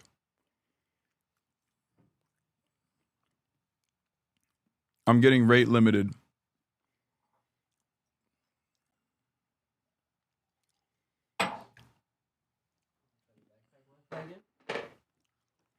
No.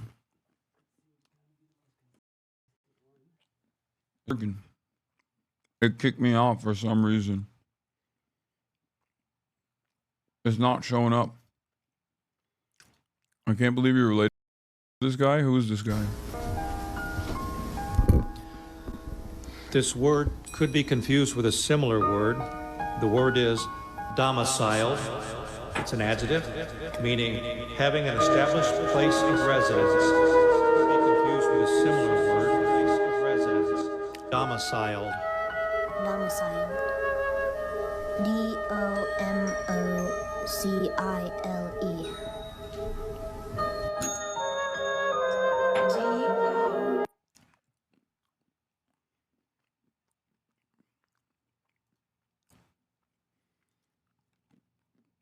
He's brilliant. Early on. That's nephew.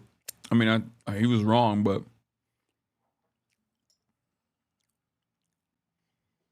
he was wrong, but you know what counts?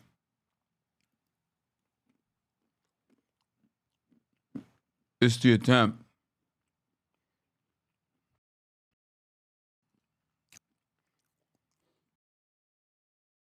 Legendary clip. This is where the thing happened. Oh yeah, where they.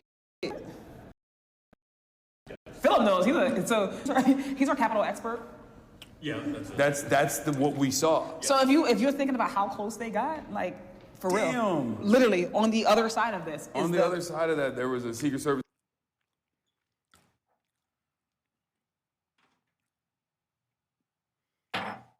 Bro should stick to streaming and leave spelling to us real spellers is crazy.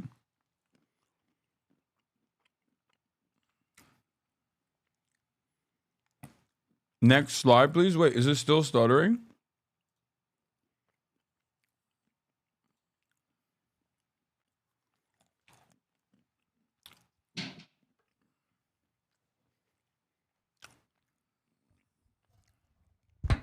One guy. When am I not getting one, dude?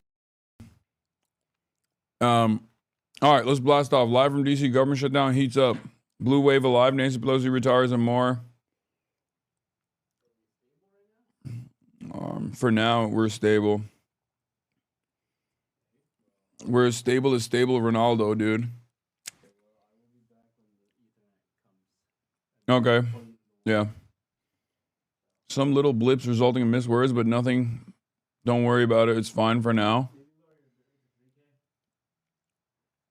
Have you checked for cameras in the grates of your doors yet? No. I'm gonna give him a show tonight. I don't even give a fuck.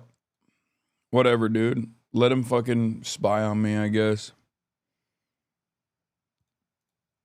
Loved your interview with Sunny Lee. Sunny Lee? That's crazy. Isn't that like a Olympic athlete or some shit? You mean Summer Lee? Gaming in DC? No. I don't even know how I'm going to be able to stream from this goddamn hodl with the goddamn internet getting shut down. Yeah, I know Zoran's doing what I wanted Obama to do. I know. I saw. We're going to talk about that. All right, let me blast off. Bro, let me bring you some Zaza. You're in my city? No, I'm good, Chatter. Thank you. Do you miss New York City yet? Yes.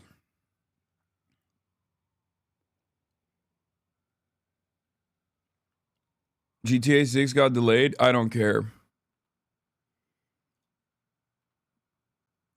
It's expected. All right, do we have a blast off meme chatters or no?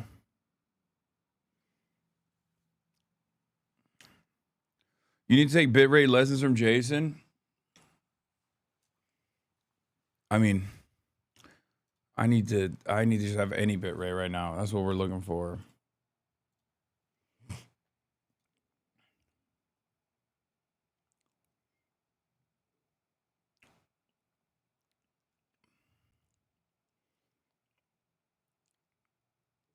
It's because Rockstar fired union workers? Wait, what?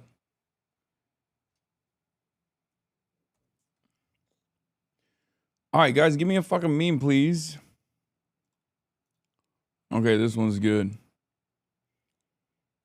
Okay, this is good. We got a meme. We got a meme. I'll just use this one. Hold on. Oh my God, I'm not doing all right now. I think all the running around is catching up with me. All the traveling. It's kind of cooking my ass a little bit. Here it is. Log out of hotel Wi-Fi. Device forget. No, I'm using hotel Wi-Fi right now. It's working now. The hotel Wi-Fi. There it is. You didn't even go to China yet? Yeah, I know. But China's different. China will revitalize me. China is life.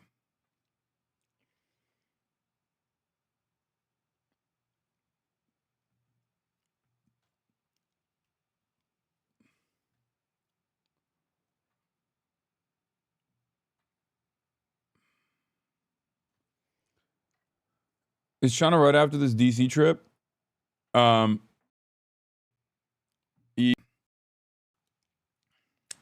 Video of the guy who fainted in the Oval. All right, we'll do that. 3 hours in to the broadcast because I did not blast off. Okay.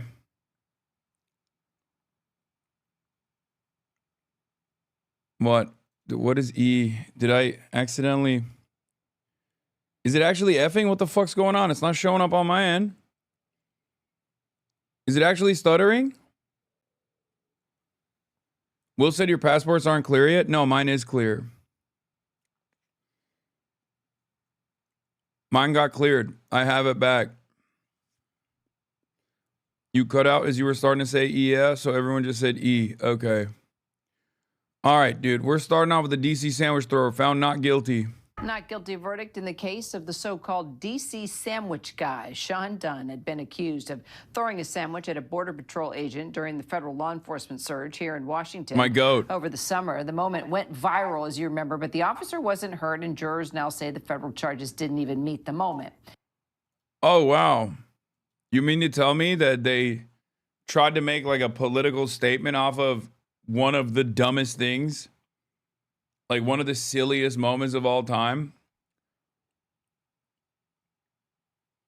No, he said visas aren't cleared. Mine is. I don't know what the fuck you're talking about.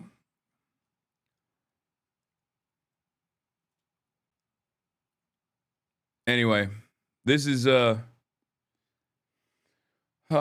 was so stupid. I can't believe that this was even a thing. Dunn had this to say after the verdict. Opened their hearts and homes to me. I am eternally grateful. And I am so happy that justice prevails in spite of everything happening. And that night, I believe that I was protecting the rights of immigrants.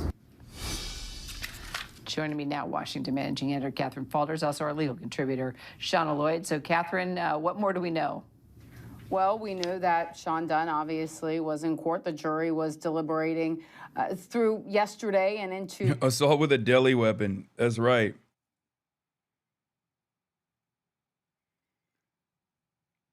The audacity, bro. The dude was like geared up the wazoo, and he gets hit with a fucking deli meat filled sandwich. And then the administration tried to be like, this is the worst crime that's ever taken place in the history of crimes. It's like,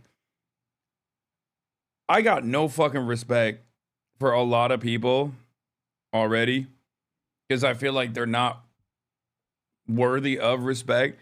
But I lost what remains of the respect that I had, albeit marginal for many, who looked at that situation and were like, this is a crime. It's assault. Fuck around and find out. It's like, bro, you are a deeply unserious motherfucker. Okay? You are a deeply unserious motherfucker. If you looked at that situation and were like, oh, well, someone has to deal with these serious criminals. It's like, what the fuck are we doing, man? What are we doing? What are we doing? Actually, what are we doing? Are we being for real?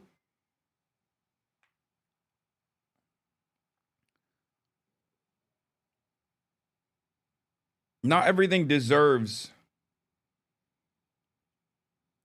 I don't know. I just could have been fentanyl in that sandwich. It's like, it's crazy. Just watch the video. I have. Day, and they found him not guilty. Now, not guilty of course, causing any bodily harm to the officer, that agent who he threw the sandwich at. Now, we heard testimony from that agent, from that officer, just yesterday or the day before, where he took the stand describing the incident of the sandwich hitting him. He said the sandwich hit him and exploded on him, and that he felt the impact of the sandwich, but that it didn't hurt him. Now, we do know that throughout the course of jury. Are you serious? Like, you went to a court and you straight up were like, a sandwich exploded on my chest and I felt the explosive impact of a delicious deli sandwich.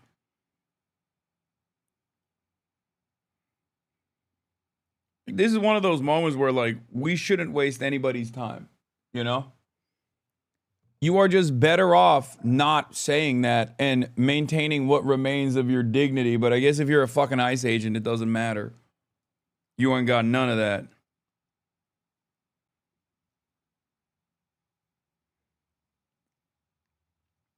Wait, hold on.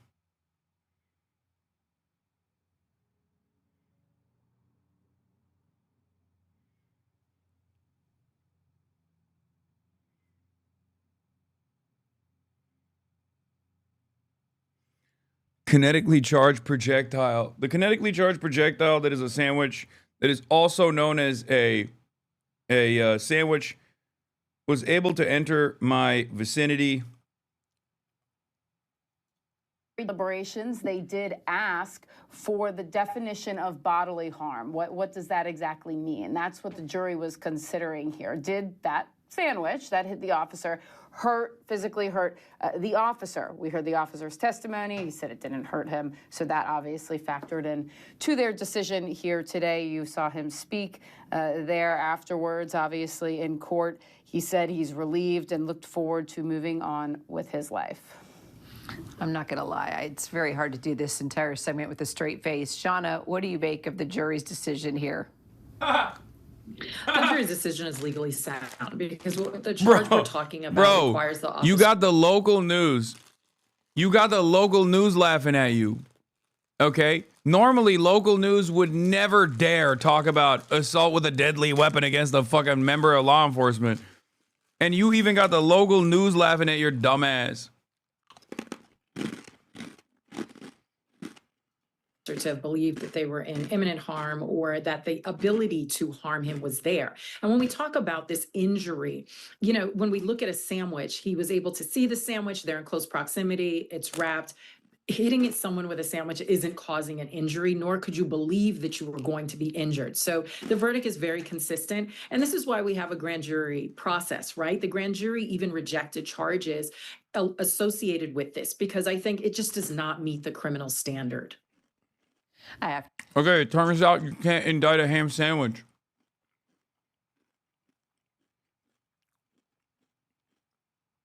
I thought you could indict a ham sandwich, right? It turns out you literally can't. This is the moment. I do agree with you on that. Shauna, Catherine, thank you both.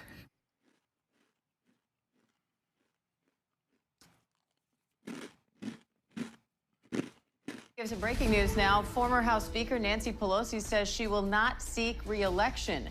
In a video posted on social media, Pelosi's thanking the people of San Francisco and urging them to keep fighting to make the country a better place. I will not be seeking re-election to Congress. No! With a grateful heart, I look forward to my final year of service Nancy, no! as your proud representative. As we go forward, my message to the city... My Pelosi is quaking. This morning I woke up and my Pelosi was quaking, and I knew there was a disturbance in the forest. I love is this.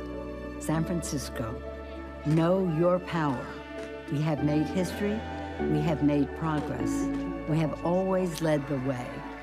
And now we must continue to do so by remaining full participants in our democracy and fighting for the American ideals we hold dear.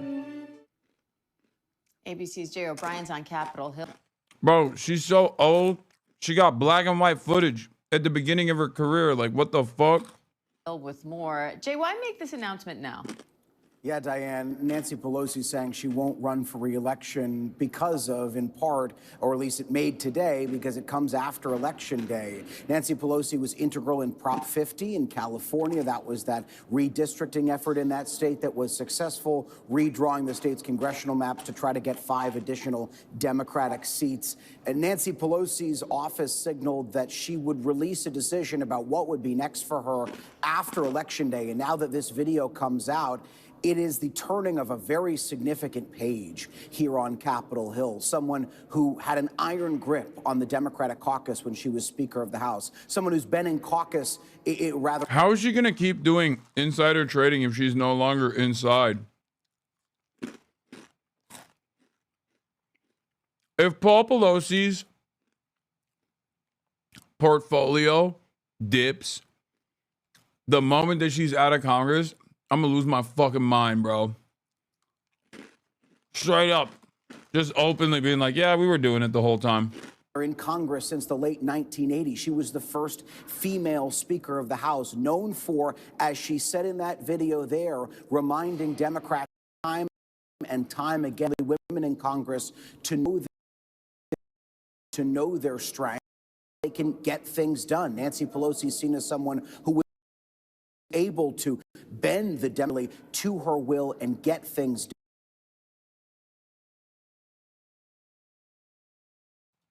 It happens. It happens. It F's a little bit, and then we're back. It F'd a little bit, but we're back. Done up here on Capitol Hill. Dude, I am so hungry. I've been up since like, I guess technically, oh, that's the reason why I'm so tired. I've been up since 5 a.m. And it's been fucking 12 hours and 45 minutes since I've had any food. We don't know what will happen now with this seat. We don't know who is next in line for it. There's speculation up here on the Hill, but we're already starting to see some reaction trickling in from Democrats because there were some who expected this announcement, remarking so consistently, Diane, on Nancy Pelosi's strength. Jay, Pelosi stepped down as minority leader 3 years ago, saying it was time for a new generation to lead. What does her retirement now mean for the Democratic Party?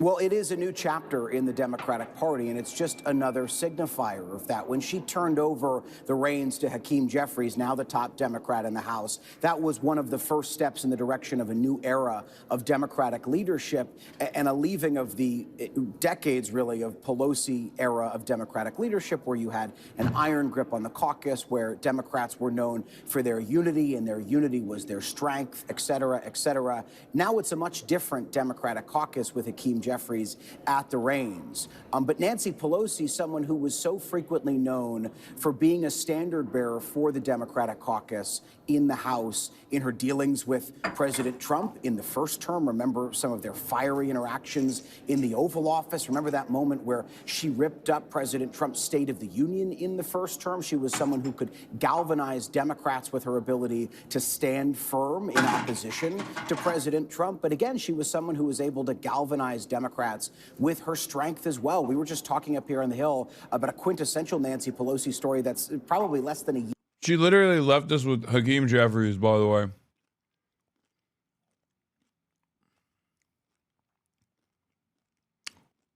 It's so cooked. Thank you, Nancy.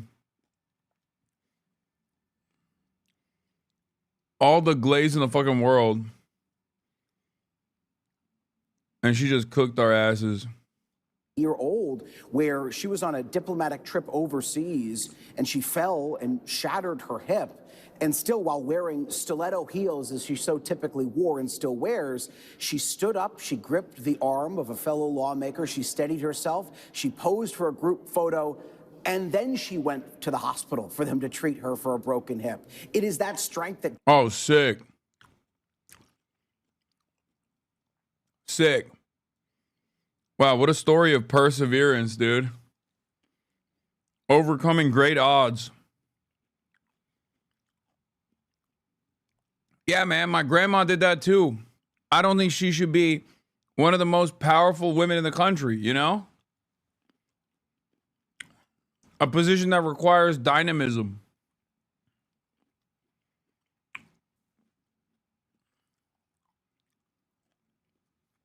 And even my grandma,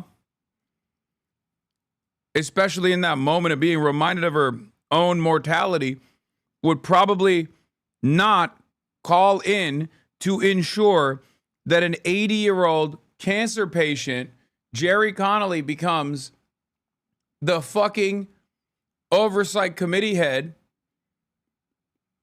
only to die shortly thereafter.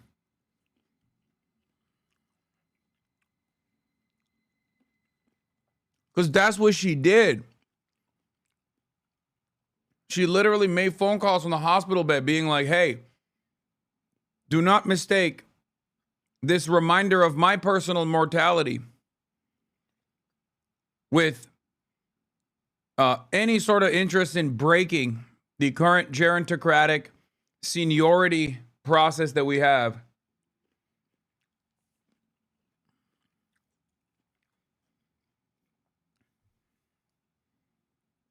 I am more I am more confident than ever before that we must have even older people in key positions of power in the Democratic Party. That's what she said. Democrats so often rallied around, and now this is a new era. Are you that supports Hitler? No. We can't take you anywhere. What happened? You can still get paddled in the United States. Oh, really? Yeah, like They just have I feel like maybe like 15 states or something. They just have that as a carve out. They're like, we can't let go of this. This is so good.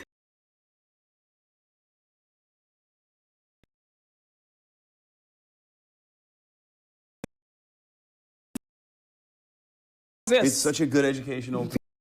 People don't even know. Yeah. Well, I mean, I don't know. Sometimes kids have bad vibes. You know what I mean? So, I'm kidding. Not the kids are low vibrational. I'm kidding.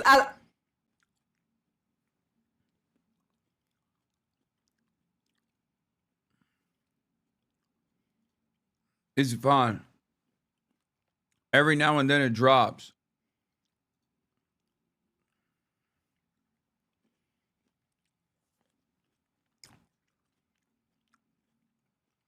Nancy Pelosi was much more competent as a whip than, Hakeem Jeffries is. Low bar, I know. Also, what is this? Chat, what the fuck is this?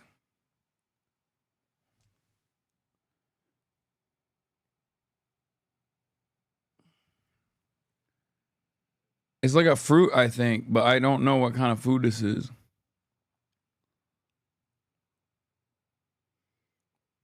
The Congressional Budget Office hacked, according to Washington Post. A lychee?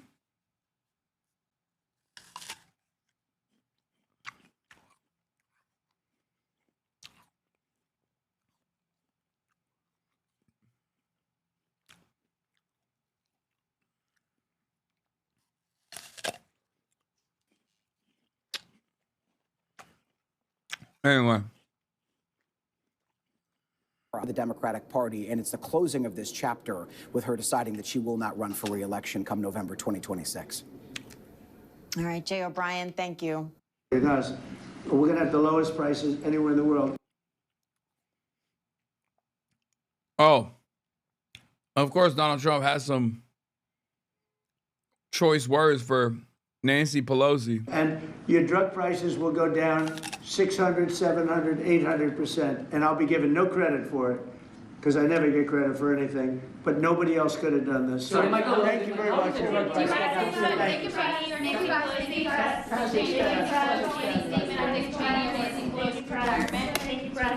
Nancy Pelosi. I think she's an evil woman. I'm glad she's retiring. I think she did the country a great service by retiring. I think she was a tremendous liability for the country. I thought she was an evil woman who did a poor job, who cost the country a lot in damages and in reputation. I thought she was terrible. Thank you very much. Thank you, everybody.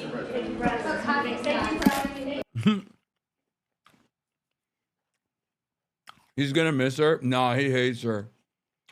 We estimate by tens of billions of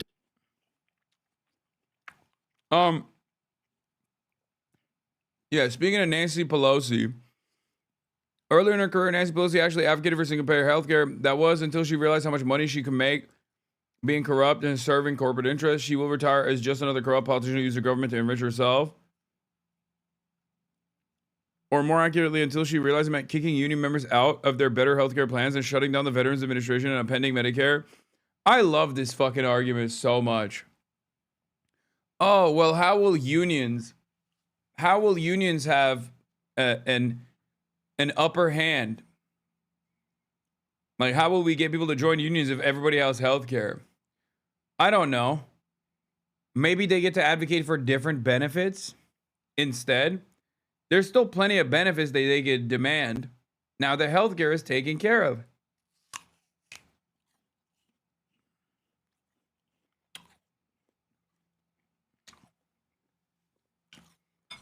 It's like saying we shouldn't have OSHA regulations because that way unions can collectively bargain for additional safety measures. We shouldn't have the fucking 5-day work week. That way unions can continue maintaining the 5-day work week and then non-unionized employees can work for 7 days a week. Okay.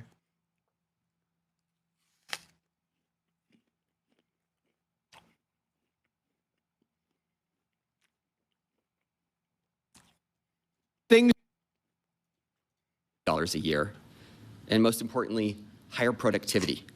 Today is about freeing Americans from the weight literally and figuratively, that holds us back. It's about unlocking the potential of every citizen to live fully, to contribute fully, and to find joy in their health. We cannot reach our full potential as a nation if we do not reach our full potential as individuals. And we cannot reach our full potential as individuals if we are not healthy. Thanks to Nova and Lily for showing up so constructively over the last several months to make this possible. In particular, thanks to you, Mr. President, for again demonstrating that you fight for every American, this time for potential. It's now my sincere pleasure to first introduce Dave Ricks from Lilly and then Mike Dustar from Nova. Great. Thank you, Chris. It's truly an honor to be here today for this historic step forward to expand access to a class of medications that can fundamentally change the arc of chronic disease in our country. Of course, these are the incretin or GLP-1 agonists that we've been speaking about. For nearly 150 years, has been investing in America. We've been advancing science. I paused. Don't worry. I paused. I'm waiting. The F is over. We're back. We're back. Tom Cott's chewing on the internet cables right now. I know. We're back. Science and creating high-value jobs. But today, we... Oh, you okay? Gordon, you okay?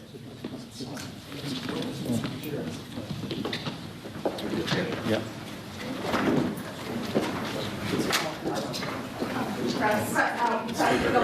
They put, dude.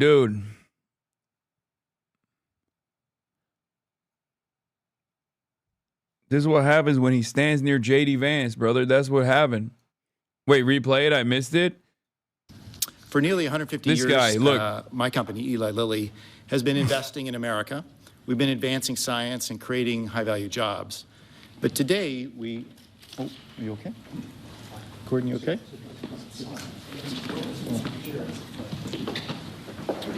Yeah.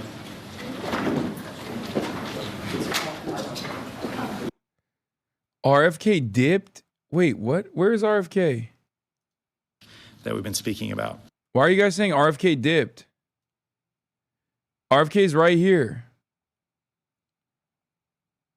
That can fundamentally America. We've been advancing... Oh, you okay? Gordon, you okay? Oz rushes towards him. Where does RFK go? Do you guys have a better angle? I need to see his motion.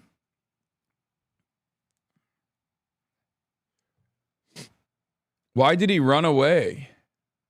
Is he the one responsible? What the fuck? Creating high-value jobs. But today, we... Oh, you okay? Gordon, you okay?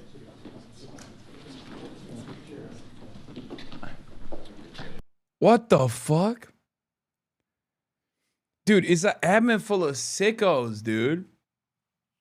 That's so funny. It's definitely the opposite. It's definitely the opposite response that you would expect of someone. Like, it's just like a not human thing to do. Why did he just go the... Bro, he walked away like he did it.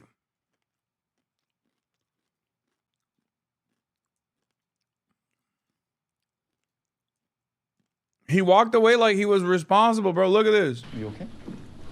Gordon, you okay?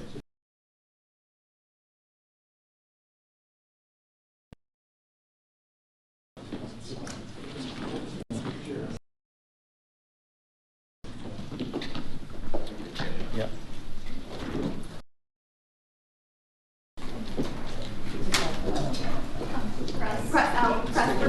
I mean, it's funny, but he probably was looking for help. I'm assuming he was looking for help.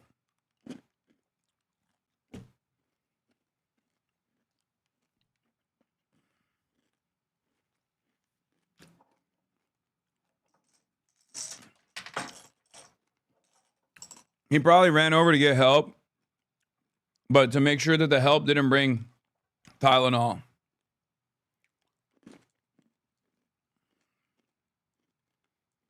You know what I mean? Because, like, if someone else went to get help, they might have accidentally brought Tylenol. Newsmax's immediate response to the medical emergency at the Oval Office, President Trump, we want to be clear, is okay.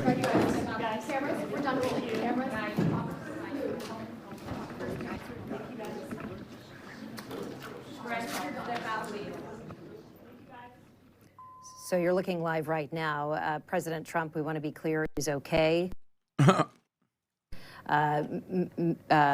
We know that Dr. Oz, there was some sort of medical emergency. The president in the Oval Office announcing this historic agreement draft.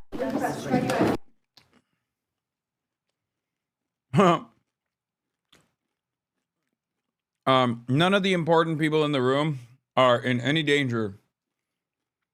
Don't worry. This is the best. This actually is the best photo. This is the photo I was talking about. This is a defining photo of this administration. I love that. Just a dude dying. Literally within reaching distance. And the president's like, what are you gonna do?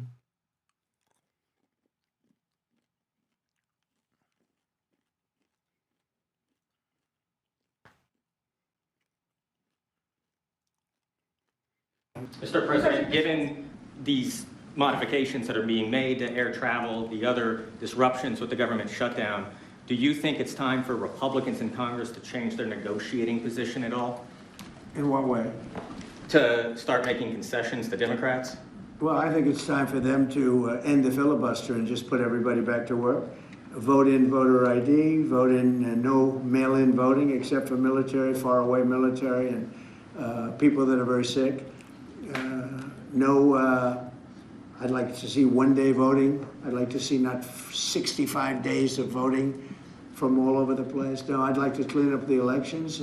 The border, we've done a great job. We have a great, strong border now. But I'd like to see new rules on immigration that can be fair and good, you know, but rules that you'll never get, rules that they're never going to get. There's so many things we could put in, including tax cuts that we could get, and we could do it all ourselves.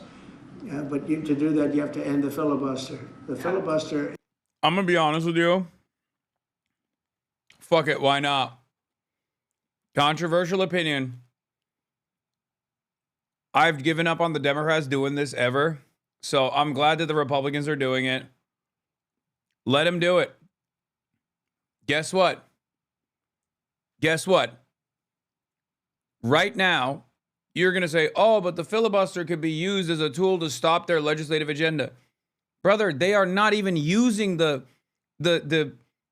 congressional powers at all. Fox News, Zoran puppet turns on him. What do you mean? He's currently doing whatever he wants to without even using Congress. The only time the Democrats used the filibuster was for Cory Booker to pee in a diaper.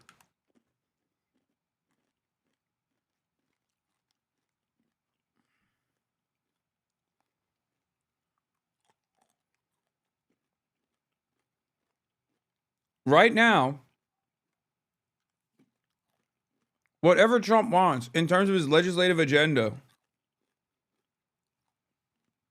whatever Trump wants in terms of his legislative agenda, he already pushes through the executive office.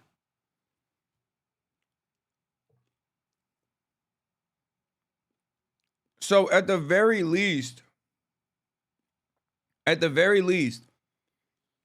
if the filibuster is gone, then that changes the dynamic of Congress altogether.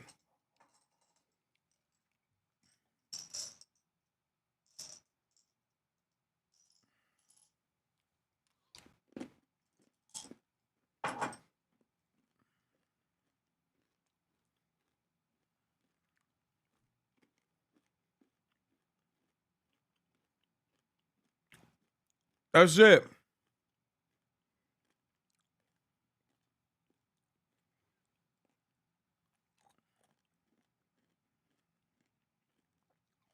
the Senate would just be a smaller house.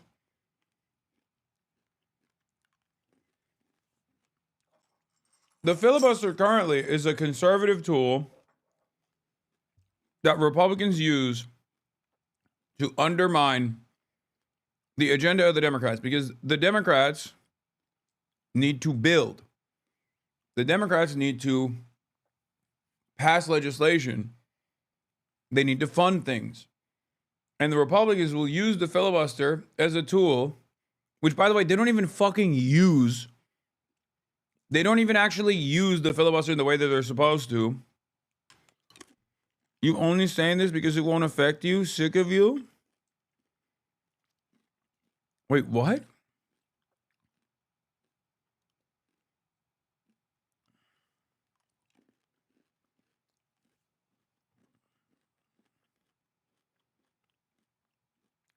Wait, what does that mean? Chatter, what do you think the filibuster is, man?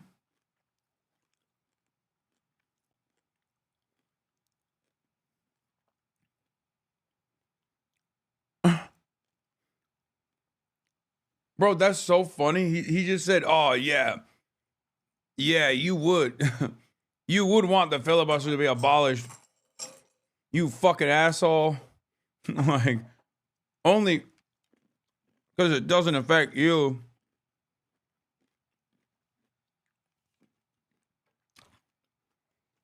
The way the filibuster is supposed to work is that it's a process method to basically stop a bill from being passed with a simple majority in the Senate. Because the only way to override the filibuster is a vote that requires more than just a simple majority. Okay?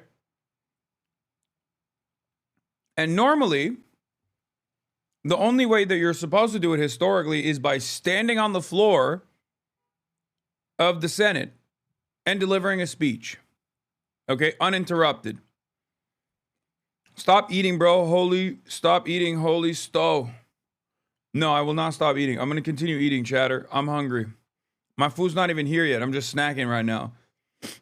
I'm doing the snack segment. But after the snack segment is over, you will see me eating like actual food as well. But in any case, Uncle Sam's talking about nuking the filibuster. I would need this guy to explain. I need this guy to explain what he means when he said, you only saying this because it won't affect you. Sick of you. Like, he needs to explain to me why.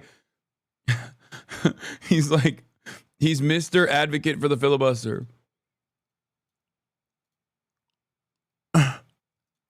Okay, but let's just be clear here. Oh. So first off, there's a couple things. Trump just admitted that it's Republicans who are standing in the way of any type of legislation going forward, right? They have the ability to get rid of the filibuster. They can do this.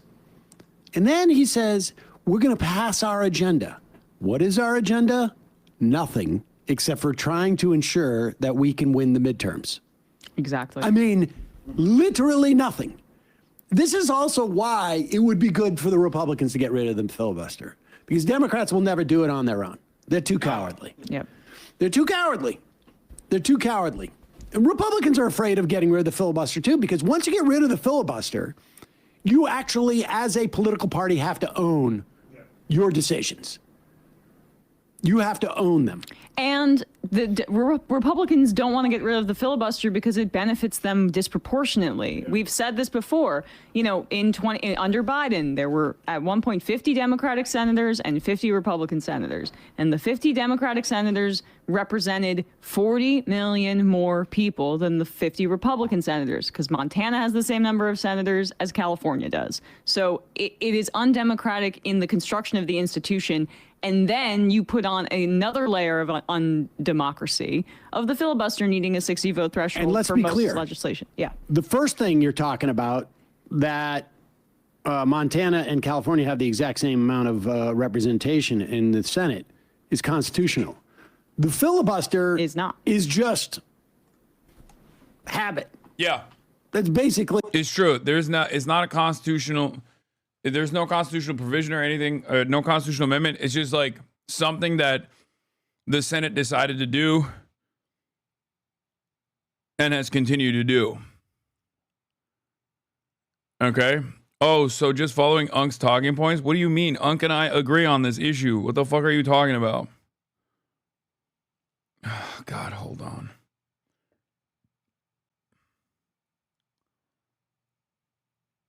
Oh, do I call the front desk?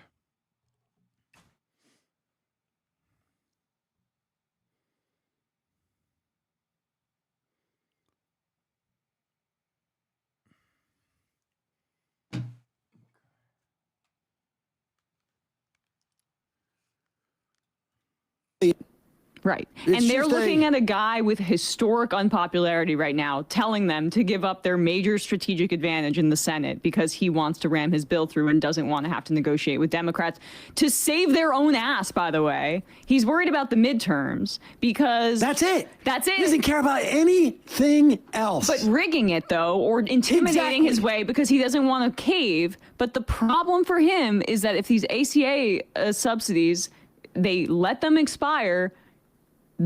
every Republican is going to be up for re-election in the fall in 2026 in the House. They could get wiped out over that. So, I mean, he's putting them in a horrible position, which is actually good. Yeah. And I think that, you won't see Democrats saying, well, he just admitted that the Republicans, if they don't pass any legislation, it's a function of the Republicans. They have the ability to get rid of the filibuster. And let's be clear, they've done it 3 times already this year. Yeah. Is there anything stopping them from eliminating the filibuster only to reinstitute it after? Yeah, it's when the Democrats come back into power and they do it on their own because they love hurting their own agenda.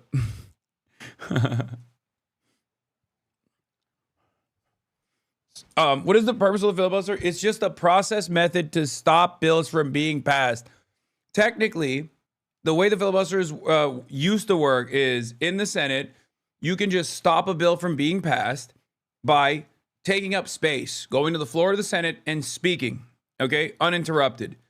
And for as long as you could go uninterrupted, you could stop the passage of this bill, okay, by yapping. And the only way to overcome this filibuster was with not a simple majority vote, but instead a supermajority vote. Okay?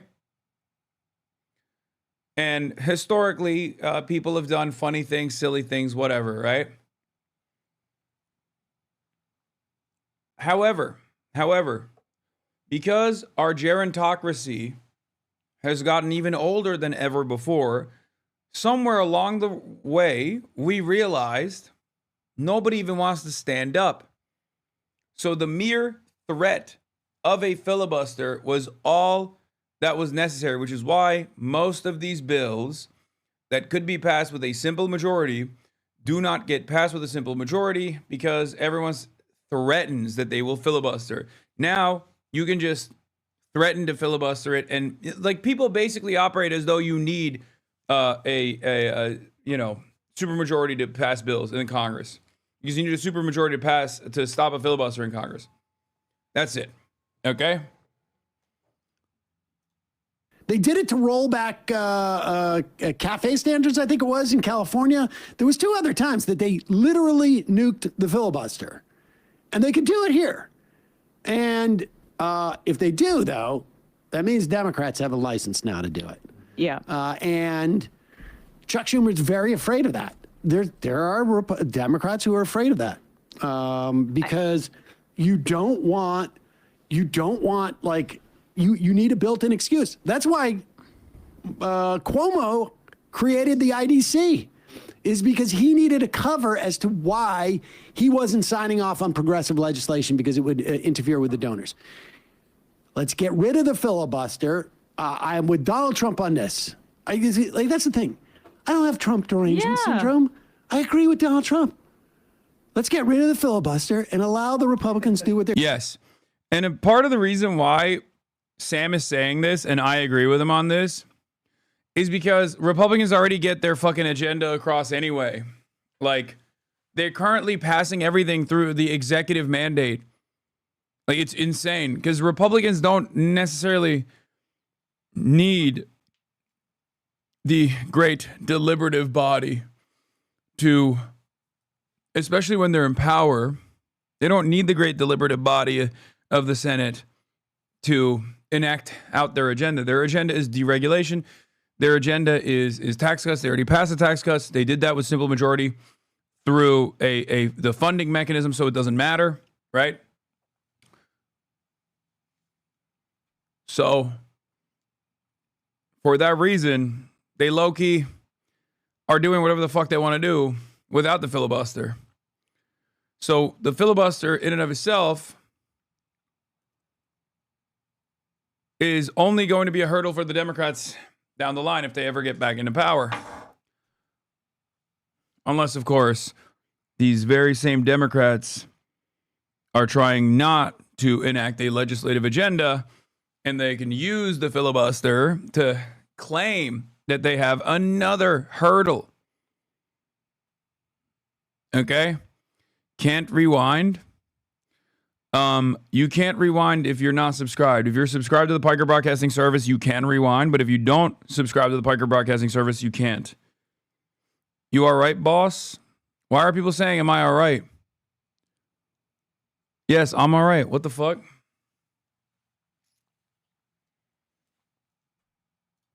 Yeah.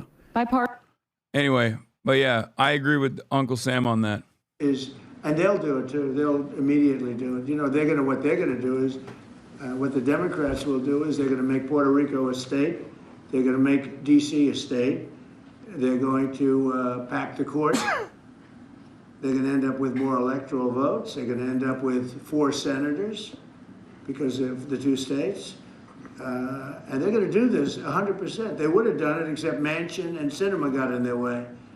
They would have done it. So if they're going to do it, I would do it. I would do it before them. And you think It's a that little the like longer Israel. this, the It's a longer little this- like Israel. Israel attacked first.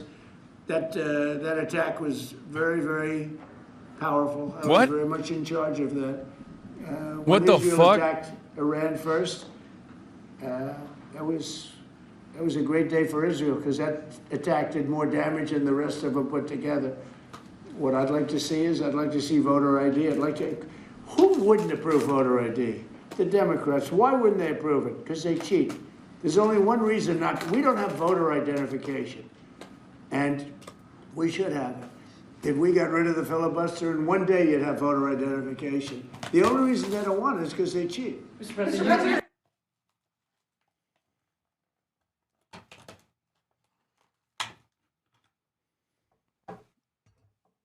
Bro, sundowning Biden style.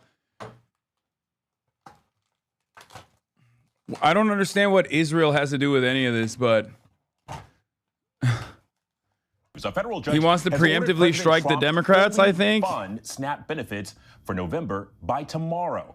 Judge John McCall criticized the Trump administration for making partial payments, saying, quote, people have gone without for too long. Not making payments to them for even another day is simply unacceptable. So for more on this, I want to bring in ABC News Washington, D.C. Bureau Managing Editor Catherine Falders, who has been covering this. And Catherine, it's really notable just how much of a rebuke Judge McConnell made here. Yeah, it really is. It was quite striking. Of course, he probably went, Alex, as far as I've seen any federal judge go, at least in the past few months, over a direct rebuke to the president himself, saying that he believed that Trump expressed this intent to defy a court order. Now, remember, of course, this all comes because McConnell, the judge, had ordered the Trump administration to make these payments. They said they could partially fund these payments. Basically, what happened here is the judge said he was not satisfied with the partial payments that the administration said they could make, and then the obstacles that the administration said that were getting in the way of paying it, meaning they couldn't do it for 2 or 3 weeks or maybe even months. Now, what was so striking to me about this is the judge said the Trump administration ignored his order, of course, to restart the SNAP payments quickly, but the judge attributed that to the president attempting to disrupt the payments for called political reasons here. So very unhappy with the way that this was handled. Now, I will say we haven't heard from anybody in the Trump administration yet on this. I could imagine that the Department of Justice may be preparing papers to appeal this ruling. We'll have to go out tomorrow, and that people's cards will be reloaded. I can't imagine that it would happen that quickly. We're at close of business today, but we'll just have to see what happens here next. Well, and one of the things that we've heard from, in a lot of these food pantries where that service SNAP beneficiaries is, even if the faucet's cut back on, there's likely going to be some confusion and some time there. But Catherine, listen, this judge was one of the ones that blocked that another Trump 2.0 executive action earlier this year. He had recently spoken out publicly about 6 credible death threats directed at him in the wake of that. Listen, this is pretty rare seeing a judge speak publicly like this. What more do we know? And is it a surprise that he made this ruling? Look, it's so insane that this is how we operate. This is just what our politics is now. Oh, you went up against my God as a judge? Well, here's some death threats.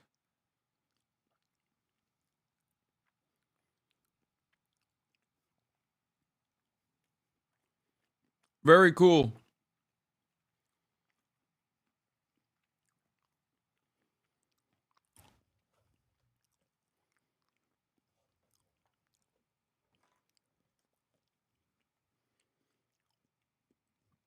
There's a good chance SCOTUS will rule against him on the tariffs. Is there any chance he could finally be impeached and removed if he openly defies them? I feel like just defying a federal judge on SNAP won't be enough. Brother, the sky is the limit. Are court orders anything? Yes, you go to prison. You can be held in contempt of court and go to jail. I think that on the one hand, right, he has spoken publicly about those death threats, and in the past, obviously, you talk about that other ruling. He's ruled against the Trump administration before. I would think that the judge is separating that and those comments from how he was thinking in ruling as it relates to what was before him in the court the past week or so. Now, don't worry, I'll arrest that's on him. the front of his mind. I think that the Trump administration, whenever they make a comment about the judge or what, who knows, Trump hasn't said anything about the judge yet, but you know how he feels about judges who rule against him. And I'm sure he's aware potentially of the comments that this judge has made. So that could come up in that way. But I'm not totally surprised by the ruling, not so much because of the comments that the judge has made in the past about these death threats, but because of what on his social media account earlier this week about basically saying that SNAP payments wouldn't go out until the Democrats reopen the government, something that the White House press secretary tried to walk back, but Trump himself has not really clarified. Yeah, I'll arrest him. Catherine Falders, thank you. Airports across the country are bracing for even more flight cancellations and delays Oh, after the FAA announced. I had this experience this morning, by the way. I had the FAA experience, chatters.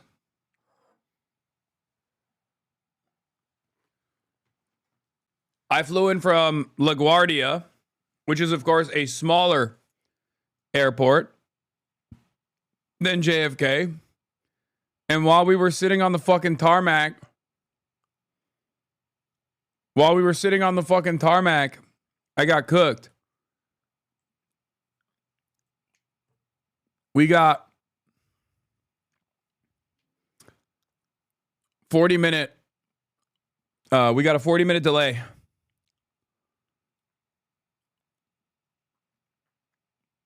You totally forgot your personal news today? Yeah, I don't care about personal news right now.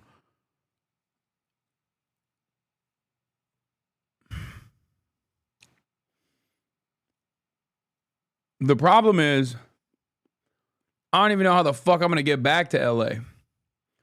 And then I don't even know how the fuck I'm going to get to China too. So we shall see. 40-minute delay means Steam Deck time? No, for me it wasn't Steam Deck time. 40-minute delay meant sleeping. Because it was early as hell in the morning. But yeah, I know you're reading this. What is your moral or ethical justification for not being vegan? I know you're reading this shit, lol. Yeah, it's delicious. The food I eat.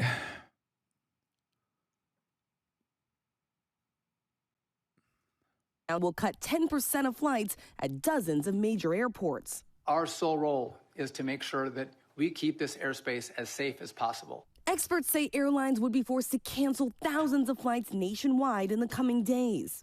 What will this mean practically for air travel? Is this going to lead to more flight delays, more cancellations? Well, I think it's going to lead to more cancellations. We're going to work with the airlines to do this in a systematic way. ABC News obtaining the list of the 40 airports that will be impacted. From the nation's busiest airport, Atlanta, Hartsfield, Jackson, to LAX, Dallas, JFK, Miami, Detroit, and DCA here in Washington. Air traffic controllers have been forced to work without pay during the government shutdown, leading to staffing shortages, delays, and ground stops. More than 60,000 TSA workers also missing their paychecks, creating long lines and wait times at security checkpoints. We're petrified. We are concerned. At Dulles International Airport, FAA radar technician and union rep Cleverson Schmidt says the strain has reached a breaking point. So you were already short-staffed. Correct. And how much worse has the shutdown made it? It's exponentially made it worse because we're exhausted now. And how much does that compromise air safety? Every day it goes up. That compromise goes up every single day. Sources say the FAA will start cutting 4% of flights starting tomorrow and ramp up throughout the weekend. The CEO of Frontier Airlines now encouraging passengers to buy backup tickets on separate airlines if they're flying in the next 10 days. Experts warning of massive headaches for travelers. I'm sorry, what do you mean? Just fucking cancel the flight. Like what? Oh, you want to get back? You want to get back home? Just buy multiple tickets? That's crazy. No, dude, it's up to you to fucking limit the number of flights that you are making available. Like what? What do you mean? Buy backup tickets? What the fuck? I hate this country, bro. I swear to God.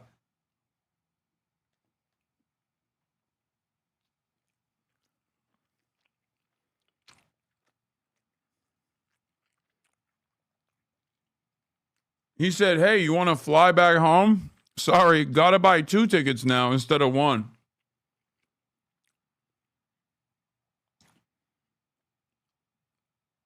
Yeah, airlines already do overcapacity sales too in order to fucking max out on their profits.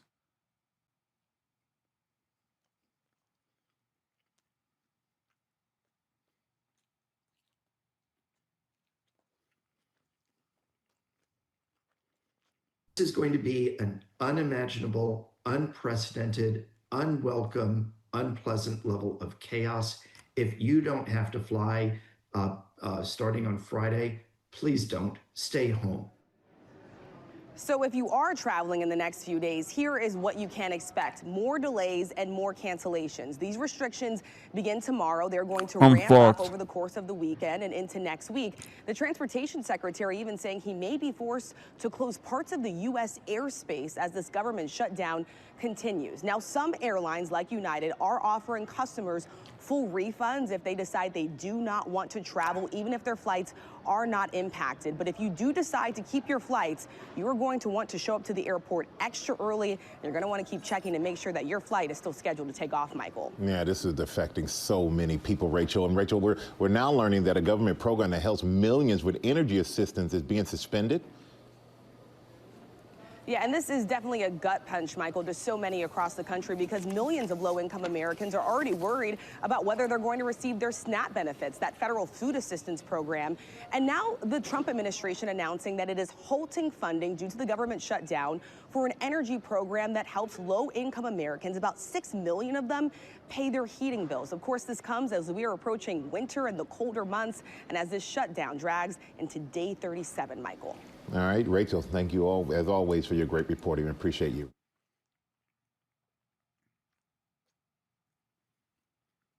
Rayuta de Sol Spanish Immersion Early Learning Center had just opened for the day. Parents were dropped.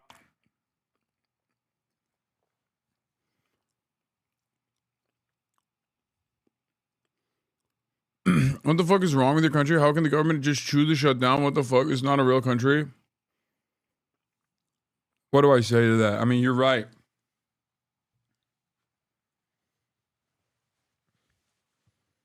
It's a fucking clown show, dude.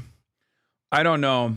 Every day that I watch this administration move the way that it does is another day where I'm coming closer and closer to this thing that I otherwise would have considered a conspiracy theory before, but now I think it is the truth. They want riots. I think they want riots. They want riots so they can violently put the riots down, so they can do martial law. That's what I think. Summer Lee tweeted out the video of you. I still have to turn over. Hey guys, it is day 37 of the shutdown. We are now on the longest shutdown ever, but spoiler alert, I'm actually here with Hasan Piker. I look like such a fucking clown ass dude.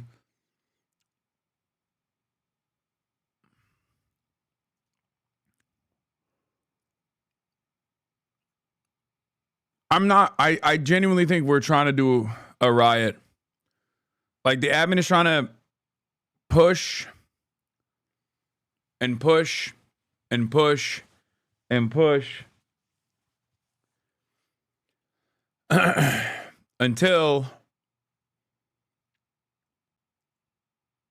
something takes place, you know? Until people say enough is enough and there's mass instability, and then they violently put down said mass instability, and then they use that as a justification for martial law, all of that good stuff. Off their kids when eyewitnesses say federal immigration agents chased a woman who cares for infants inside the school, then forcibly took her out. For someone to what the fuck is this shit, dude? I mean, this is the same stuff. Children is just not right. Elected officials say the agent showed no warrant and ignored the teacher when she told them she had work papers. They didn't just walk in chasing one person.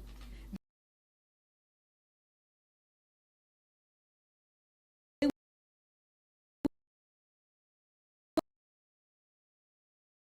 went into rooms asking and looking for teachers, while children were present.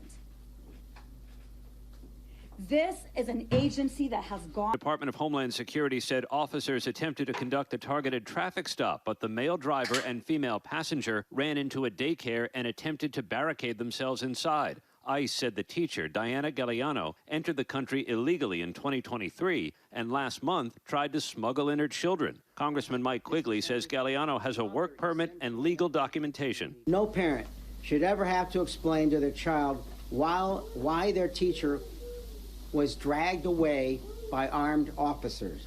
And no teacher should fear that showing up to work to care for and educate kids could result in their arrest. The community demanding the woman's release. For this to be a reality of all the parents standing here is insane. It is surreal. It is a nightmare. All of this occurred as a federal judge in Chicago is considering whether to put restrictions on certain tactics of immigration agents.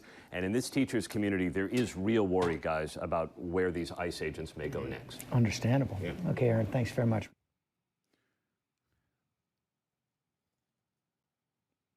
And will become 5. Yeah. Mr. President, Zoran Mandami, you said that, you called him a communist. You said that if he won, you would. Yeah, they're all moving the fucking military bases, bro. White House.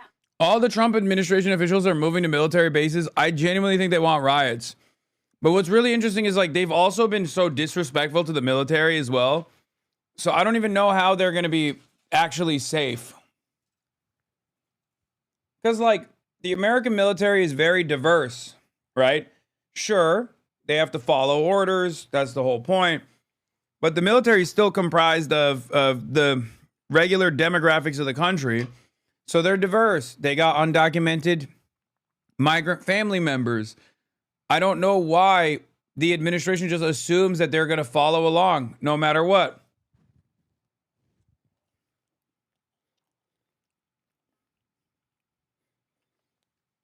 And on top of that, they're pissing off the fucking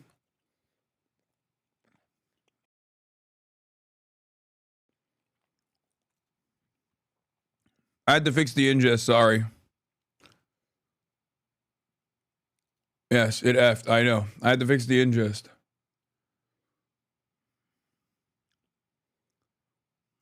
Deputy Chief of Staff for Policy Stephen Miller and Homeland Security Secretary Kristi Noem now live on military bases.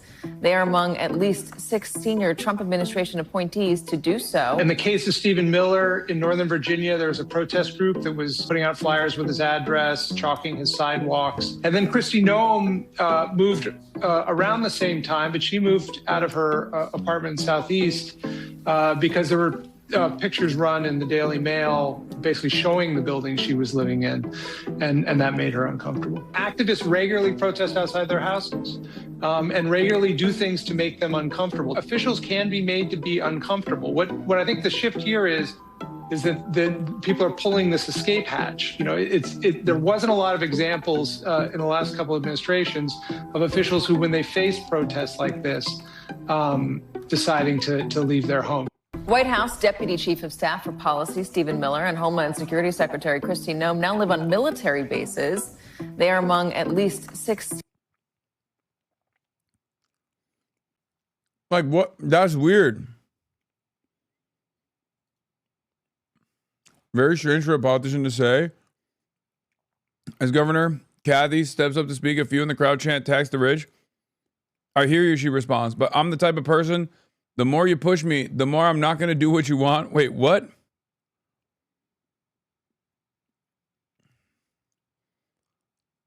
Kathy Hochul says, I'm not going to do it because you asked of me to do it. I don't know if she knows this, but that's the opposite of how the democratic process works. She knows she's elected, right?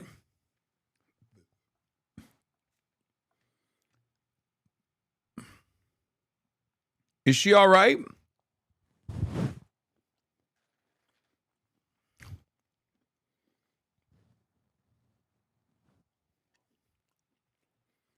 She said, I have an avoidant personality.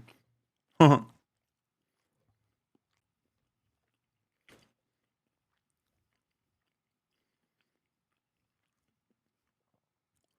you think you get to keep the job? Like, I don't understand.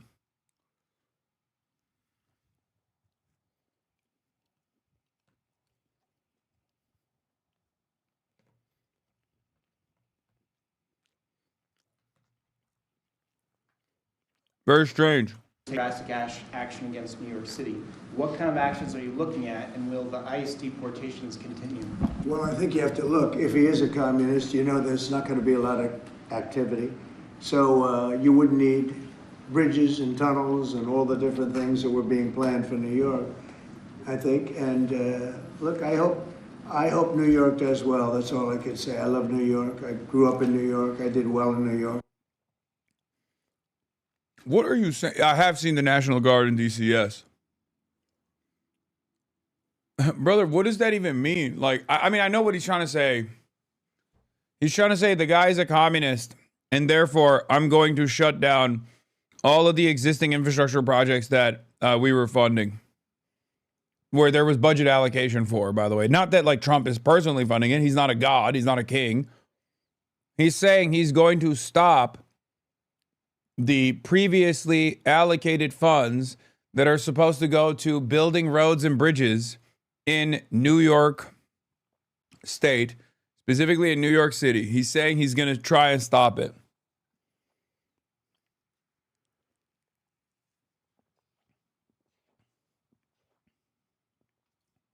Did well, and I hope New York does well. That's what. And the ICE raids, will they continue? ICE raids? Well, you want to get criminals out. If they're criminals, we want to get them out. Ideally, we wouldn't have to do them because he'll send the criminals out himself. But that seems to be unlikely. No, we have to get criminals out. You know, millions of people were let into our country from prisons and from mental institutions and drug dealers, a lot of drug dealers and murderers, 11,888 murderers. 50% of them committed more than one murder. We want to get them out. So whether they're in New York or anywhere else, we want to get them out. We've created a great place in Washington. All of you know, you see the difference between what it was now and what it was a year ago under Biden. It was a death trap, and now it's people walk down the street, they have dinner, the restaurants are booming. Washington, D.C. is great. I will tell you, Memphis is doing really well too. You're hearing those reports. It's companies were going to move out. They're not going to move out anymore. We've done a great job, and we've only been there for 4 weeks. So we've done a great job with that. But they have killers in New York. We want to get them out. If they have murderers, if they have people from jails that they allowed out of their jails in order to save a lot of money, we want them out of here. We want to put them back in their jails, not our.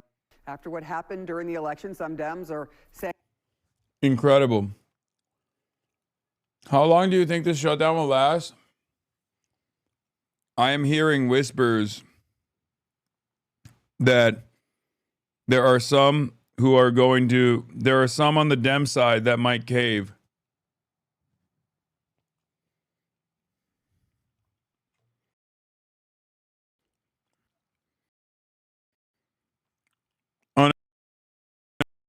Unexpected ones, too.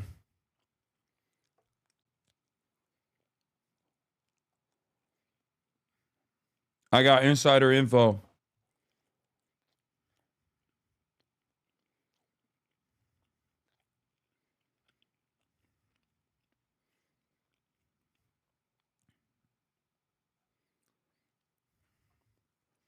I think Cuck's had enough.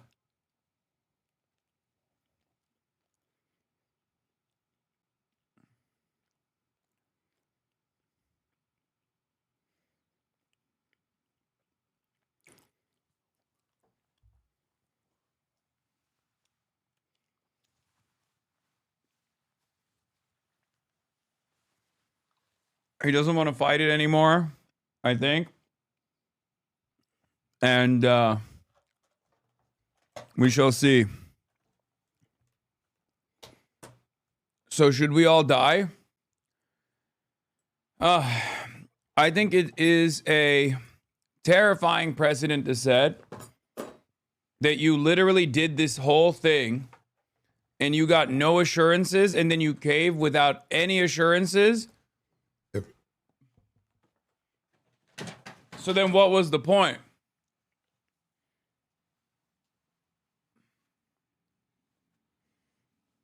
What was the point then?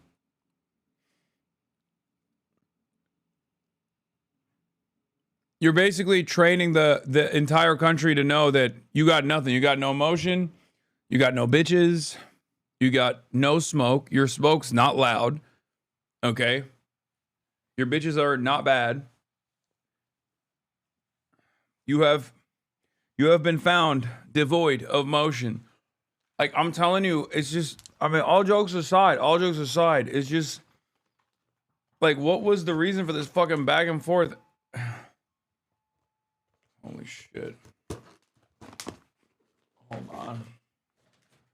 I think Marge is at the door. They have the momentum, and that Tuesday's election shows voters have turned on President Trump. So what might this mean for next year's midterms? Because a lot of people are shifting to that now. CNN's Harry Enton here with us. I need to make sure I give you your due, Chief Data Correspondent Harry Enton. What did Tuesday's elections tell you about how important Trump will be for down ballot Republicans? Yeah, I think there are a lot of Republicans who saw those polls that, showed Donald Trump low nationally, and they didn't necessarily believe him. But for Democrats, those polls are real, and they are spectacular. And the reason I say that is because take a look here. Voted for the Democratic nominee among Trump disapprovers. I got 2017, Trump's first term, and 2025 in New Jersey.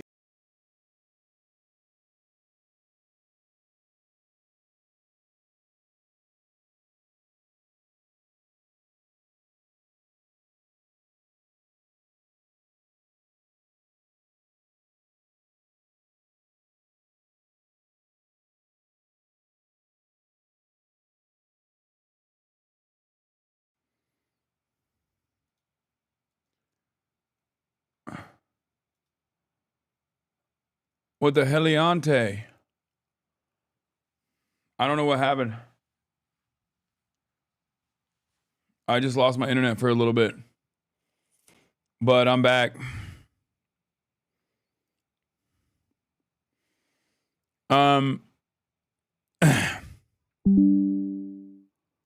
I think is one of the dumbest moments to actually capitulate to the Republicans. Like, I can't think of a mathematically worse moment to do it.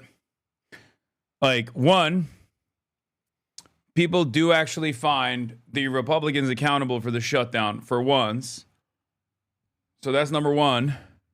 Number two, what was this all for if the Republicans could just learn the lesson that, oh, we can just like kill the poor and the Democrats can't do anything about it? And lastly, you're doing this right after the voters actually rewarded you for taking action against the Republicans. They blame the Republicans for the shutdown. If you just fucking stop it without any concessions, then they're going to blame you for it. They're going to be like, oh, you fucking idiot. So you did actually shut down the government.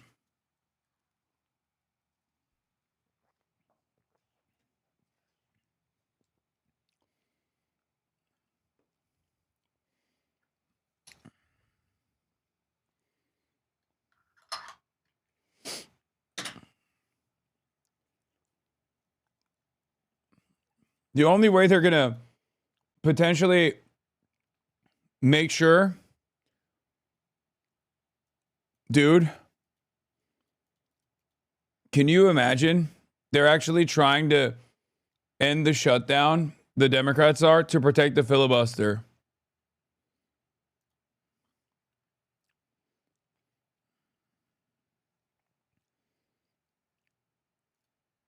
Oh my God. Oh my God. Oh my God, I shouldn't have said that. Oh no.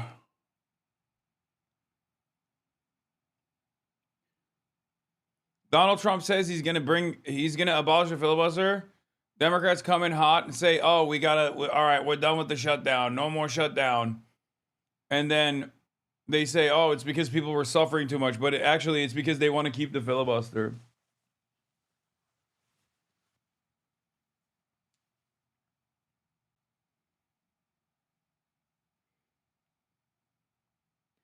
No, that's too evil. That's too evil. But could you imagine? Could you imagine going along with the shutdown for 37 days only to turn around and be like, actually, you don't have to give us anything. We'll just drop it. Please don't take away the filibuster from us, Mr. President.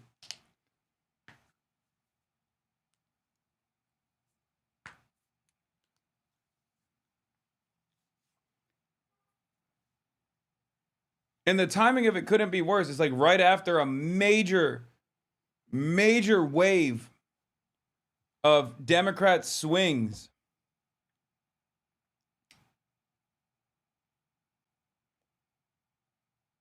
Like, the population very clearly, correctly holds the administration, the Trump administration, accountable for the shutdown. And they want the Democrats to fight back. And the Republicans are openly like, fight back. Well, I guess we're gonna starve people next. And the Democrats can't even message that. Like, I just don't understand. I don't understand, man.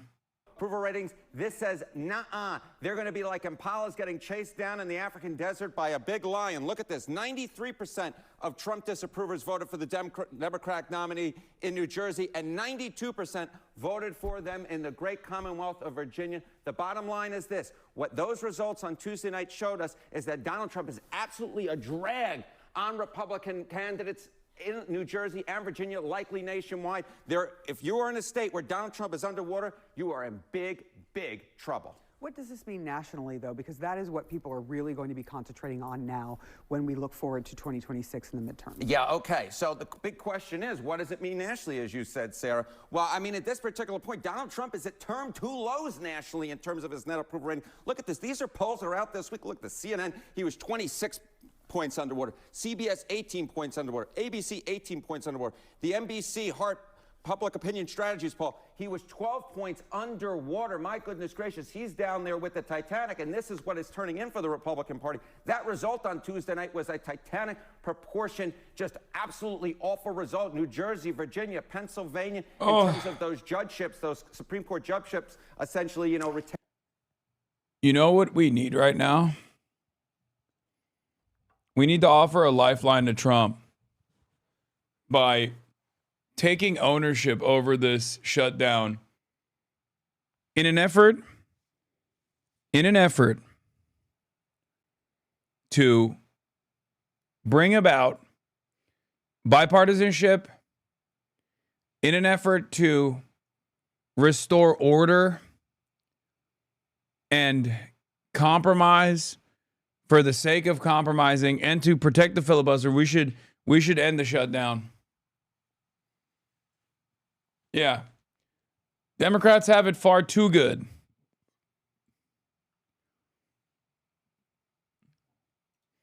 Those judges, all the Democratic line candidates won. Democrats won their first statewide races that weren't federal in Georgia for the first time in a generation. What we are talking about at this particular point is Donald Trump is absolutely a drag. I spoke about it on Monday. That's what we thought was going to happen, and that is exactly what did happen. Donald Trump at this point is an absolute drag on these Republican candidates. We saw it on Tuesday night, and nationally I expect that result to hold, because at this point Donald Trump is at his term 2 lows. You're talking about the Titanic. Democrats, before this, right, were on the Titanic. Their approval ratings lower than Republicans. What does that all mean? Okay, what does that all mean, right? I think there are a lot of Republicans saying, okay, Donald Trump ain't that popular, but the Democrats aren't popular either. And those Democratic low favorable ratings, those will save us. Well, we had a test of that on Tuesday night. So what do we see here? Okay, vote for the Democratic nominee. View neither party favorably. Here's the margin. Is it confirmed? Semaphore saying 2 hours ago they're holding the line. I don't know. We'll see.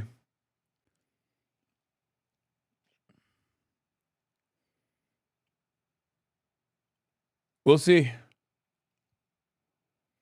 Maybe they're just rumors. That's the reason why I didn't say it. The reason why I'm not naming names is because I don't have anything beyond rumors.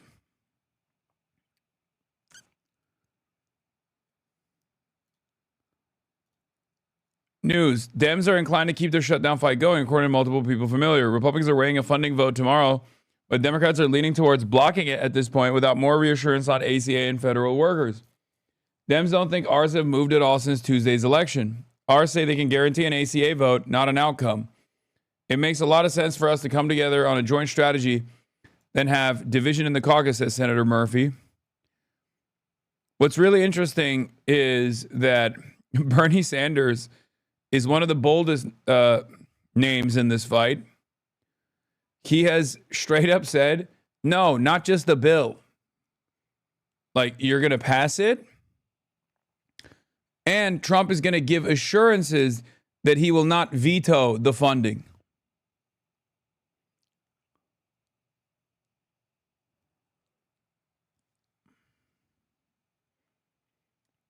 Let him call you a liar? Okay, guys, shut the fuck up. We're not doing that. Thanks very much for joining me. I think there's a lot of confusion out there regarding the government shutdown.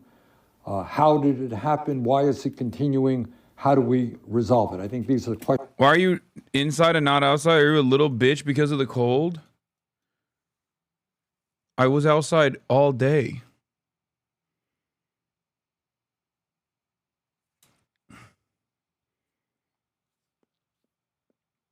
I'm inside because I'm streaming.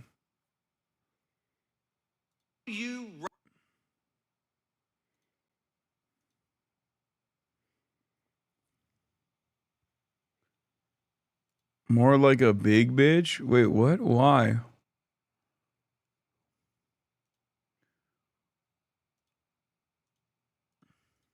At this in New Jersey, if you viewed neither party favorable in New Jersey, Mikey Sherrill won that vote by 66 points. How about in Virginia? Abigail Spanberger won that vote by 56 points.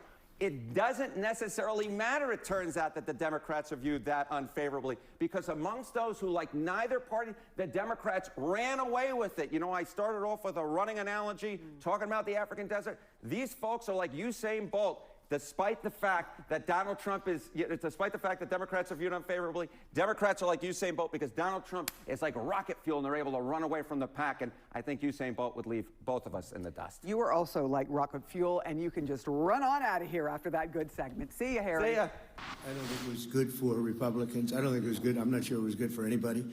But we had an interesting evening, and we learned a lot. I thought we'd have a discussion after the press leaves about what last night represented and what we should do about it, and also about the shutdown and how that relates to last night.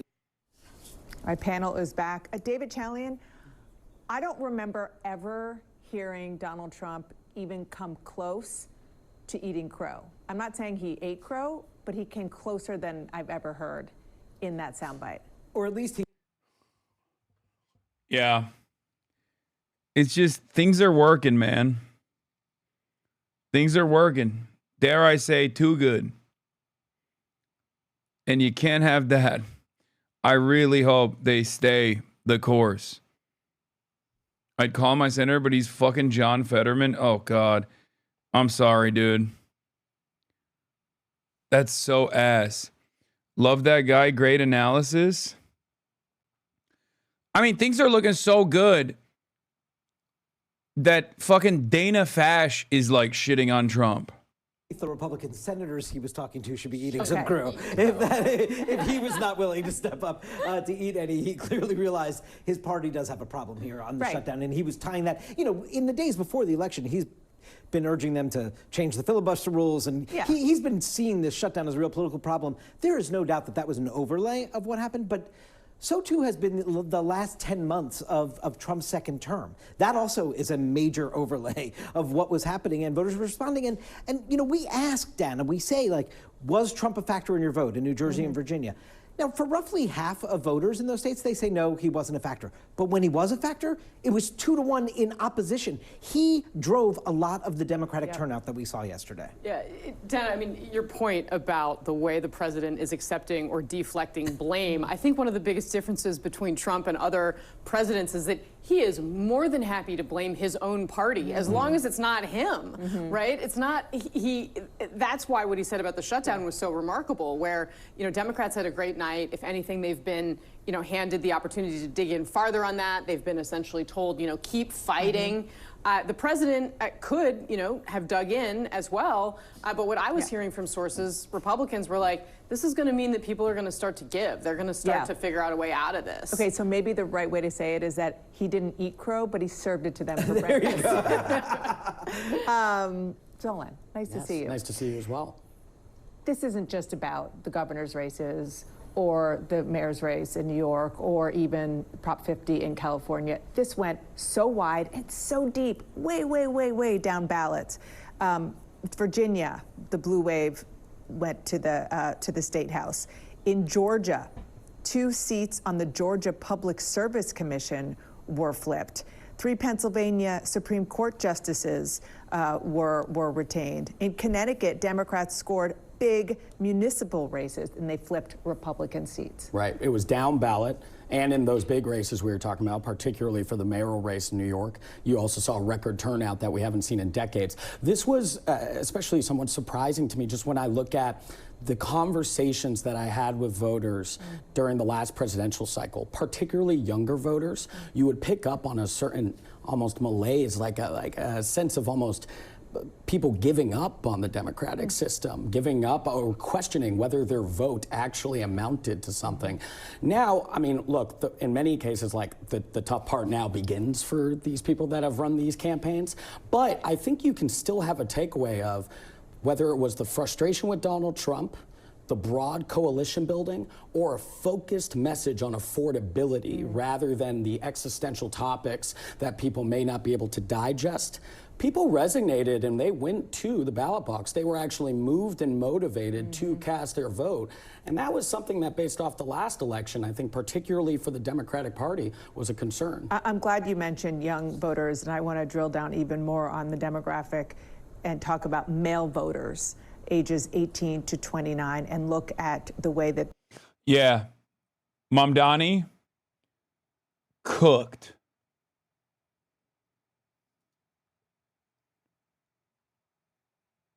Mamdani cooked. Oh, yeah. Speaking of cooking, here's our boy Ested on CNN talking about voter resentment of Den's leftward turn. Don't like him. That's right. Just one point on the question of being able to paint Democrats as too far left, which Republicans have done successfully. I mean, it's the reason Donald Trump is in office, but those issues specifically, at least in my reporting, when I was talking to people, were almost always on kind of like cultural issues, right? This was almost always about trans women in sports, for example, or kind of backlash against DEI or wokeness or things like that. That's not really Zohran Mamdani. That's not really Bernie Sanders. That world is willing to have the... Yes. Oh my God, I'm glad that someone is saying this. Now, the thing is, on the cultural front, this doesn't mean that the Democrats need to retreat, okay? But they need to serve some steak. You can't just serve vegetables. You got to give the people steak, okay? And the problem is the Democrats are perceived as like an annoying, woke, scold, boring, entitled, smug, woke party because they have so cynically at times just weaponized the identity lines over and over again without offering any kind of broad class first policies. They have not centered working class issues in a way that is definable, in a way that is easy to digest, with tangible policy prescriptions. Being socially to the left of the broader electorate is fine. It's normal and even good, honestly, as long as you have something that you're offering the people. If you're offering them nothing and you're just also calling everybody racist, then people are gonna be like, all right, fuck you. Even if they are objectively racist. About left, right, center, because they think that puts them back on economic terms, which is a better place to be than the kind of cultural forward issues. The part of the Democratic Party that became most obsessed with representation, most clearly talking about identity politics, was not the left. The biggest part of that shift in 2020 was a center, more establishment part of the Democratic Party, and the educated voters, yes, the college educated, and that's the part that Trump. That's the part that Trump backlashed against. So I'm saying I would not say it's fair to put on Mamdani or Sanders just the party has gone too far left, and if they embrace that, that means Republicans get to win because Mamdani was uncompromising. Zohran Mamdani was uncompromising on trans issues. There was never a moment where he was like, yeah, we got to throw trans people on under the bus. Now, you could say, oh, well, he's in New York. He can get away with it. And sure, there is some truth to that. But that only becomes an issue if you let it be an issue. That only becomes an issue if you don't have other policies. There was never even a moment that neither Cuomo nor Curtis Lewa brought up the trans stuff.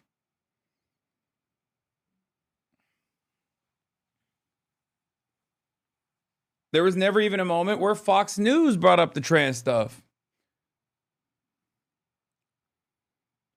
Why? Well, I'll tell you why. Because he had a laundry list of things that he wanted to accomplish, and that forced the conversation around those issues. And when those issues are universal, and those issues are helpful for the largest number of voters, you don't want to look like you're the guy saying, no, people don't deserve fast and free buses.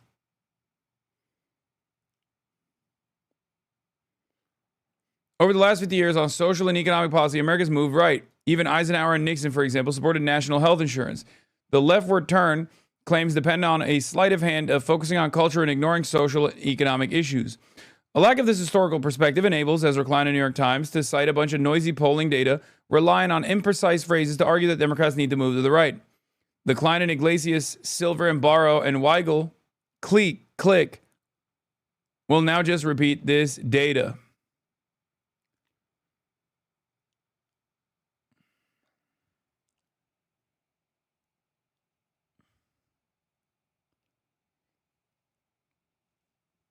The Abundists.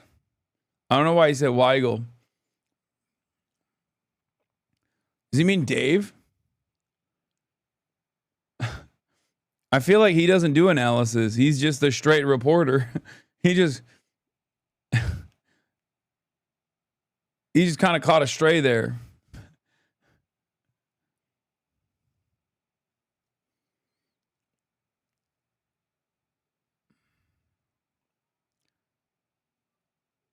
Maybe he means a different Weigel.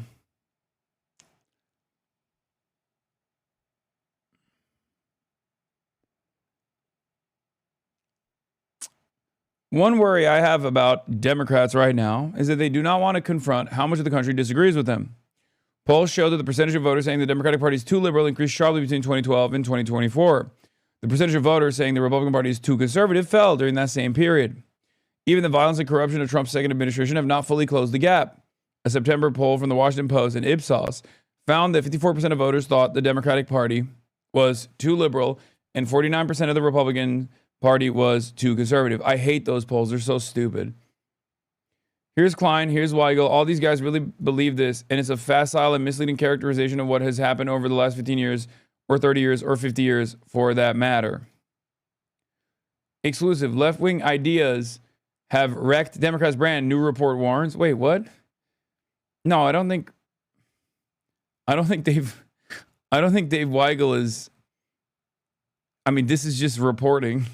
Maybe I'm wrong, but I think he's just reporting on the new, maybe because it's an exclusive, it's like a little sus, maybe that's the reason, but this is the welcome pack shit. He was just reporting on the welcome pack shit.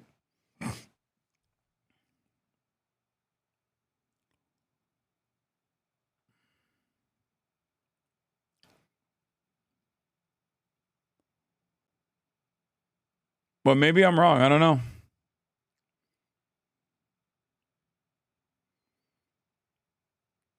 He's reporting on the third way report, Lamount. No, I know.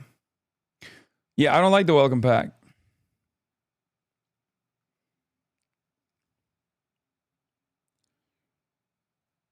It's not a Heritage Foundation report, but it is like funded by billionaires.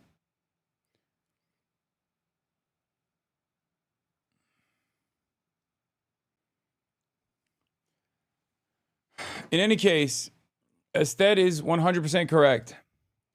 The reason why people go, oh, the Democrats are so woke, is not because the Democrats are actually fucking woke. They're not. They're nowhere near as woke as they could be. The reason why they say that is because they're absent of any sort of, they don't have any sort of like economic policy that people respond to. So the only thing that they get defined by is whatever the fuck the Republicans say they're riding for. And they can just be like, you're the party that wants, you know, young children to be transgendered or whatever. Okay. And then the Democrats are like, oh no, we hate transgender people. And then everybody goes, what the fuck? No, you're the trans party. Of course. Of course you're the trans party. What do you mean? Another part of the reason why, of course, people think Kamala Harris or thought Kamala Harris was too liberal is because she's black. She's a black woman. That's a lock, no matter what happens. And instead of just her centering everything on like hardline economic improvements, she just did the moderation stuff almost as a defense against people calling her too liberal.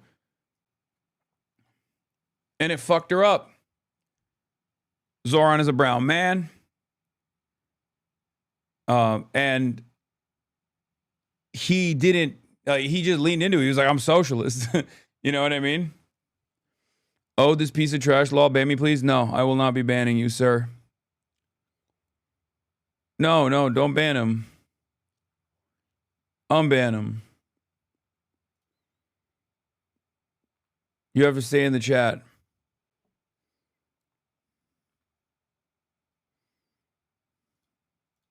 They came out, according to our exit poll, David. Mikey Sherrill. For later, don't scroll 57%. replies. Spamberger in New Jersey. Excuse me, Spamberger in Virginia. It was a long night. 56%. Mamdani 68%, and then compare it to 2024 nationwide.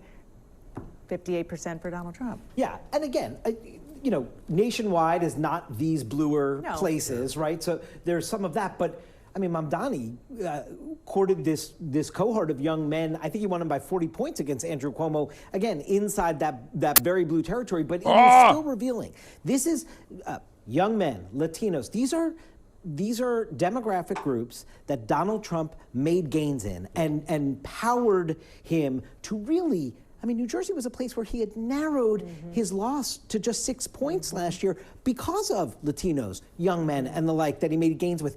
And you just saw that. They just showed a picture of you and then a Twitter post of yours on NBC TV Law. They're just talking about concerns about how Zoran will handle anti-Semitism. Help. I love seeing you on my TV. NBC. I don't understand this. Like, are these guys all fake? Are they being fake? NBC's done a fucking profile on me. Are they all turning up? Are they all switching up on me? They're all like, yeah, no, actually, although at the heart, at the absolute peak of everybody calling me a fucking terrorist, at the peak of everybody calling me a terrorist, these guys were literally out there doing profiles on me, positive profiles on me. I don't know. It's not loading the Hannity video. Only to now, after Zoran's victory, turn around and be like, actually, this guy that we glazed up, this guy that we glazed up, he was a dangerous anti-Semitic terrorist. Doing a profile on you does not mean they like you. Yeah, but they didn't have to do a fucking positive profile on me at all. Especially during the heat, like the peak of the Hasan is an anti-Semitic terrorist statements flying off all over.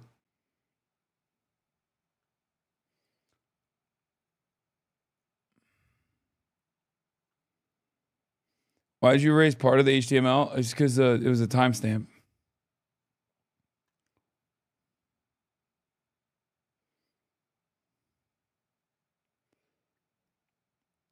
NBC is not CBS, chatters.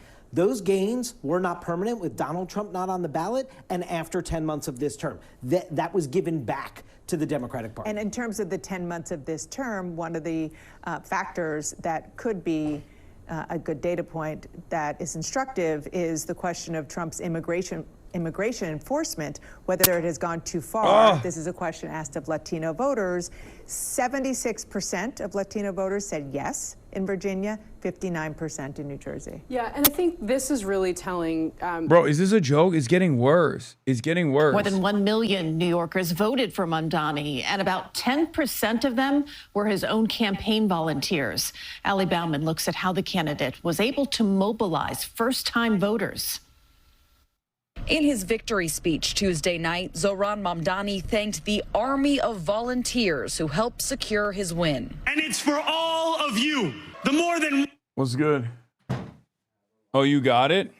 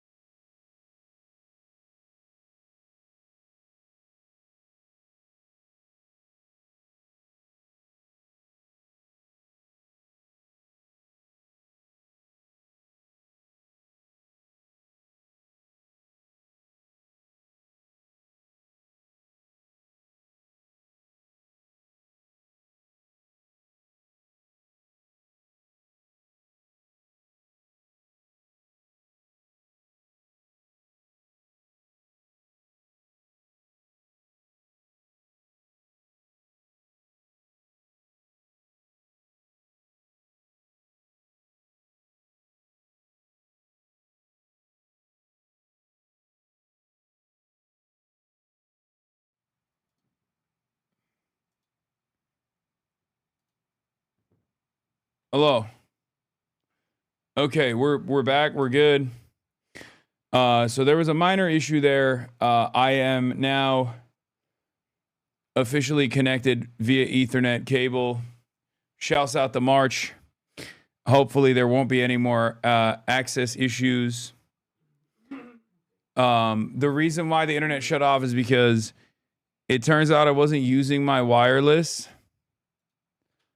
I wasn't even using my Wi-Fi. I was actually connected to the Ethernet with my bag, with my IRL streaming equipment, but it turns out that wasn't the case. It turns out that I was using the IRL streaming backpack to connect to the Ethernet. So when I unplugged the Ethernet cable so I could plug the other long Ethernet cable, it destroyed everything. It bricked everything. Anyway, whatever. We're back. Just know I didn't go anywhere. I'm not dead. And I think hopefully there won't be any drops any longer. 100,000 volunteers who built this campaign into an unstoppable force. Among them, 16-year-old Aki Benjamin. Not even old enough to vote, Aki joined a group of 100 high schoolers canvassing for the candidate. It was really an amazing sense of community and unity around issues that I feel like isn't so much out there. Mamdani won every borough except Staten Island and fared well with most racial and ethnic groups. The 34-year-old immigrant candidate reached out to those he said had been forgotten by politics and mobilized large numbers of South Asian and Muslim voters. I would have never predicted, if you asked me when I was a kid, that a few years later you'll see the first Indian Muslim to be the mayor of the city of New York. Mamdani's strongest showing, though, may have been the youth vote. Election data shows he held the biggest lead in precincts where the median age of registered voters is 45 years and younger. I think the community has been the strongest thing that this campaign has built. Kathleen Haran is co-founder of Hot Girls for Zoran, which gathered hundreds of volunteers, mostly women under 40, and put out T-shirts that became statement pieces. It became kind of a cool thing for young people to volunteer for Mamdani. Tom Allen is publisher of City and State New York. I think it was a way for people to meet people and network and feel part of something. Haran hopes her efforts retains the interest of these new young voters beyond the campaign. Because, now we need to start looking at what he's doing. It's time to hold him accountable for everything that he has promised to do. Ali Bauman, CBS News, New York. Ben Shapiro is here, host of the Ben Shapiro Show. Ben, great to have you on set. Good to see you. Thanks so much for having me. I appreciate it. Great to see you. What's your overall takeaway as you look at this, and particularly with a view to what we have seen as anti-Semitism and the anti-Semitic problem in New York City? I mean, I think that many of the things that people are seeing as sort of a bug of the Mamdani campaign, how could he be elected while saying all these anti-Semitic things? That's a feature. The progressive left, the wild progressive left that was tapped in the primaries and then spurred him to victory in the general. That progressive left is very, very fond of anti-Semitism. They're totally fine with not only anti-Israel feeling, but obviously with a candidate for mayor who said to you on the show that he obviously doesn't really care whether Hamas disarms. Like that was something that he didn't mind talking about, which is kind of an incredible thing.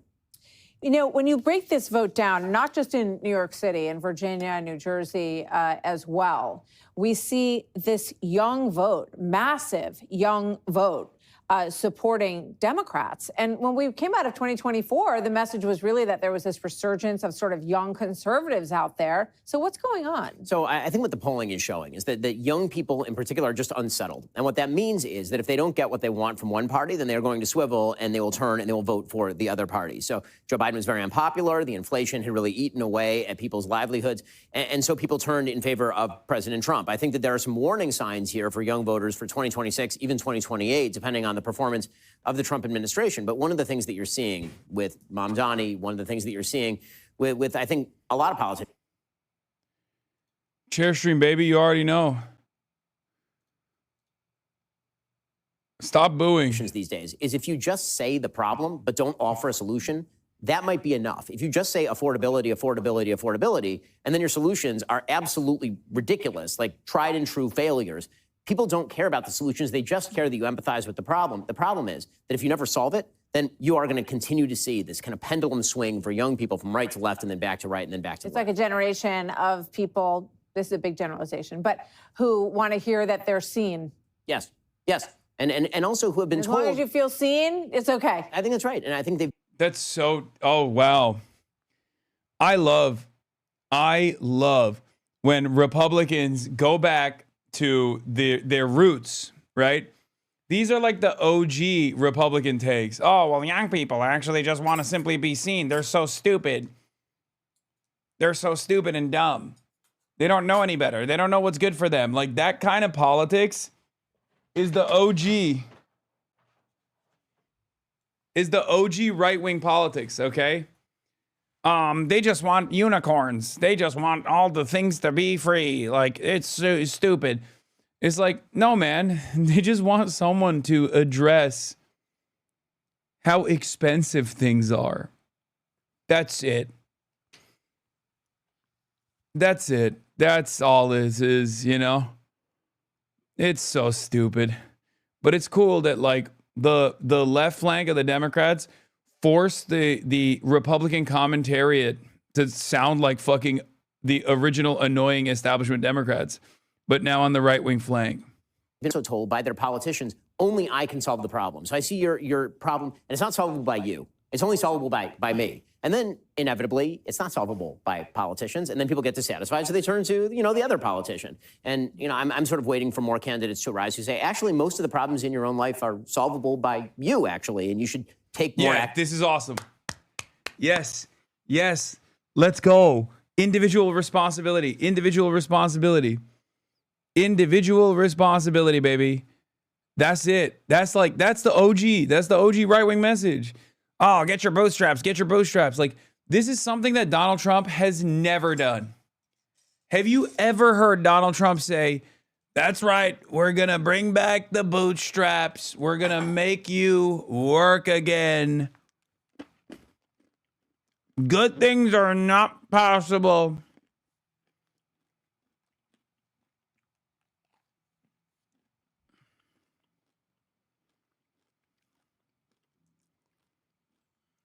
This is horrible.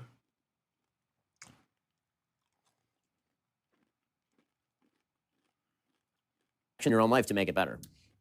I'm curious what you think about Mamdani and his rhetoric and the speech last night, which the beginning of it was a lot of thank yous and hope for the future. And then all of a sudden it kind of took this pretty dramatic turn. And that did not go unnoticed by Van Jones. Watch. The Mamdani that we saw on the campaign trail, who was a lot more calm, who was a lot warmer. Can't say bootstraps, you were busy blaming others for the problem. Yeah. Exactly. But every moment that you're falsely blaming immigrants is a moment where you're not saying the working poor are too poor and too lazy. Ben Shapiro is going back to the OG Country Club Republican narrative, which is the working poor are poor and lazy. Who was a lot more embracing, was not present in that speech. His tone was sharp. I think he was using the microphone in a way that he was almost yelling. And that's not the Mamdani that we've seen on TikTok and the great interviews and stuff like that. So I felt like it was a little bit of a character switch here. Sharp, and that he noted kind of a bit of a character switch. What do you think happened now that Mamdani is relieved from the burden of the campaign? I think that he is saying all the quiet parts out loud now. I mean, he was largely through the campaign, but you could kind of gloss it with the smarmy smile and all of that. But now he's just saying everything out loud. I mean, the line in that speech where he said, it's fucking awesome. Rosenberg, Cook, Van On, take. I got a button for all of the big billionaires and gazillionaires this morning. Congratulations, you played yourself. You could have used that money on something more productive than a losing lab. Oh, shit. Dude, that's actually cool as fuck. Brother, this is cool as hell. You got Charlemagne the guy, you got Rose, like, you got the commentariat.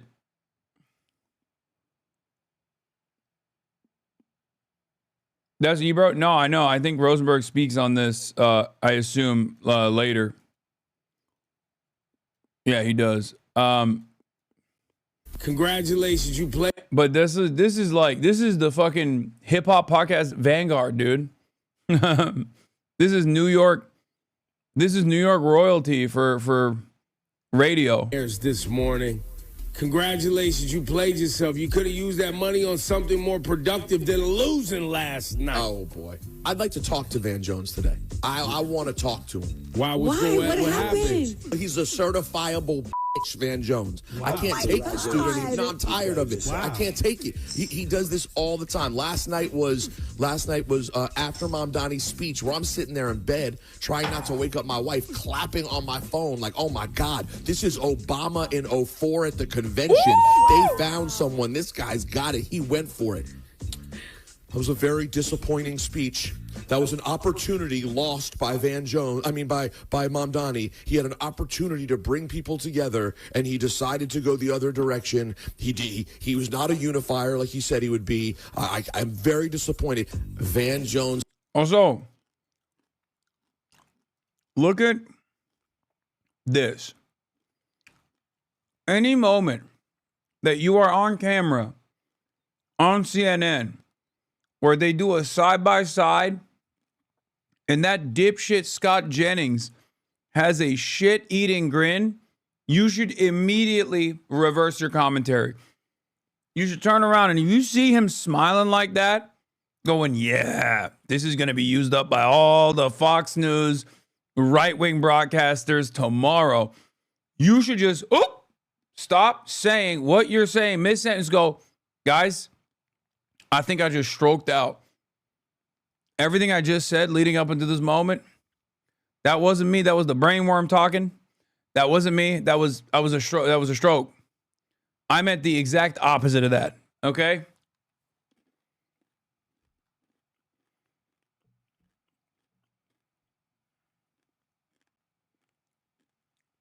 I'm very disappointed. Van Jones specifically referenced and Axelrod echoed the tone of his voice. He didn't have the soft, friendly tone he has. He had a loud voice. Oh, man, shut your ass up. He was on the microphone getting the crowd hype. Hit them with the button. Van Jones, you get the bag from Bezos and APAC, bro. We know where you get the bag from. And CNN has new. What the fuck is going on, bro? Oh my God. Oh my God. Oh my God. What is happening? What is happening? What is happening? What is happening? What the fuck is, is woke here? Is woke back? Is dark woke back? He said you got the bag from Jeff Bezos and APAC. Do you know maybe like 2 years ago how little, like the total number of people that could say that about Van Jones as a line of attack 2 years prior to today is a handful of people in the media. Okay? No disrespect to these guys. No disrespect to these guys, but like the 100 million from Jeff Bezos, even people in this community probably didn't know about that. And 2 years ago, they never would have even been like, you got the bag from APAC as a line of attack. Wow. Wow. A second woke has hit the towers? Bro, this is woke 2. This is woke 2.0. Oh my God. Like, shitting on Van Jones for his dumbass commentary aside, which is great on its own, but then to tie that up with, you got the bag from APAC and Jeff Bezos? Oh, I'm done. I'm done. I'm done. My work here is done. I don't need to do anything, okay? My job is done. What more can I fucking say? What more can I say? Ebro's got me. Oh, wow. What a time to be alive, man. What a time to fucking be alive. Ooh, goddamn. Leadership, so they trying to keep that platform. They don't want to get ran out of it.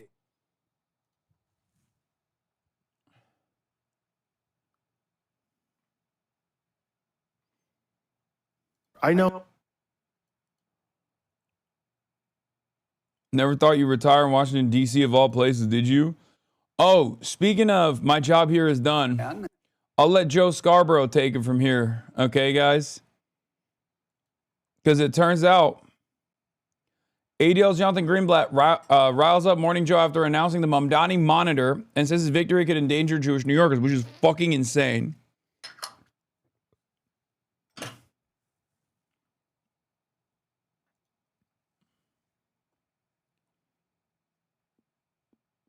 Been telling y'all most celebrities are your class enemies. 50 Cent, RIP New York City. Mark Lamont Hill reposting ADOS Advocacy Foundation CEO. Oh my God. This is who ran Cuomo's campaign. Is she responsible for the Hasan obsession? Yes. This is Bella Cuomo. I believe this is Andrew Cuomo's niece, right? Andrew Cuomo's niece? Yes. Wow, how are you feeling? I'm feeling good. You know, we ran a great campaign, and no matter how it goes, we're winners. Right. And so you're hoping for the...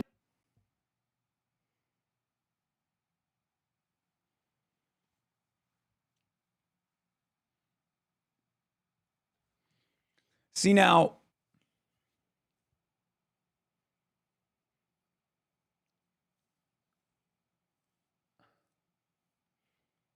I'm not saying nothing.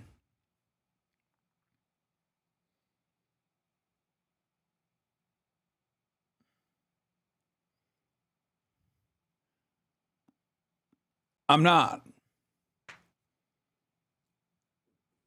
That's it. I'm just saying I'm not saying nothing. That's a Nepo baby right there, though.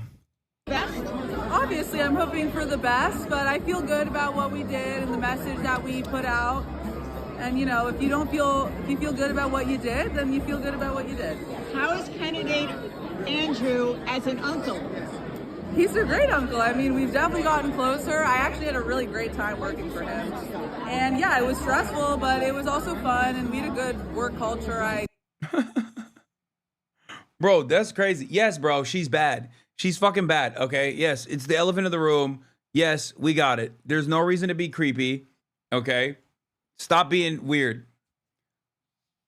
Because aside from that aspect, did we pick the wrong team? Okay, Marge, you are not helping. You are not helping. Okay? Because sure, she's bad. Except, you know what else? She's a bad campaign manager. Okay? Like a really bad campaign manager. Not even a baddie. I mean, a bad campaign manager. Okay? Straight up. It's crazy. The way she's talking about it, like, oh yeah, we had such a good time. We had such a good time running the fucking campaign. So no, I'm not going to lean into misogyny. And I'm going to say it like it is. Okay? Her attractive looks have nothing to do with this. She was a horrible campaign manager if she actually did run the campaign. And why in the ever-loving fuck was just the campaign for the last like month was just like, hey, we've run out of options. Let's just fucking keep saying Zohran Mamdani is a Mohammedan surrounded by terrorists who love to do 9/11 and want to do 9/11 11 more times. That was a horrible campaign. It was just bad in general. It was like, it was bad vibes. It was bad for discourse. It made things way more toxic.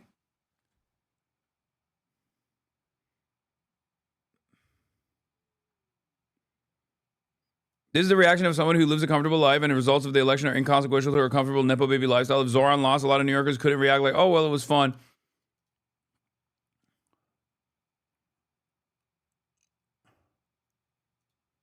Really liked everyone on the team, and that's all you can ask. Let's say he doesn't win. What do you think he'll do? You know, he does like consulting and stuff. He does fine, but this is what he loves and this is what he was meant to do. So you got to try to do what. Oh my God, what are we doing?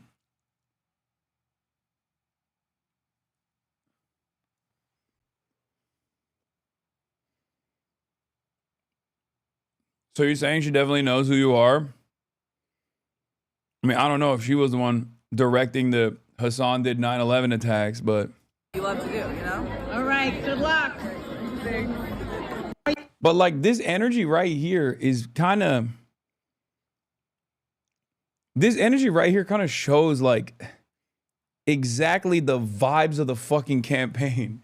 It's just like, yeah, we gave it our all. And then you look at their work and it's just AI slop being like, black people love stealing from CVS. That was you giving your all? You should have done half measures then, you know? Like, what the fuck? But it's all this like, who cares? If we win, we win. If we lose, we lose. What matters is we had fun.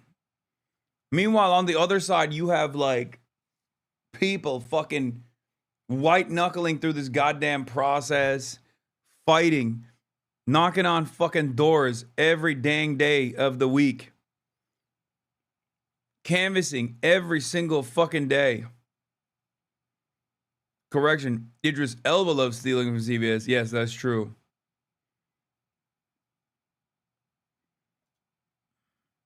I am Jewish, says Duty Boy.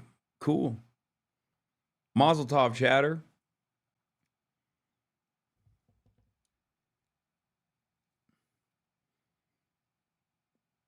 Like, they just... I think I understand why Mike keeps saying Cuomo ran a good campaign now. Wait, Mike kept saying Cuomo ran a good campaign? He ran a dog shit ass campaign. There's no way. Which Mike? Michael from Pennsylvania?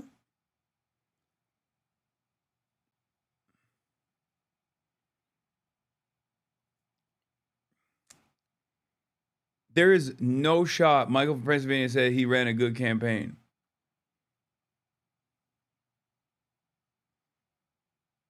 No, he said the machine campaign was good in terms of turnout. It was still high as fuck for Cuomo. Yeah, dude, when you got... Dude. I think a lot of people fail to comprehend that the average voter hears the name Cuomo and doesn't think about it beyond that. Okay? And then also on top of that, they pumped so much. They paid so many fucking canvassers to constantly send out flyers. Like, eventually you're going to reach a lot of people that way. Mike did say he ran a good campaign. He had numbers good enough to win in any other year.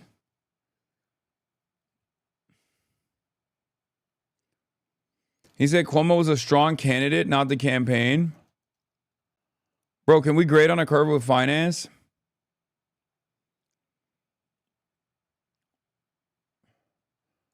Yeah, it is true that there's something very shitty about the reality that we spoke about with Summerlee earlier, which is that at the end of the day, money speaks.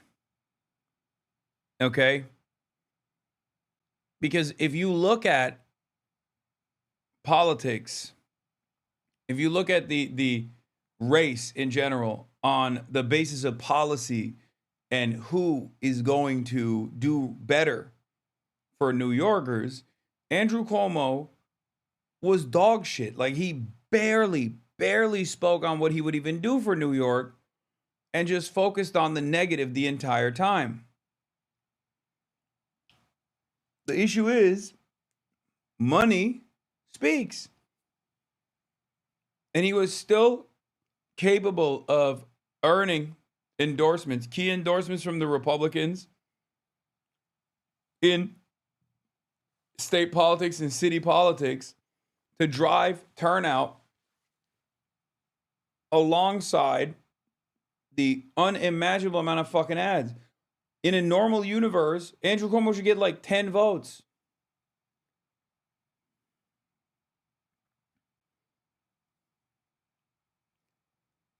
Andrew Cuomo should have gotten less votes than Curtis Sliwa.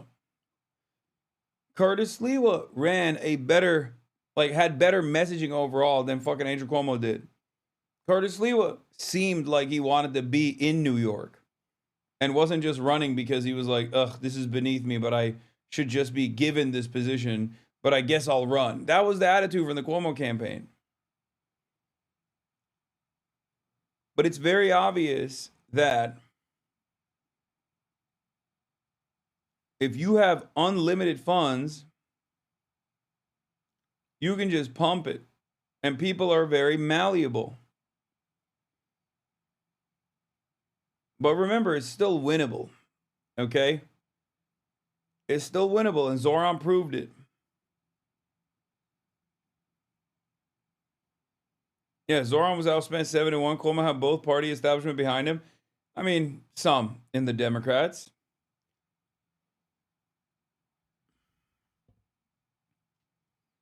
But definitely the Republican establishment was behind him, yes.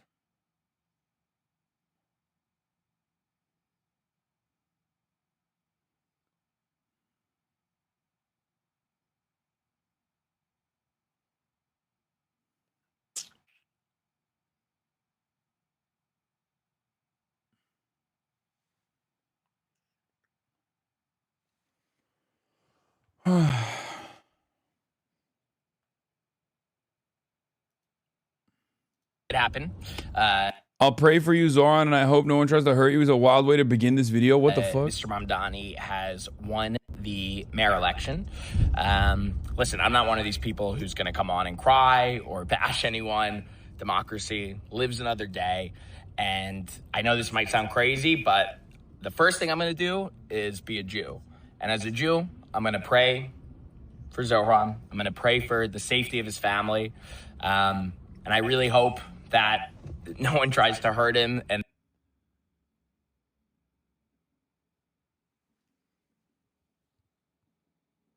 what the fuck?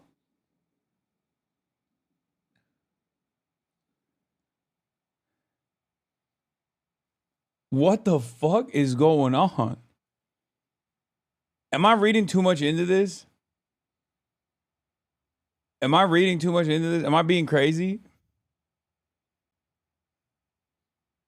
In any other context, it would be fine to say that because sure, I agree, but the delivery is, bro, 30 seconds in, he just starts off the video with, hey, I'm praying for Zoran. I sure hope nobody hurts him.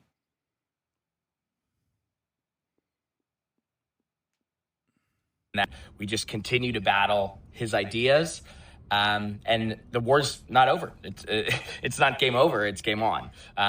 You know, he'll come in this winter, and we'll have to keep being loud and creative when he tries to do things we don't agree with.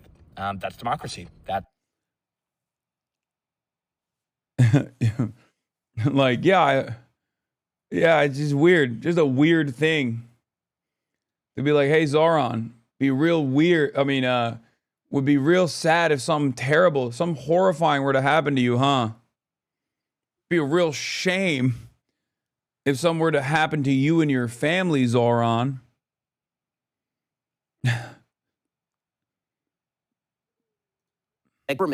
Oh, wait, hold on. We're going to watch. Times are changing.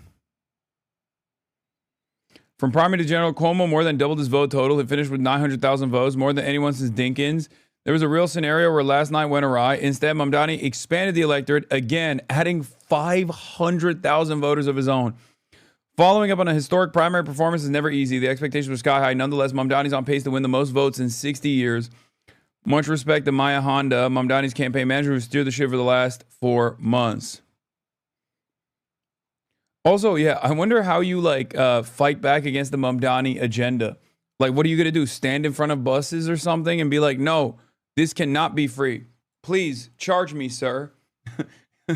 He's like, we are going to fight back against the Mamdani agenda every step of the way.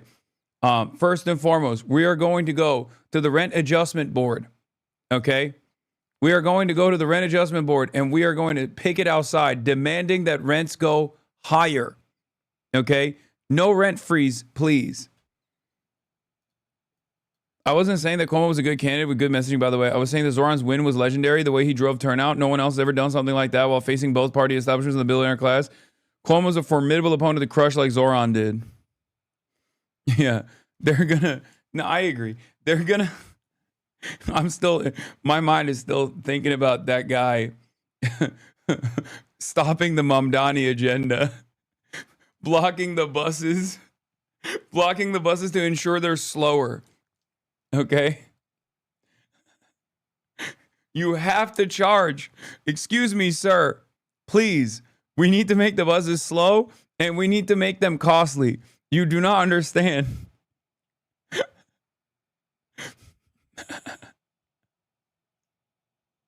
Tiananmen Square in front of the bus.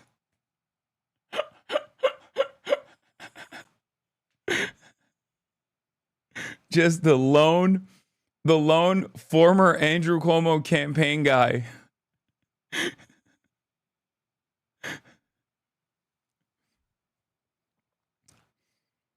You're describing what Curtis is going to do? Curtis would never do that.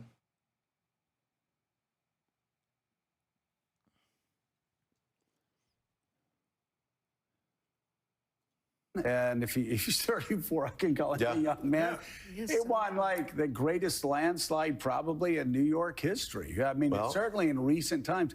And he used that moment to say that he will fight anti-Semitism in New York and stand shoulder to shoulder with his Jewish brothers and sisters. So again, I'm going to judge him, not on what he says in a speech, but on what he does over time. Right. This morning, and I will tell you, I've gotten so many calls from Jewish New Yorkers who are alarmed. Their kid was harassed in college. Their child was bullied in K through 12. Their synagogues vandalized. So here's what ADL is doing right now. If you are a Jewish New Yorker, it's like, and Zoran did it all. Okay, I'm fielding calls every day. Okay, this man is basically the Spider-Man of anti-Semitism. Okay, wherever there is a Jew in New York City, Zoran is there bullying the shit out of him. Okay? You need to understand. I don't even know how this guy campaigned because he was spending every waking moment bullying and terrifying the Jewish New Yorkers. Okay? I don't even know how he did it. Maybe it's the fast and free buses. Why do you want fast and free buses, Zoran? So you can hop on a fast and free bus to go downtown from uptown in a moment's notice? So you can maximize on your Jew hatred? That's right. That's exactly what he wants to do, which is why I'm opposing the Zoran agenda. Okay?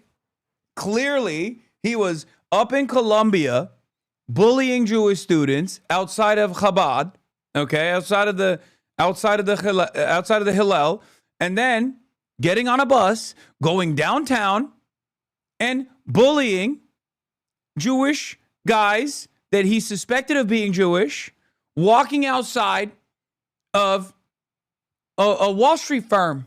Sometimes he would even do anti-Semitic stuff to non-Jews, thinking that they were Jews. He was doing all types of anti-Semitic bullying all around town, a real menace. we have your back, and we will hold Mamdani, the Mama Duck, elect Mamdani, accountable. Look. Yeah, he calls it like, he literally, oh God, he's such a fucking clown ass dude. I swear to God. Peter Beinart, this is a key point. It's precisely because Mamdani is not authoritarian and doesn't think, thank goodness, threaten his critics with retaliation. That's why the ADL focuses more on him than Trump. They fear Trump in a way that they don't actually fear Mamdani. No, that's not the reason. Peter Beinart is wrong about this. No, the reason why the ADL doesn't go after Donald Trump is because the ADL is a pro-Israel institution. That's it. That's it. And Donald Trump is the biggest dick rider of Israel. What the fuck? No, the reason why he's going after Zohran Mamdani is because Zohran Mamdani ran and won on a campaign in New York City without compromising on anti-Zionism and straight up saying that he was an anti-Zionist. That is unacceptable. That must be punished. Okay? That's it. Peter is fundamentally wrong. The ADL doesn't focus on Trump because Trump is pro-Israel and gives Israel what they want. Exactly. Mamdani is a supporter of BDS and makes existential criticism of Israel. The ADL is pro-Israel lobbying org, thus is attacking Mamdani and not Trump. The ADL doesn't fear Trump. They simply agree with him, but they have to maintain the pretense of being a civil rights organization concerned with anti-Semitism, so they do so through omission and selective outrage.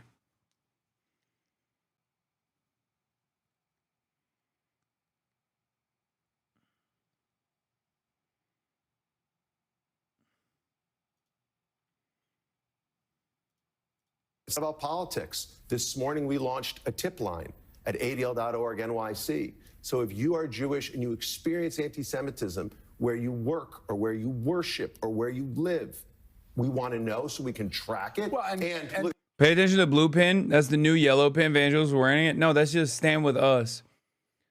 That's the stand with us pin. The yellow one is like, don't forget our hostages pin. And the blue pin has been the stand with us pin. Right? Isn't it?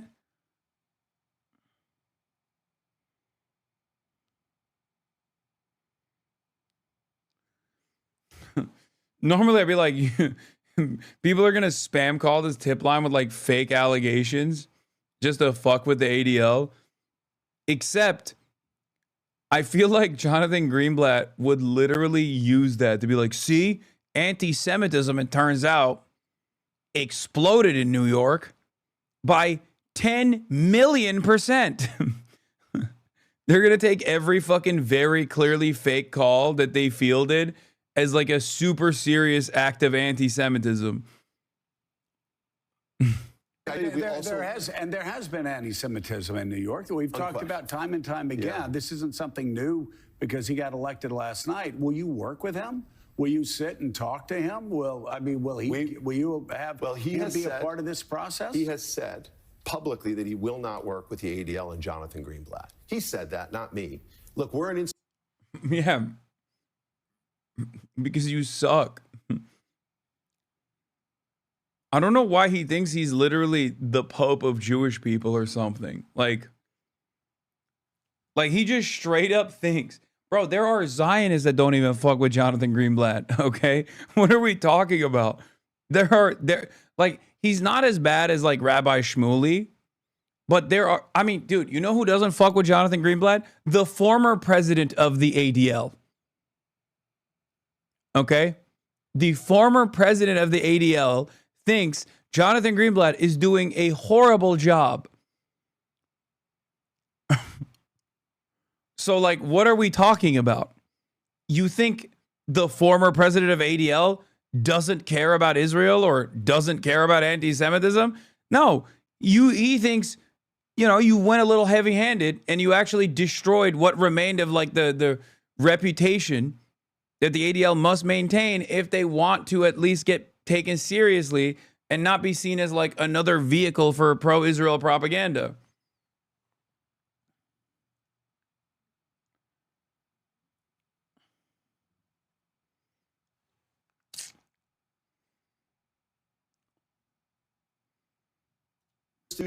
This organization was founded in 1913. We work with mayors and governors and presidents irrespective. And why has he said he won't work with you? You have to ask him. But at the end of the day, yesterday, the Jewish community, Joe, the UJA and the ADL and the American Jewish Committee released a joint statement. And we are concerned because Jewish New Yorkers are alarmed. And what I can tell you is I look right at the camera. If you are a Jewish New Yorker, we have your back. We launched the Mamdani Monitor this morning. We are simply going. I think I've said this so many times, but I think one of the key things that Jonathan Greenblatt doesn't understand is that this is part of the reason why people hate Israel. Like, Americans are fairly selfish people, okay? They're selfish people. They don't give a shit that, like, brown people are dying overseas. This is the country that did the illegal occupation and invasion of Iraq. This is the country that did it in Afghanistan. And it is because Israel is so flagrantly, so openly demanding fealty at every step and consistently annoying Americans that Americans are like, yeah, this is a bit much, I think. It's also ironic because the way he does this, the way he's doing this is also making people more anti-Semitic than they already are. Okay? That's the other thing. And when he gets to go on MSNBC and do this, it makes people more anti-Semitic. They're like, why the fuck is this guy, who died and made this guy the anti-Semitism police? And also, at a time, like if you're like a black American, right? You look at this and you're like, who cares? You know what I mean? Like you're looking at this and you're going like, okay, there's a lot of fucking bigotry in the country, sir. I don't know if you've realized what's going on. Okay? Why is this supposed to be like a higher priority? If you're a brown American, you feel the same. If you're Muslim, you already know he's a racist piece of shit. So I'm not even getting there, right? So like, it just annoys people. It really makes, like, I don't know why the pro-Israel route has been for far too long, I guess, to be the most annoying person you have ever encountered. The most entitled and annoying person you've ever encountered. Like, this is our strategy. This is my media strategy, okay? I am going to be a fucking nuisance, and I am going to demand you get fired. That is my job. I'm going to demand you get fired. Like, even if people don't give a fuck about Israel, at that point, people go, all right, yeah, maybe, you know, before I didn't really care that much, but now I do care. Now you made it something that is pissing me off. Okay? No one likes HR, bro. Yeah, but this is like beyond HR. Track, again, not what he says in a single speech, but what he does. And at the end of the day, my goodness, I hope he is incredibly successful at fighting anti-Semitism. I hope he undertakes steps to keep Jewish New Yorkers safe. Right. But it is my job to make sure that every Jewish New Yorker isn't living in fear. That's what I want you to do. At the same time, you obviously you want to judge him by what he's saying now, right? And what he does moving forward, not a tweet in 2022 or 2023, right? So we will judge him on the people he appoints, on the policies he implements, and on the programs that he launches. I want to know, what's he doing in the education system? Will it be fact-based or politicized for our kids? Right. I want to know, Dude, you are obsessed, brother. You are fucking obsessed. He's like, is he teaching 2 + 2 = 4? Or is he teaching people how to be anti-Semitic? Everything is like, like, what the fuck? He literally is just like, every issue somehow ties back to like being pro-Israel. We must have compulsory pro-Israel education. Please. And if you don't do that, it is the most heinous hate crime you've ever done to me.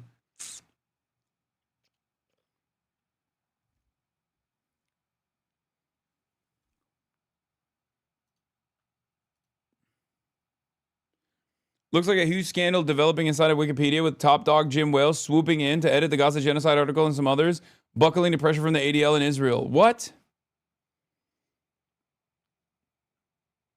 But a big from above statement in the voice of Jimbo Wales, speaking from the heavens to declare what must happen, is not how Wikipedia works.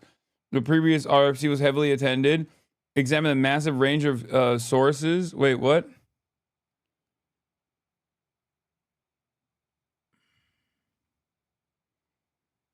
No, the Wikipedia actually said fuck the ADL. Wikipedia co-founder joins editing conflict over the Gaza genocide page. Oh my God.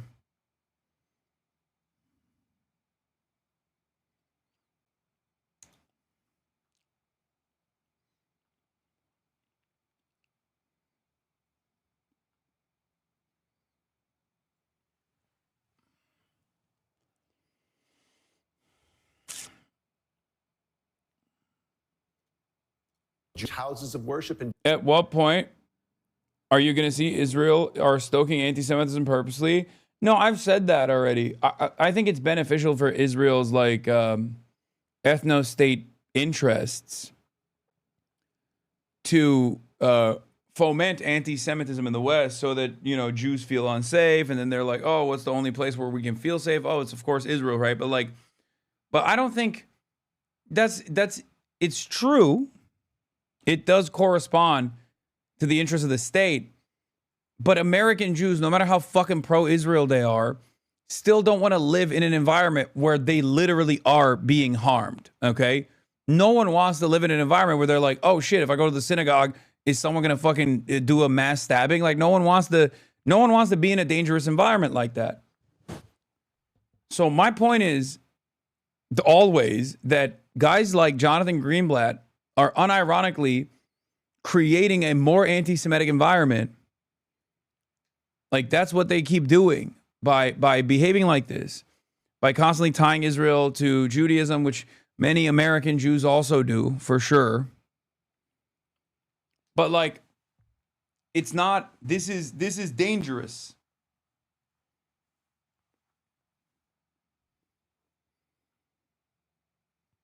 It is also a self-defeating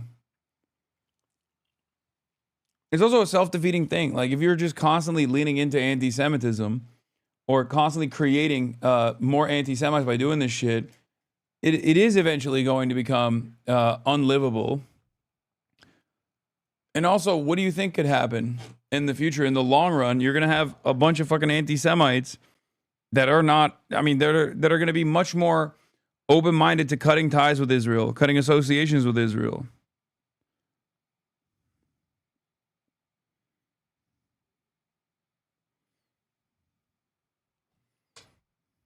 JCCs continue to be protected because they're under threat. I want to know, is he going to change the purchasing policies because of his ideological commitment to BDS, potentially hurting the pocketbooks of New Yorkers? Look, he won yesterday, and I saw the previous segment. Amazing numbers. People care about affordability in this city, and I get that. But as an organization that's seen levels of anti-Jewish hate that literally have broken records every year, my job is to keep them safe, and we won't stop. So I pushed him yesterday on BDS. Yes. He's espoused that policy for a long time. Will he bring it into the to the mayor's mansion? And he effectively said yes, a version of it. He makes a distinction, as many people do, between Jews in New York and the state of Israel. What he's saying is, I take my brothers and sisters. Like, here's what you didn't have to do. Give this guy a fucking platform. Okay? Because, like, when you give him a platform and then you push back like this, it's not serving the purpose you wanted to serve. Stop bringing his bitch ass on, please. Like, what are we doing? Like, I'm glad that even Morning Joe, which is probably the most unlikely group that is turning around and being like, dude, come on, okay? But it's crazy that like he even gets a platform at all. No, what I mean is like, it's kind of like I just keep going back to this Ben Dreyfuss tweet, who was like, guys, I'm literally pro-Israel. I am a Zionist Jew, and you finally made me pro-Zohran Mamdani because of how insane you have gotten. You know what I mean? Like, that's what the ADL is doing over here. Like, that's what they're doing to fucking Joe Scarborough. Like, I never in my life would have thought Joe Scarborough would be like, all right, dude, no, Zohran Mamdani's not a fucking vicious, dangerous anti-Semite. He's the next mayor of New York. You need to fucking calm down. Jewish New Yorkers, separate from the policies of the state of Israel. BDS, he says, is meant to punish the state of Israel. How do you respond to that distinction? Well, look, there's lots of room to criticize policies of the state of Israel. No, there isn't. No, there isn't. You don't know. First of all, excuse me. I hate this argument. You want to know why I hate this argument? Because why do you get to decide? Like, why do you get to decide? Like, who Who put you in charge of this? Guys, look, there's lots of ways to criticize Saudi Arabia, okay? But if you do criticize Saudi Arabia, you're Islamophobic. It is, after all, where Mecca and Medina is. These are two of the holiest places in Islam. Obviously, the Prophet Muhammad, peace be upon him, he was there. You know, he traveled from Medina to Mecca. And this is profoundly important for us. So if you actually were to say, hey, Saudi Arabia is pretty crazy that you're like, you know, participating in a genocide or mass starvation in the region, it's like, that's Islamophobic. You are not allowed to do that. Of course, you can criticize Saudi Arabia. It's just, I get to dictate whether or not that is appropriate or not. It's like, well, shut the fuck up then.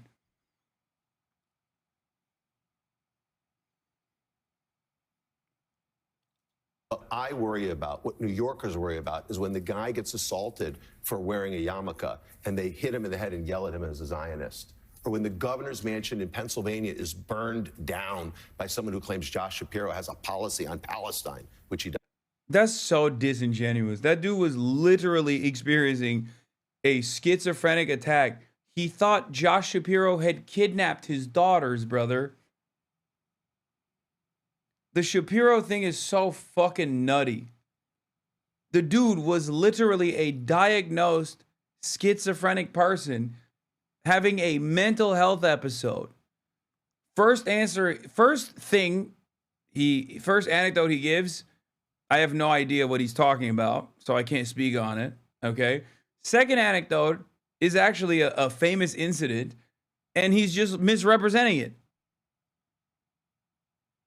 He's just straight up fucking misrepresenting it, being like, "Oh, well, this is happening because it was an act of vengeance from a pro-Palestinian person or whatever the fuck." It's like, well, you're giving the game away a little bit, Chief.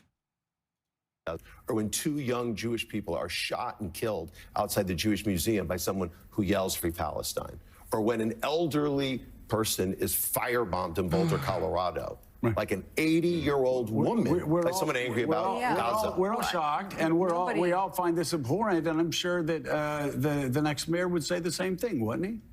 You have to ask him. Well, I think he has said the same thing. I don't know. I think you have to. I think you look at the fact that he has gone to one holiday service after another. He has talked to the Jewish community. That's not exactly right. He went to an anti-Zionist synagogue, which is like going to the black breakout at CPAC and saying you understand Africa.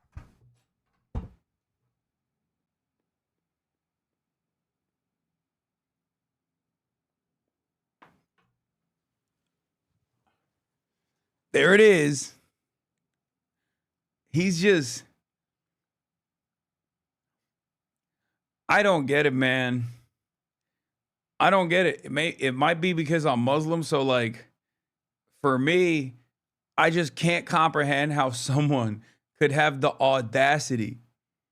This is the equivalent of CARE coming out and being like, if you criticize ISIS, you are Islamophobic. Okay? Oh, you went to a progressive Muslim mosque. That doesn't mean anything. You need to go to an ISIS-style mosque.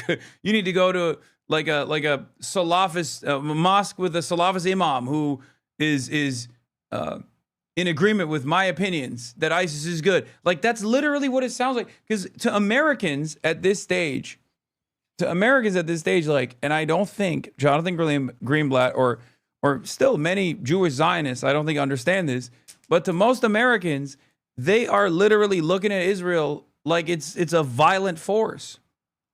The notion that Israel is this like beautiful, shining, glorious place in the middle of the desert that is progressive is gone. It's done. People know the truth now.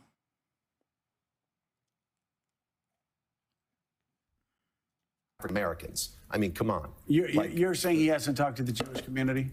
I don't know of a mainstream. Now, look, he has been to synagogues. Look at Mika's face, by the way.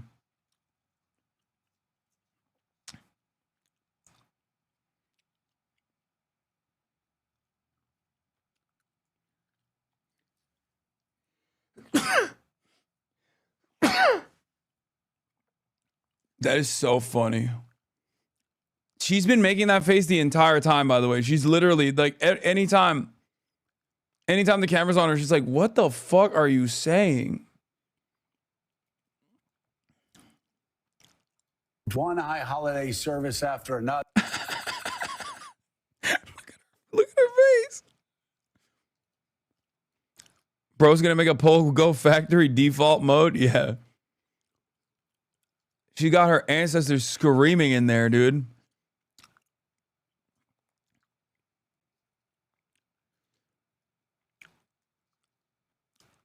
Yeah, Greenblatt's playing dumb shtick.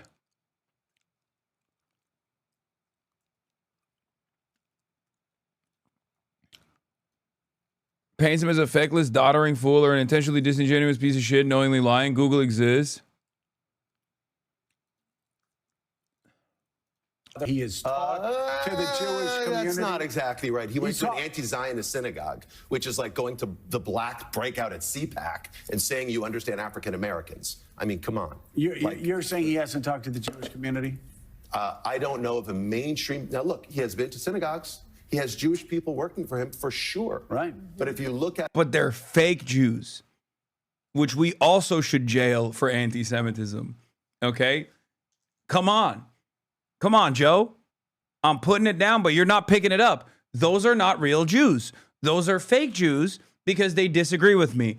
If you disagree with me, you are not a real Jew. I am the only one who gets to determine who's Jewish and who's not Jewish. And if I determine that you are not Jewish, that means you are automatically anti-Semitic. Here, let's play a game. Donald Trump, real Jew. Okay? Donald Trump, real Jew. Jewish Voice for Peace, fake Jew. If you're a real Jew, you don't go to prison. If you're a fake Jew, you go to prison. That's how it works. This is the design, okay? Like, what the fuck is this argument? Like, what an insane thing to say. This is a civil rights organization, okay?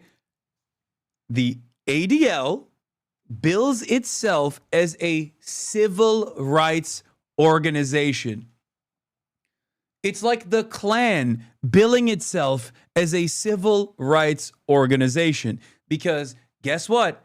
Zionism is an ethno-religious supremacist ideology, just like what the Klan believes.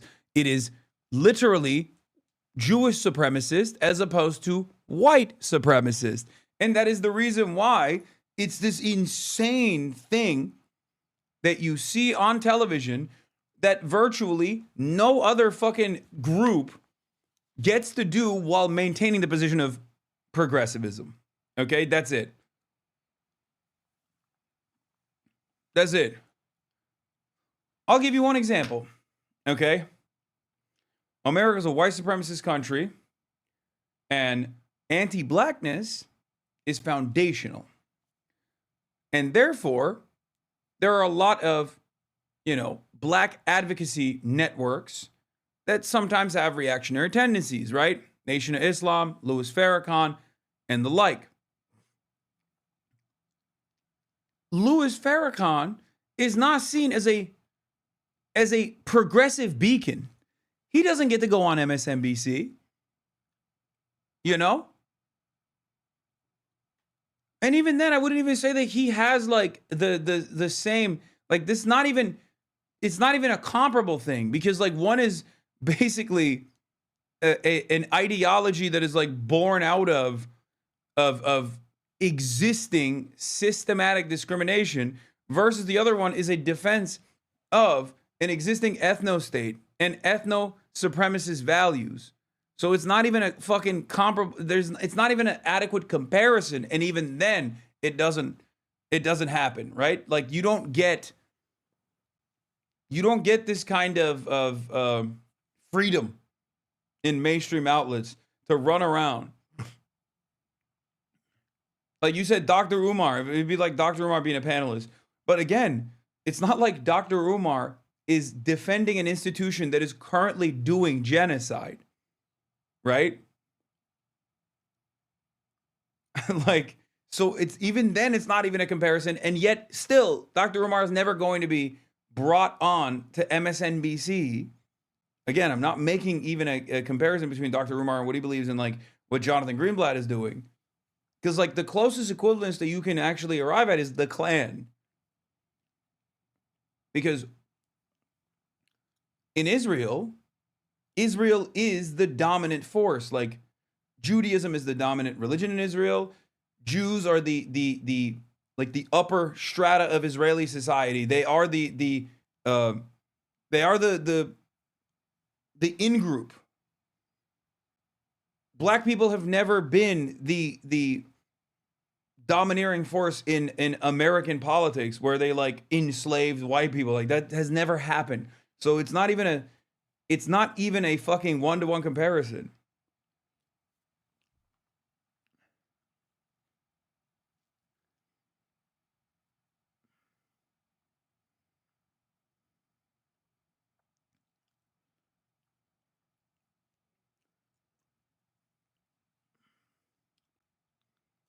The biggest institutions that represent Jewish New Yorkers. Oh, also he's anti-miscegenation. That's the other thing. Before I forget.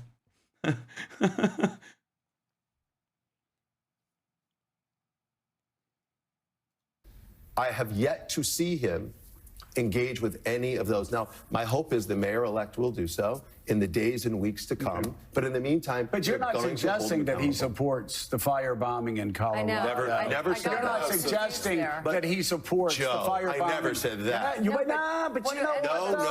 Conflating anti-Semitism and anti-Zionism aside, you still have to acknowledge that the people of Israel are Jewish, and criticism of the Israeli people or character of Israelis, aside from the actions of the government, is still kind of racism. Wait, what? Yeah, it's also the same as doing it to white people. Okay? What are we doing? This is like basic shit. It's like saying, oh, white people can't dance. Okay? Yes, in a white supremacist country, making fun of white people, the dominant in-group on the virtues of whiteness, is not going to hit the same as all of the victims of white supremacy and making fun of them. One is reasserting the racial pecking order. The other one is actually just making jokes. Jokes that are not associated with any sort of historic pattern of violence that white people have received on the basis of whiteness. And the same goes for Israel. Yeah, when you say, oh, like something is Israeli coded or something is Israel coded, yeah, you're making fun of an entire fucking country of people, okay? Like, I understand that, but it's not like you're making fun of a historically dominated, or at least in contemporary society, dominated group of people and reasserting the racial pecking order. I've talked about this quite a bit. A lot of people would say, Hasan, you speak about anti-Semitism. You are doing Jewish exceptionalism. It's like, no, bigotry is bigotry, right? Jews are a small percentage of the American society, but by and large, they are not systematically discriminated against in the way that black people are or in the way that brown people are, because anti-Semitism is not a permissible form of bigotry, or institutionally permissible form of bigotry, rather. So while Jews can be victim to anti-Semitic hate crimes, of course, and it does happen, like, you know, going and spraying a swastika outside of a synagogue is an anti-Semitic hate crime, and it reminds Jews of historic violence that they have experienced. When we're talking about Israel, it's an entirely different thing. One of the examples I always use is the Star of David, right?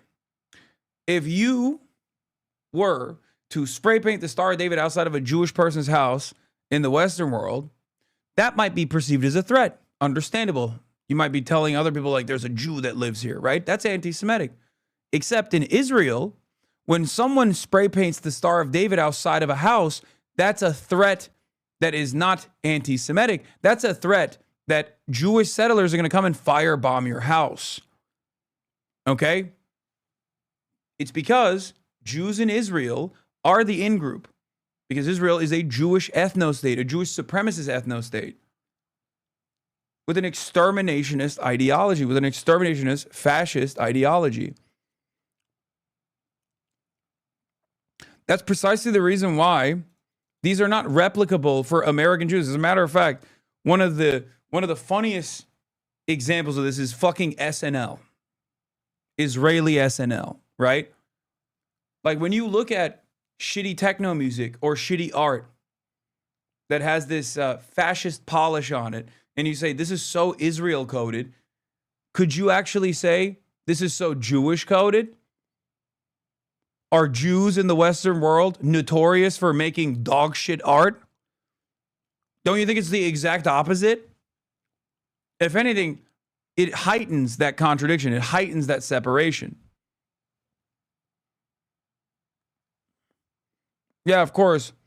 But that is what the sensitivity attached to. It feels like anti-Semitism. It's easy to feel like attacks against Israelis is still anti-Semitism. I definitely agree that the actions of the state of Israel are egregious. So for the people that are crying anti-Semitism about the criticism of Israel still experiencing the effects of that conflation, also chill, chat, I'm with you. I'm just contextualizing. Yeah, but it's wrong. And not only is it wrong,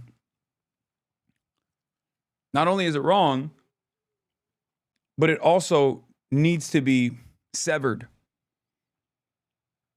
I also always stress the importance that, like, because sometimes people will be like, well, what if every Jew was pro-Israel? Yeah, I'd still be on fuck Israel o'clock. You know what I mean? Like, there is no, like, that doesn't change anything for me. You know? Because there are some people out there who go like, well, a significant number of Jews are pro-Israel. So if you're shitting on Israel, you're shitting on those Jews. It's like, yeah, I mean, I'm shitting on those Jews for being pro-Israel in that situation. I'm shitting on anyone for being pro-Israel. I don't give a fuck. I'm anti-Israel. It has nothing to do with your own background. You chose to be pro-Israel, and you're a little fake too. Also on top of that, right? Because it's not like you're living there. Maybe you got some family there, which means it's even easier for you to go and live there, but you don't fucking want to because guess what? You're fucking American. Okay, suck my dick.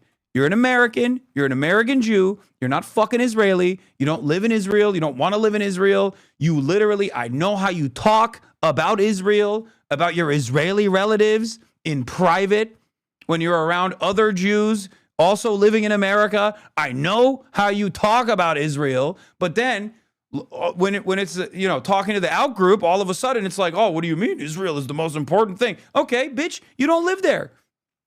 Why?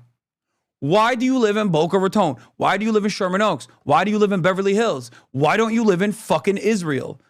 Because you don't want to live there because you're fucking American. Cut it with this stupid ass bullshit.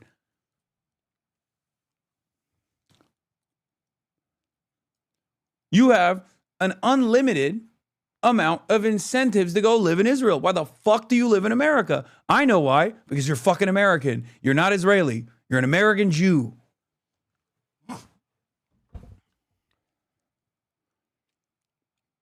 This sort of goes to the crux of the issue, much like the Jews can't wear the Star of David in public in America anymore conversation. No acknowledgement of what Star of David has come to represent in modern times and how it's been extricated from its religious foundation by those claiming to protect Jews. Israel is why people feel unsafe wearing the Star of David in America in 2025. Exactly.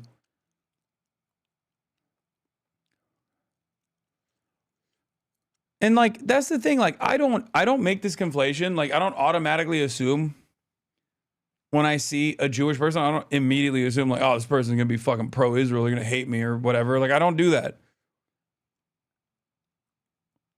But the reality of the matter is, I don't think that's the norm anymore, unfortunately. I don't think it's appropriate. And I will always push back on that shit. And I will continue to push back on that shit in this community.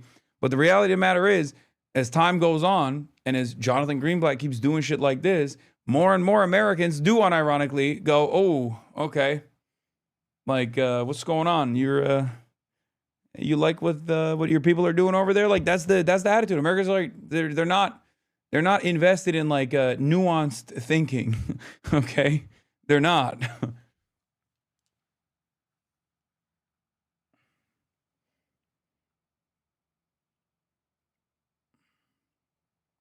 Is this similar to the Go Live in China crowd response to people supporting certain policies?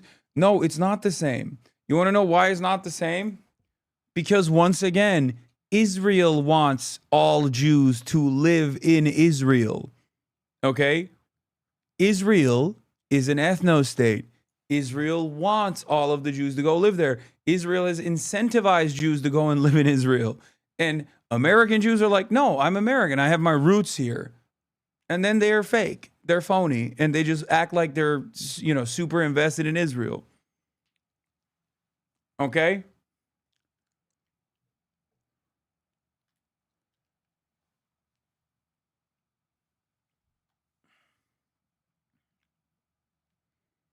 I'm not saying if you love Israel, go live in Israel. First of all, I don't want, you know, Israel to accomplish its demographic goals anyway. Okay? That's why I always stress the importance that the greatest threat to Israel is not Hamas, is not the Palestinians existing, it's Sherman Oaks. Okay?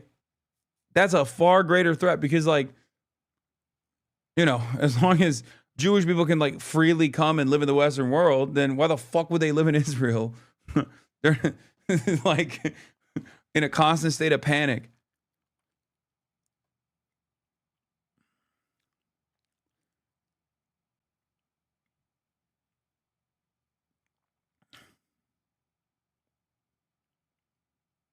What do you mean they're American? They're afraid of their Israeli family, or they don't really believe in Israel, just need the clarification?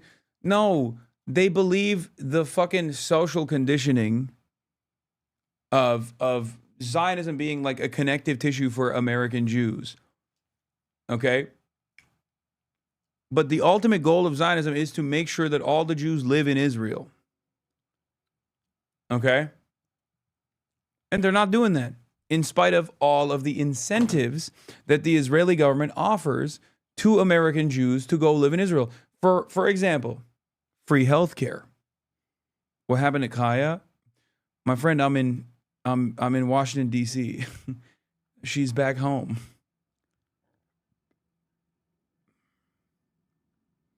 There's a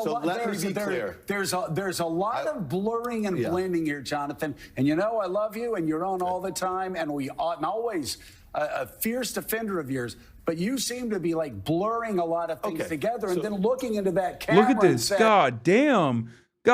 He's cooking.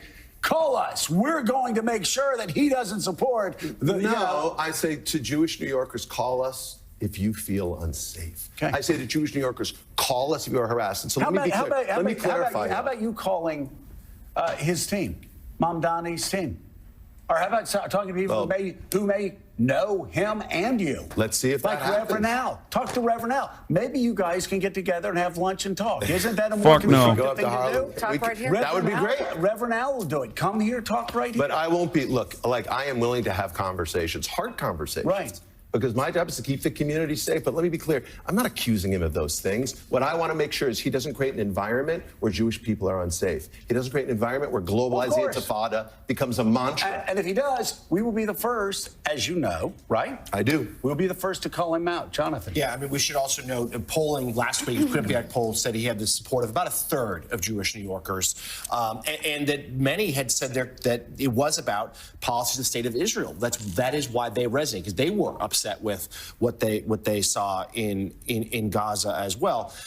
So that was Joe sort of anticipated what I was going to say here, is that why not use this moment is just a chance to have an olive branch, to shake a hand, to have a conversation with him and his team. Look, we criticize. Yeah, this is racist as fuck, bro. Nah. No. No. Brother, it's like telling a black man to shake hands with a Klansman. What are we doing?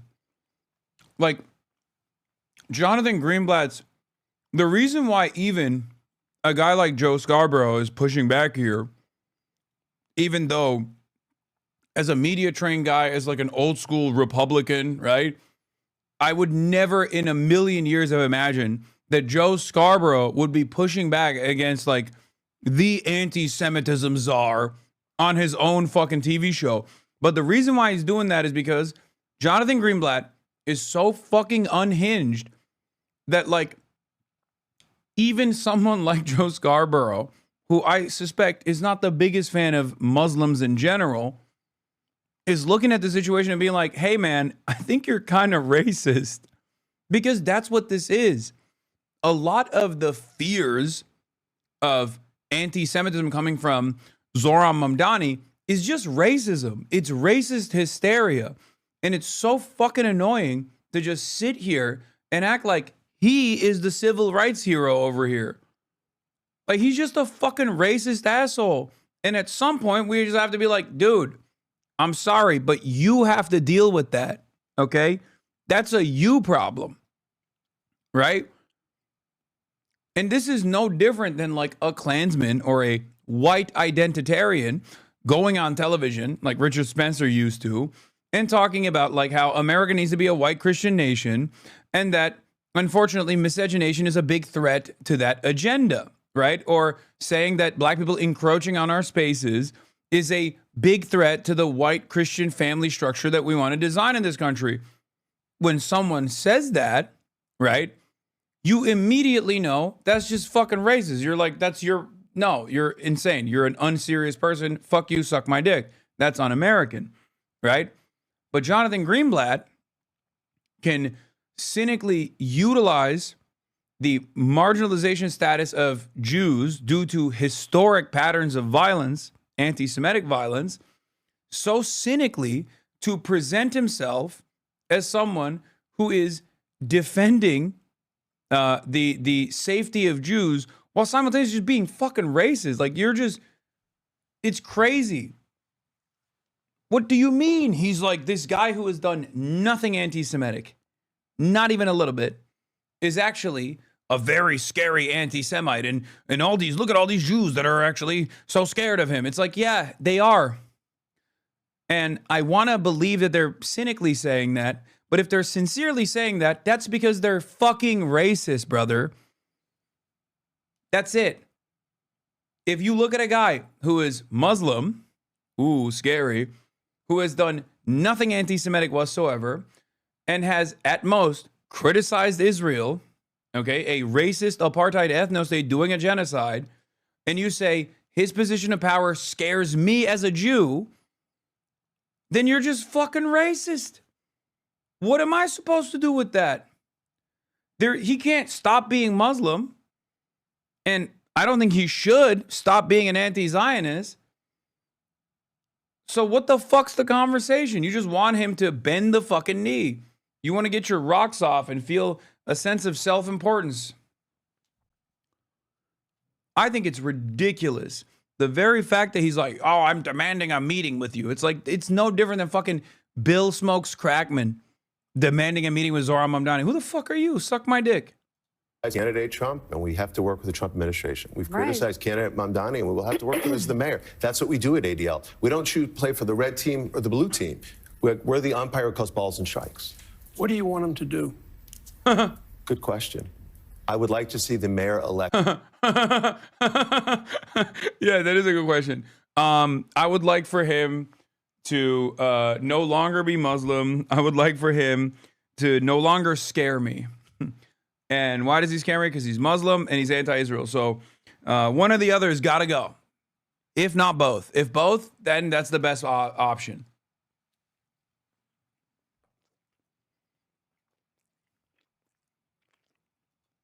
Live up to what he said last night in terms of being there for every Jewish New Yorker. So what does that mean? Confirm there will be no extremists in his administration. Confirm that he will not bring politics into the education system for K through 12 kids. I want to make sure that the people. I really hope there's extremists in his administration.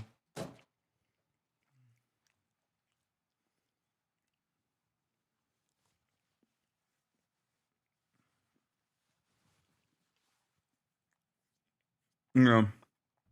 Yeah. Because from his perspective, he means like, remember, he doesn't mean Nick Fuentes, okay? He means people like myself.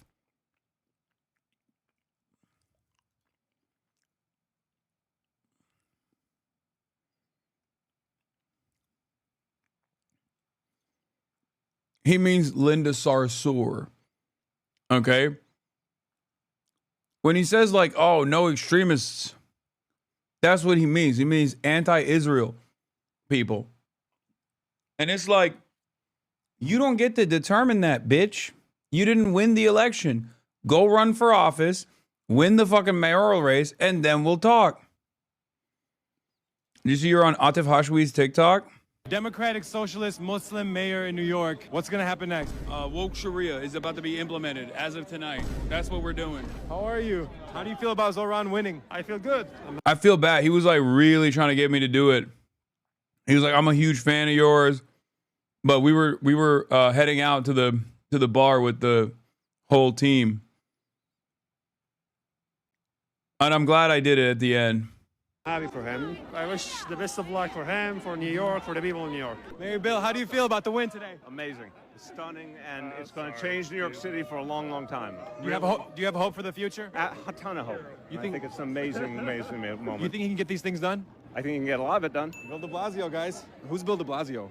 Mehdi Hasan, how are you? How you doing? Good, man. How do you feel? Do you know how much trouble you got me with the last clip? You see that? How do you feel about Oh, with Mamdani Sam? winning? Is he with Sam? New York got a new mayor. This dude is going to change the city for the better. You know what I mean? What's your favorite promise? UPK. I got 4 kids, man. And I had to leave New York because I had 4 kids and I couldn't afford to put them in daycare. Anything that's good for families, that's good for raising kids, raising your family. If you're a real New Yorker and you want to raise... It's kind of funny. What a star-studded night for...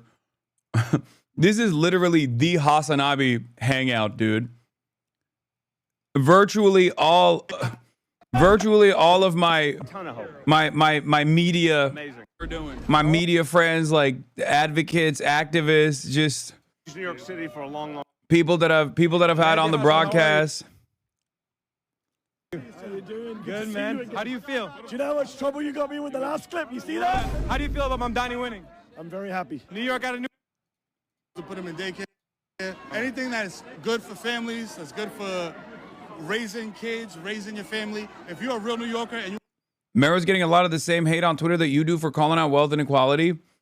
Yeah. I think at the end of the day, I think it is what it is, butter. It is what it is, you know? Like, if you are financially successful, you just got to let that fucking slide. At the end of the day, you're still, you still got your bag. Who gives a shit? You got your bag, and now you want others to have similar financial freedoms. If people get mad at you for that, they do. You can't change everybody's minds, you know? Aren't you rich? Yeah, but I'm not a piece of shit ladder puller. I've been broke most of my life. It cost me nothing to put myself back in those shoes. And if it did cost me some, but help my community, I would do it anyway. I made sure my kids were good in 2019, compound interest. Now what? Buy 15 Lambos? Fuck off. If that's what you about, then be about it. I'm not.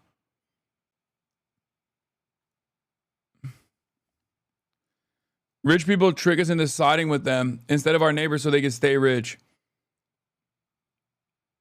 Yeah, I hate this shit. I hate this shit so much. Like this response is so fucking stupid. It's like, that's literally all I ever hear from people.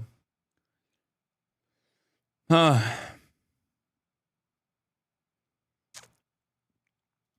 The latest posts are from your appearances on people's IG story, by the way. Wait, where? Katie Halper. Turkish Journal, Instagram's reel.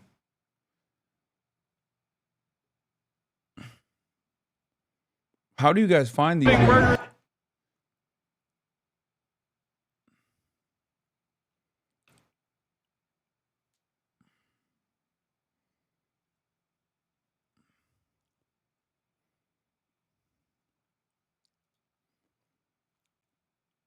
HasanAbi Update's account is going crazy mode. Working overtime. Damn. The boy looks handsome, no? Not bad. Who is that guy? Who is this guy, bro?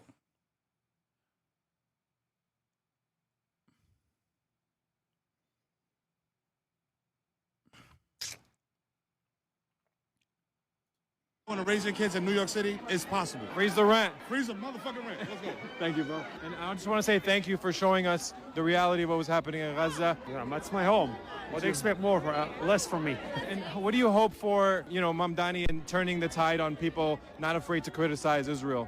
I don't care about them criticizing, I care more about them knowing the truth and not afraid to say it out loud. Free Palestine. Free Palestine always.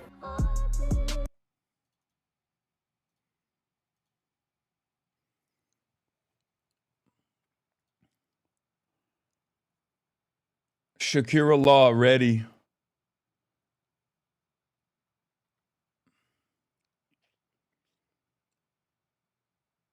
Did you see CBS TikTok literally trying to do the Zoran? Why do you hate Israel after he won? Oh, I saw that. That's Marsha Kramer, dude. Put some respect on her name, you know? This was such a dumb question. I don't know what the fuck this was. I don't even think like she was... I don't even think she was like actively trying. I don't know.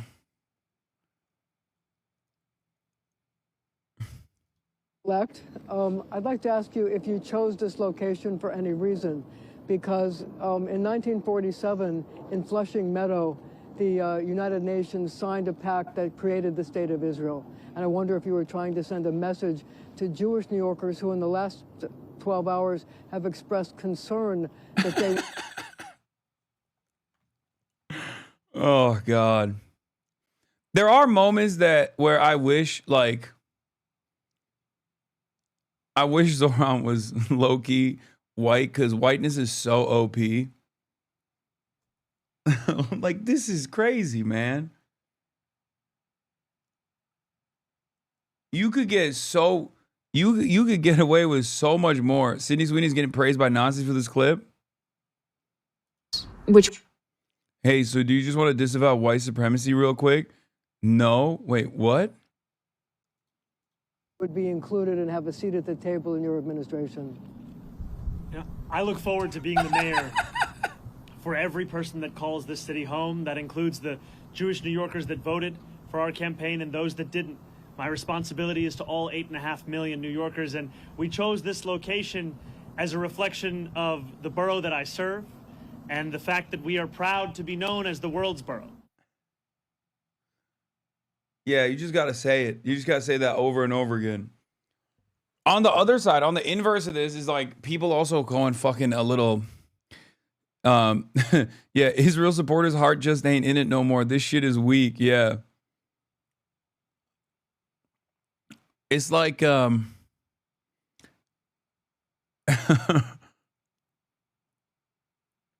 Here's what Zoran wants to do with Israel. Oh, yeah, I saw this.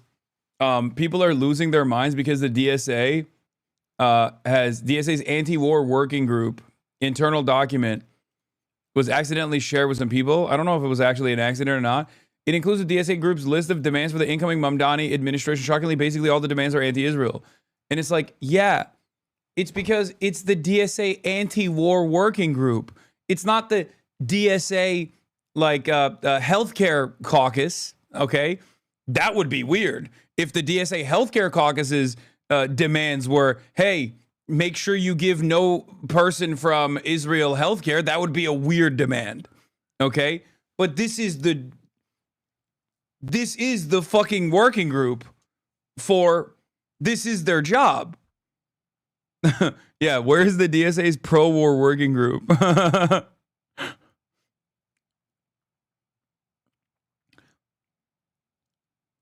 It's so funny that they looked at this. They looked at like the DSA's demands from. They looked at the DSA's demands of the anti-war working group agenda items on like, and this is not even just all their agenda. It's just their Palestine policy meeting. Okay, so of course it's all about Israel. This is just one aspect of their advocacy. I didn't even realize it was the Palestine policy meeting. Oh my God.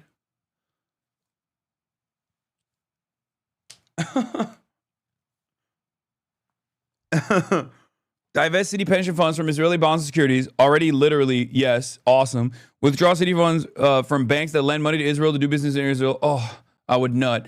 And city contracts with companies to do business in Israel. Probably not going to happen, but that would be awesome. Operate city-run grocery stores free from Israeli products. Easiest one. Investigate real estate agents hosting illegal sales of stolen lands in the West Bank. Oh, absolutely. It's called abiding by the fucking law, bitch. Sorry, sucks to suck. I love that Israel just is so illegal in its existence and in everything that it does that if you just write an entire list of demands where you're like, hey, can you please make sure that, you know, the law is followed? Everyone goes, whoa, whoa, whoa. What do you mean?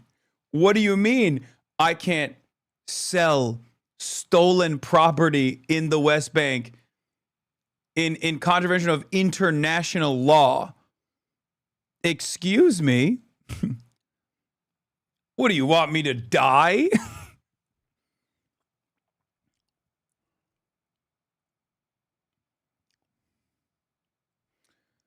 Evict weapons manufacturers and transporters from the New York City metro area. Remove nonprofit status from charities that raise funds. Oh, yes, 100%.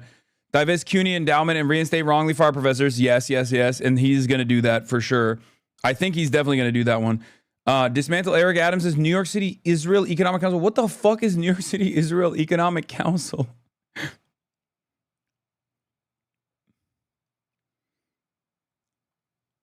End NYPD trading with the Israeli occupational forces. Yes. End repression of demonstrators and the SRG. Yes. Arrest Netanyahu and active IDF soldiers for war crimes. Oh, I would nut.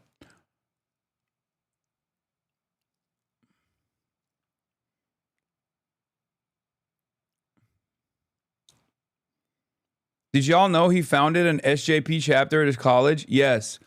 In Bowdoin. Yes, I know. He did. I'm actually kind of shocked that they didn't hit him on that more. Yes, he did. Which is precisely the reason why his own fucking college, Bowdoin, has barely even recognized that an alumni is now the mayor. Bowdoin, sorry.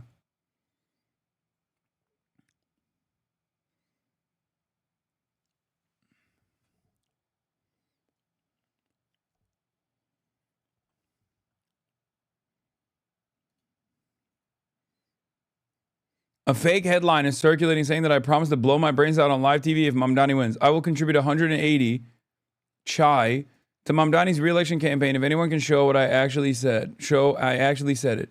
I did not. I will continue to oppose Mayor Mamdani's anti-Semitic and anti-Israel bigotry, but I will do it with my brains intact.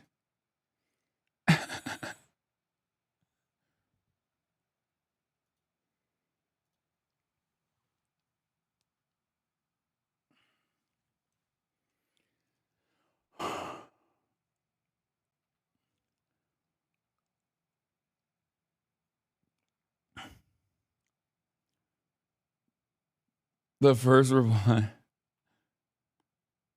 So wait, what happened with Sydney?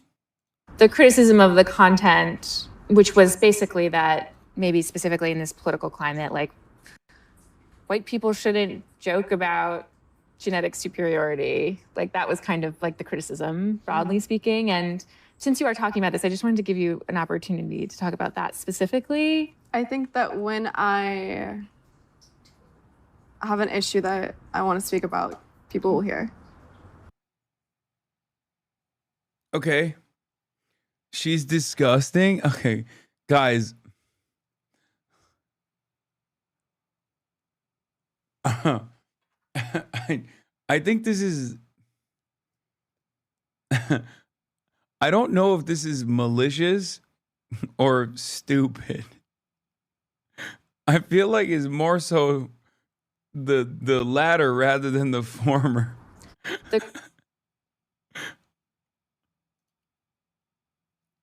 Sydney Sweeney is an American icon. In this political climate, as a white woman, I want to give you an opportunity to apologize for saying you have good genes. No, that's not what happened. Wait, I did finish it. People will hear. The criticism. That's the clip.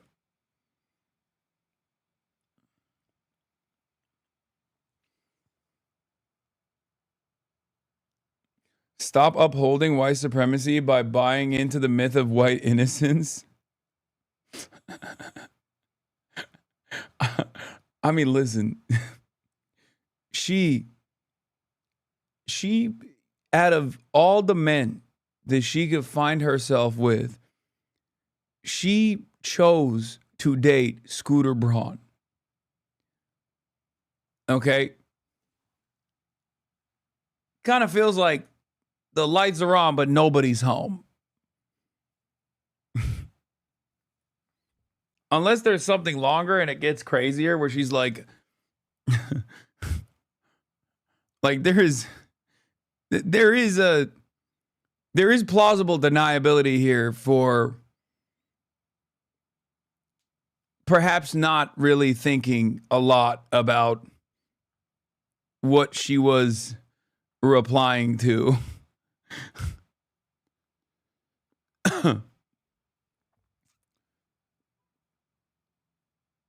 There was a lot more in the same interview. There's no world she doesn't get it. We're sort of talking around this American Eagle ad right now, and maybe we should just talk about it. So, were you surprised by the reaction? I did a jean ad.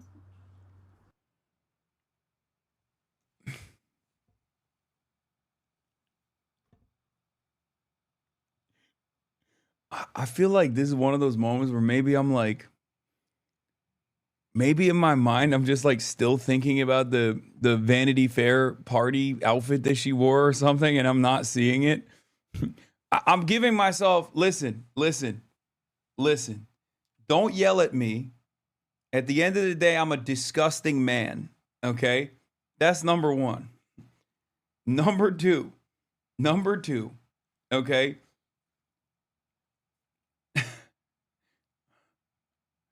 You're being misogynistic, but in a way that benefits her.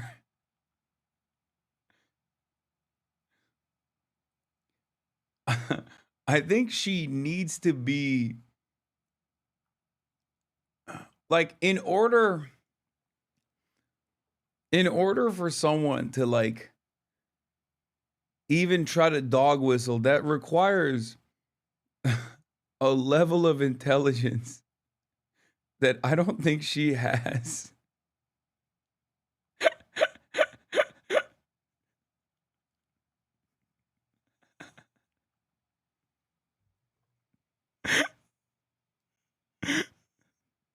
Like, maybe I'm just not seeing it. I don't know. Maybe I'm wrong. I'm sorry. Don't yell at me. Maybe you guys are right.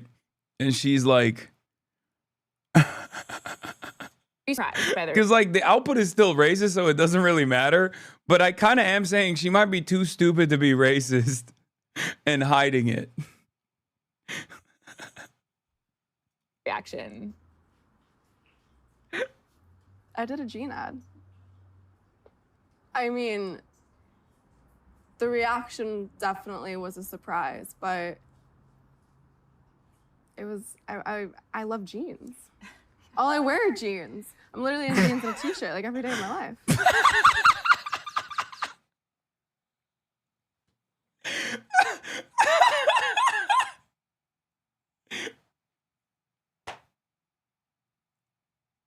Bro, do you see what I mean?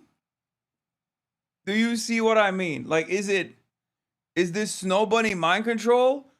Or what you see is what you're getting?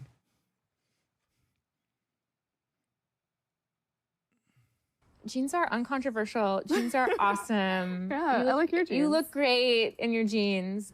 I think I know how you're going to answer this, but I'm going to ask anyway. I mean, the president tweeted about the jeans ad, or Truth Socialed about the jeans ad, and that just seems to me like a very crazy. This is literally the same shit the right always does. It's just a hot woman this time. Your blind spot is boobs. I mean, I think like regardless of whether or not she's like trying to act coy, like the more she gets questioned and the more she's like, oh, I don't know, I don't care. Like the normal response, if you are not a racist person in this situation, is to be like, I was so shocked. Like, I did not think that that was going to be how people would read it. But obviously, I'm not a racist person, right? Like, that's what you would say. I think that's what you would, like, that's the normal thing to say here, right? Like, you'd be like, no, that was really fucked up because, you know, I would never want to feel like I'm undermining people or talking about, like, eugenics or whatever. That was not my intention at all, and I have no creative input in the ad anyway. So I don't know why people are yelling at me instead of the marketing, the marketing team that put this together, right? Like, as a double entendre, right? Oh, this was supposed to be like an innocent double entendre, but I guess like the environment is a little bit too crazy for that, right? Like, there's obviously heightened white supremacy, tensions are high, blah blah blah, right?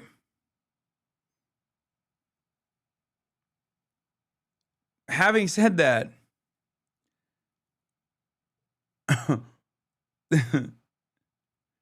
why are you assuming she's not a racist person? Wait, what? Dude, do you not understand the words that are coming out of my mouth? I'm not saying I'm assuming that, dumbass. I'm saying the normal, not racist person response to that question is literally what I'm saying, and she's clearly not saying that. So either the lights are on and no one is home, or she is cynically trying to present herself as like coy in this position while she's simultaneously an out and about white supremacist. But either way, the output is still the same. What do you think? She's a Hollywood actor? Do you think Hollywood actors are like incapable of being dumb as a bag of rocks? Like, what are you talking about?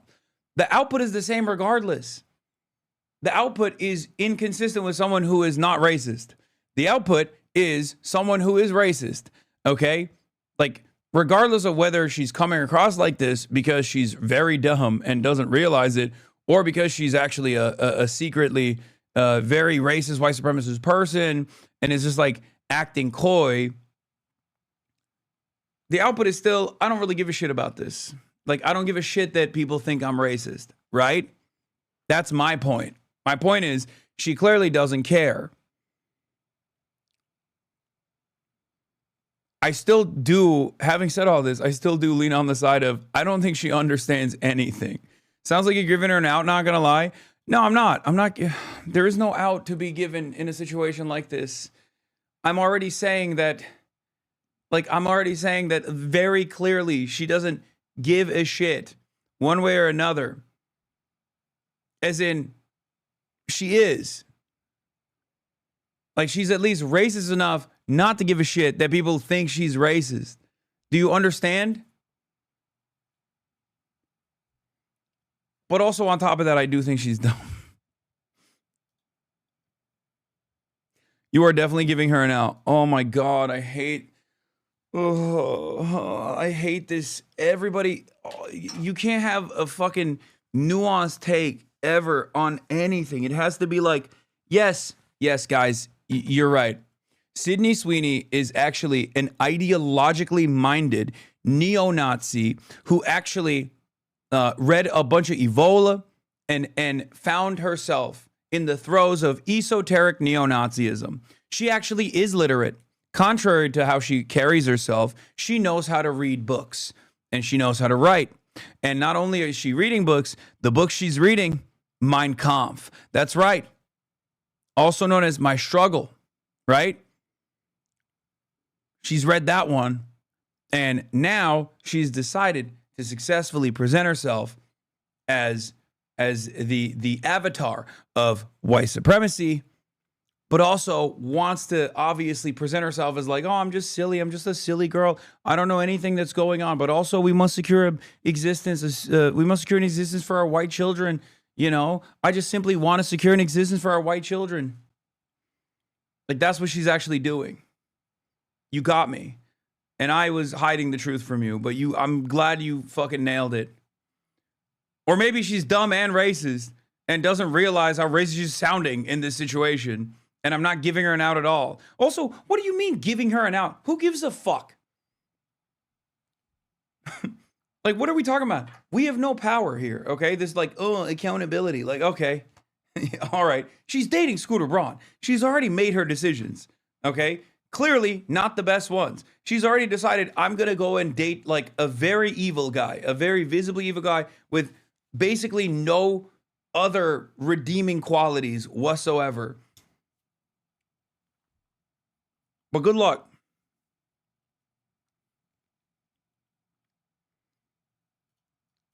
It's just because you're so obviously biased to give her the best case scenario because you think she's attractive. Would you have the same level of doubt for any other woman?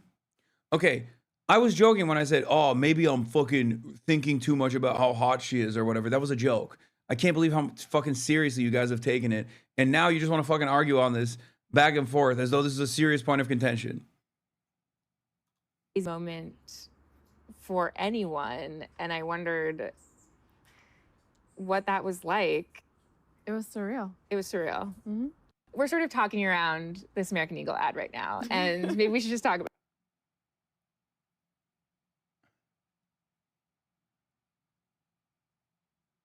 Give me a longer one.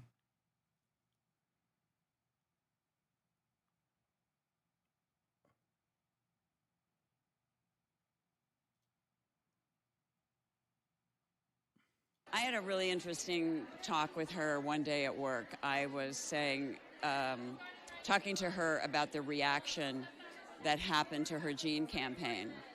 And I was saying, because I'm co-godparents with Jane Goodall.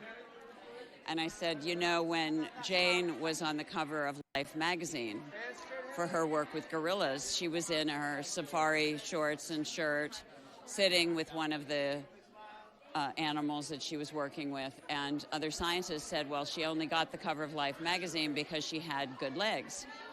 And Jane said, well, if I did, then that helped me get more money for my research. And Sydney said, yeah, and I'm sure I made $1 billion for the Jean Company, and I'm good with that because, you know what, I'll get another job. Exactly, because yeah. at the end of the day. Yeah. But you're a 13-year-old girl. Like, what does fighting give you at that time in your life? The element of surprise. Ooh.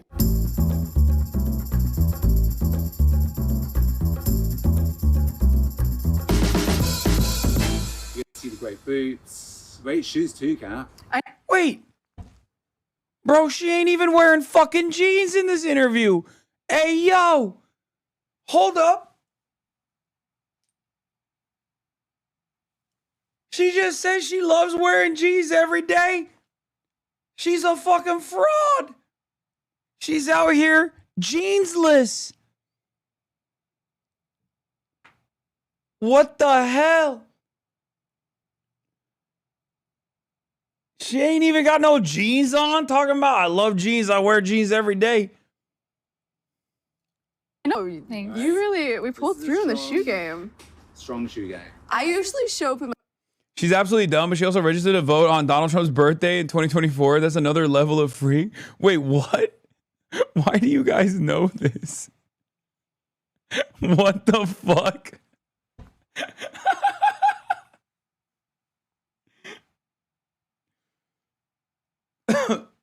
Oh my God. She's MAGA. my PJs. For whatever reason, I was like, you know what?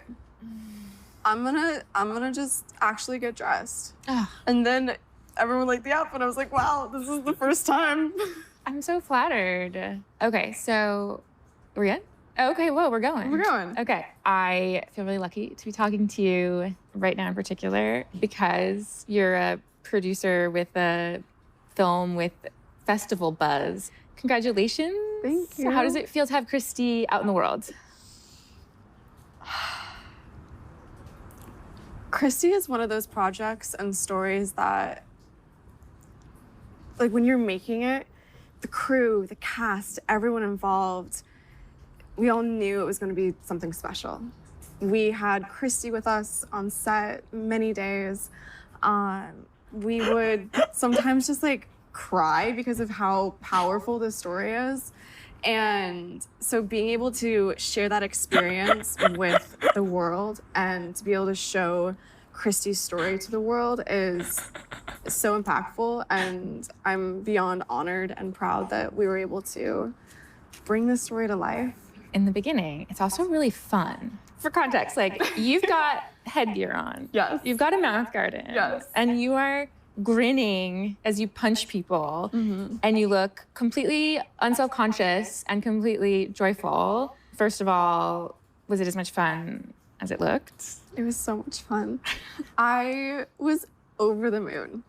I felt I'm sorry. like What the fuck is going on, brother?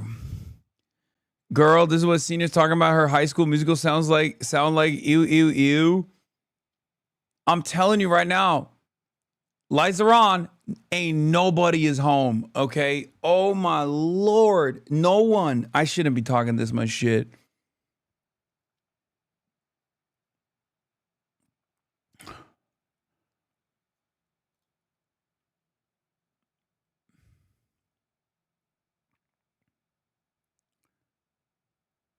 When you have incredible capital / social privilege and good looks, in my opinion, there are two routes for you. You stay dumb and lean into your looks, or you become educated to spite people's assumptions. I think you fall into the latter, but just my 2 cents. She's a rich, popular girl who gets the lead in the school play, but can't even memorize lines. Dude, this is the type of shit where you got like the manager on the side going, here's a cookie. Like there's a pause in between, and the manager comes in and gives her a cookie because she did so well by using her big girl sentences, okay, and big words. Like, what the fuck? I can't. I just want to see the racism stuff. Benefited a domestic violence. Then the story about domestic violence and specifically like homophobia in domestic violence. And The Housemaid, which I also saw, takes on domestic violence in a totally different genre. And then I did read that your American Eagle collection benefited a domestic violence charity. Did I have all that right? Yes. Okay. We spent a lot of time this year working around that issue, and I just wondered if it meant something to you. It does. I will always speak out about something that is important to me. And for me to speak out, I use art. And I think that through my characters in my movies, it's a way for me to be able to do my part that I can and spread awareness and like this isn't even awesome. This isn't even awesome like fucking like sexist voice inflection, vocal fry shit. Like I'm not even talking about that, you know what I mean? Cuz like you clearly have a competent and intelligent person who also has like a little bit of a Valley Girl accent that is interviewing her, right? Like the person across from her is like, there's a difference between a person who is like very clearly educated and is competent and can communicate versus like what she's putting out there. Like you can read beyond the output. You can read beyond the aesthetics.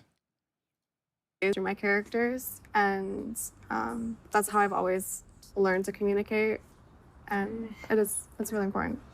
If I look at your IMDb page, okay, I'm thinking about, you know, you're on Euphoria, which is a show that covers a lot of topics without, you know, taking a moral stance on any of them. And you did Reality, which I love. Check the YouTube comments. They do not agree with any of what you've been saying, lol. Yeah, no, everyone's mad that they're... Oh, the upspeak is brutal. This feels like a middle school podcast. I've never met a single person with phobia, homosexuals. Congratulations, Sydney. You earned my money. I will see the movie. The interviewer does not understand how unlikable she is. Absolutely mocked the interviewer. She handled this perfectly. Of which like brought a lot of attention and humanity to the story of Reality Winner, the whistleblower. It does not look like a very political career, but you have become very swept up in politics. Dig in your grave, brother. She's never fucking any of us now. Okay, first of all, that was going to happen to everyone here, myself included, whether we watch this video or not. Okay. Hate to break it to you. Hate to be the bearer of bad news, chatter. That was not happening for you ever, okay? I think I need to be honest with you. This is some cold hard truths for you, okay? It's just not happening. And so I wondered if that has surprised. See, this is why you come off as weird. Me? I'm fucking making fun of the chatter. You as you put your ideas and yourself into art, not commentary. I've always believed that I'm not here to tell people what to think. I'm just here to kind of open their eyes to different ideas. And so I think that's why I gravitate towards characters and stories that are complicated and are maybe morally questionable, and characters that are on the page hard to I think like. it's fair for Sydney Sweeney to not have to answer for white supremacy personally. Hot take, maybe. Wow, you are trying, chatter. It's not gonna work for you. It's not gonna have it for you. I'm letting you know right now. But then you find the humanity underneath them. And like, dude, in situations like this, chat, like in situations like this, the appropriate thing to do is like, what would you do in that situation? Like what, like put yourself in her shoes. Let's say, or at least this is how I think. Okay. I'm explaining to you guys, I'm opening up, I'm popping the hood and I'm showing you the engine. Okay. When I analyze something like this, I think if I were in her shoes and let's say that I accidentally found myself in the center of controversy that basically decided that I was a white supremacist for this ad campaign that I played a role in, what would I say with as an anti-racist person, as a person who abhors racism, what would I say and do? And it is the opposite of this, okay? Because I think a normal person in that situation would just be like, this is ridiculous. And like, not only did I have no hand in the creative writing and the marketing campaign, but as soon as like I heard that this is the way people were perceiving me, I was shocked. I was shocked. I was horrified because racism is repugnant, is morally repugnant, it's a moral rot, and that I would not only never do anything racist, but also I feel terrible that I have unknowingly presented myself in this way. Okay? Like at least a little bit of denial, right? At least a little bit of denial. Like, yeah, white supremacy is evil. It's bad. It's moral rot. Like that's, you know, like something.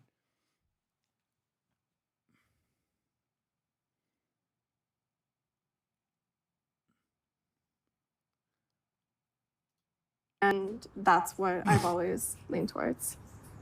I think a lot of people feel like it's better for art if artists can keep themselves a little bit separate from politics. Yeah, I've never talked about my personal life. I know. So what I'm going to do is talk about your year as a phenomenon in the culture, okay? And a big thing that happened to you this year is that you ended your engagement, and I got push notifications about it. And we all sort of looked up and we're like, oh, Sydney Sweeney isn't just a talented actress and an up-and-coming producer. She's someone that people are really obsessed with and really fascinated by. Oh, man. I know. And I wondered, did your sense of your own fame change this year? No. I surround myself with a really, really strong group of people who have been in my life since I was little. And they take me out of Hollywood, take me out of this bubble, and remind me what the real world is, and that that's where I exist. The idea of fame, it doesn't apply to my personal life. I'm just Sid. You can't feel the difference in the volume at times. If I turn on my phone, yes. If I have my phone off and I'm home, no. Right. Okay. So what is it like now being single? Are you single? I'm single. Okay, you're single. You are out there now as a person who has a lot of power, I would say. Person who Chatter, you got a shot. I take it back. Gotta say, I like Drunk Hasan. When you told Cuomo he could soak you from the back, I was dying. Hell yeah. people are obsessed with, and someone who I gather is like really, really focused on their work. So I wonder, how does that change what you're looking for? I don't think I'm looking for a man right now. What I've learned this year is that I have a really, really amazing group of girlfriends, and I am strong and independent, and that I'm gonna be okay. If love finds me, love finds me. I'm a hopeless romantic, so I hope love finds me, but I'm not the type of person that wants to go out all the time, and I do believe in like true love and wanting to be with someone for the rest of my life. So you won't see me jumping around a lot of places. Wait, jumping around a lot of places, like guys. Oh, okay. Yeah. Okay. So you are making Anyone But You, and there's sort of, what do we call it, like a game almost with sort of letting rumors build about you and Glenn, and we all now know that that was a projection, let's say, on our parts. That wasn't real. But it occurred to me that maybe that story doesn't go so viral if you're not a very private person. I imagine there are personal benefits to being private about your personal life, but are there also professional benefits to being private about your personal life? The professional benefits for me and being private is for my own just health and sanity. If I let everybody in all the time, I have nothing for myself. And I am just a 27-year-old, or I'm 28 now. I turned 28 yesterday. Happy birthday. Thank you. But I'm just a 28-year-old woman who's trying to figure it out. And I'm still learning. And I'm done. I don't care. Yeah, I don't care. I can't do this. What am I doing? I just realized I'm watching Sydney fucking Sweeney. What is happening? What the fuck am I wasting my time on? I will never get back the last 30 to 40 minutes of my life. And it literally is because I watched one clip and said, I think Sydney Sweeney is more dumb than she is ideologically a white supremacist who's like trying to hide her white supremacist values. Like, she's racist in the same way that like the average white girl from Idaho is, which is pretty fucking racist, right? Like, and then I had to like dive in because we had to like autistically go back and forth on semantics and how I was actually cynically taking this position because I was like hypnotized by her looks or something, and it was misogynistic. And now there's like the Aphex Twizzy, the begging for, like, aching and quaking for a ban. Okay, classic. Just literally demanding, please ban me. Please ban me. I need you to ban me. I am shaking in my boots.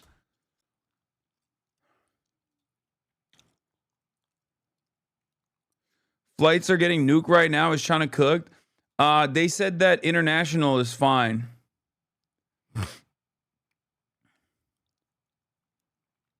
They say international flights are fine. Oh, God.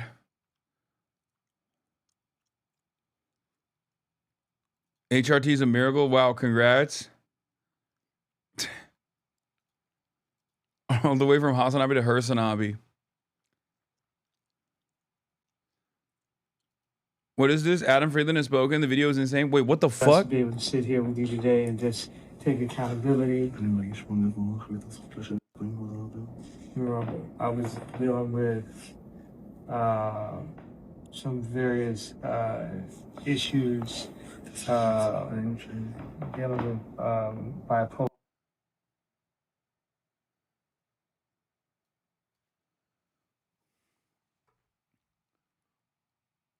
Is this AI?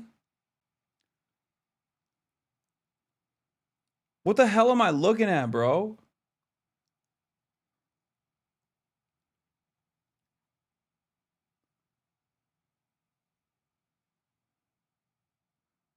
What the wait.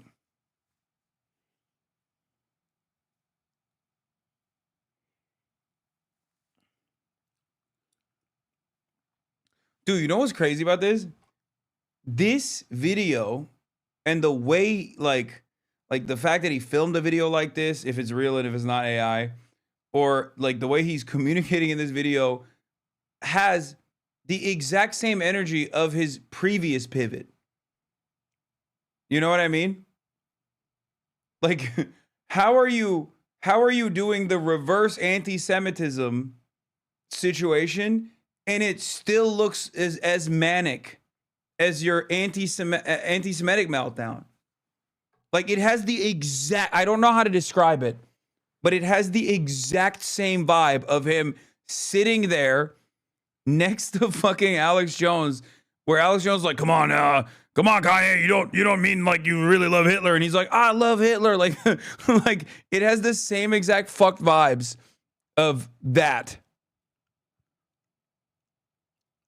What is this? Thanks, Mom Donnie. There is no way Jacob Kornbluh, oh my God, he posted it. Video, Kanye West, known as Ye, in a meeting with Rabbi Yoshiyahu Yosef Pinto, says he's taking accountability for his recent anti-Semitic statements attributing to bipolar disorder. I really just appreciate you embracing me with open arms and allowing me to make amends. Also, so it would take the ideas I had and have me take them to an extreme where I would forget about the protection of the people around me and myself. You met him? Yeah, I met Jacob. Yeah. So I wanted to come and take accountability. Sometimes people aren't that knowledgeable about the bipolar. Bro, low key, I need to once again, I need to say this. I'm sorry, but this makes less sense than him tweeting out that he cured his anti-Semitism by watching Jonah Hill on 21 Jump Street. What the fuck is happening, dude? Sometimes it's okay to just like go away for a little while and just like come back and be like, hey guys, I was a little bit crazy. You know what I mean? Like, this is not what this is like, if he came out tomorrow and was like, I was just psych, I was just kidding, I still love Hitler, I wouldn't be like surprised. You know what I mean? I would not be like, oh wow, you really fooled me with the video that you shot here. And now I don't know what to believe, you know? What is happening? And the cause, or what causes it, and the way you act when you have this disease. So it's like, oh.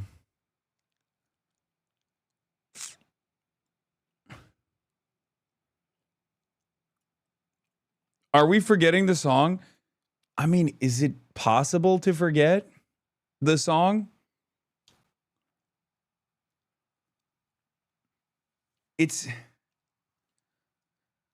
Kanye West did something truly impressive. Okay?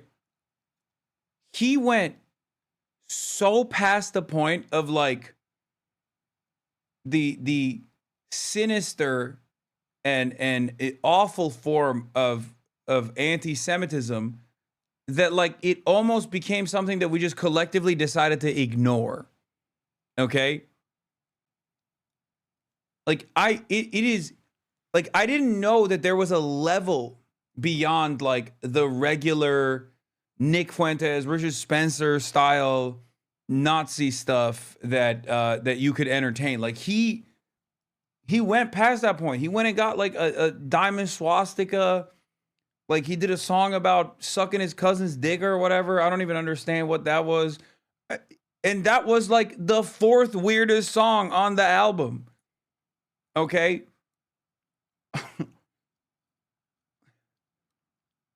I don't even know how that's possible, man. Where he just maxed out so much. Because, like, I have this theory that if you want, like, if you want to be taken seriously with your, if you are truly, like, a bigoted person and you want to make an argument that, like, others should be like you at least have to have some grounding in the real world where, like, people can still be like, oh, you're damaging because you're, like, kind of normal, but then also incredibly sinister and hateful. Like, he blew that out of the water. Like, he got to a point where other crazy people were like, nah, dog, you're too crazy for me. Like the fat guy. What was it? The Dave Blunts. You know what I mean? Like, Dave Blunts was like, nah, man, I can't fuck with you no more. I'm sorry. Like a guy who's trying to kill himself by eating food. As what I assume is, like, performance art was like, I know I wrote the Heil Hitler song for you, but, like, you might be a little too wild for me.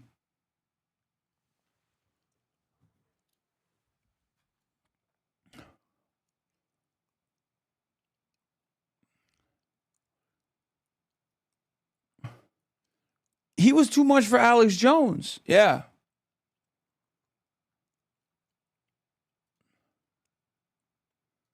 If you left the house and you left your kid at the house and your kid went and messed up the kitchen and messed up the garage and messed up the living room, now when you get back, it's your responsibility because that's your child. And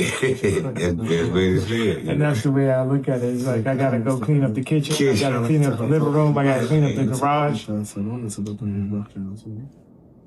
Yeah, and it's a big...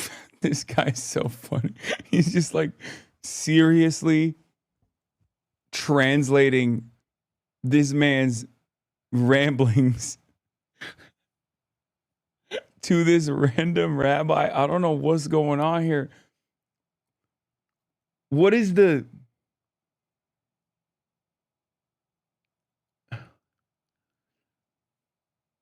Like, why did he do this? What? I don't understand.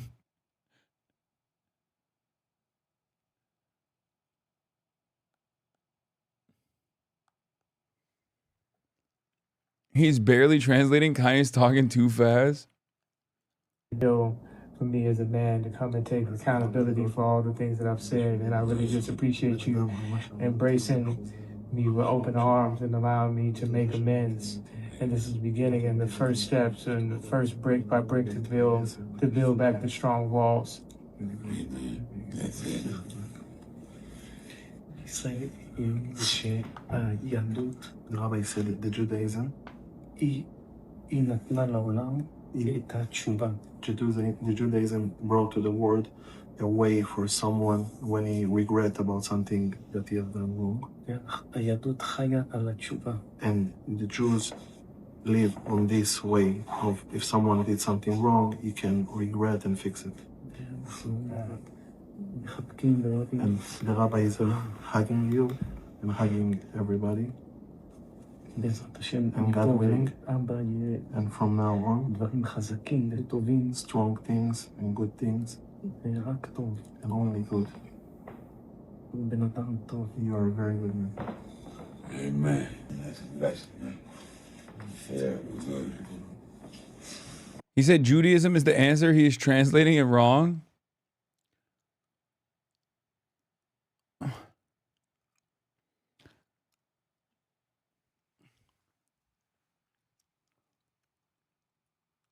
His anti-Semitism fan base is pissed. He's doing it for the outrage. Rabbi has not heard the album. Brother, I think we should just shelter him from that. You know, he seems like an old man. You know what I mean? Like, that's a bit fucked up, I think, to just show him that.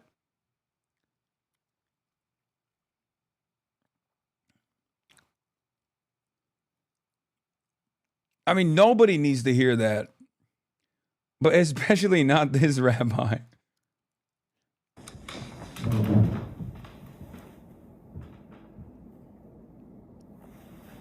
That rabbi is a huge racist. I know him. Wait, really?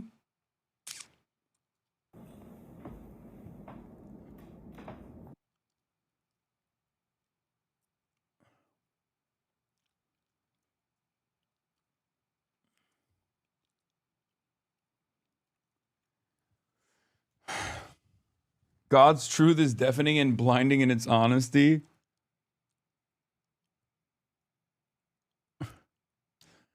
I need more backstory on this. Come on, come on. No, someone needs to explain what's going on to me, please. Dude's gonna have a stroke. Brother, I'm gonna have a stroke. I feel really blessed to be able to sit here with you today and just take accountability. What? I was so happy to see Kyan publicly take accountability for the pain his words may have caused so many. Standing with our Jewish brothers and sisters.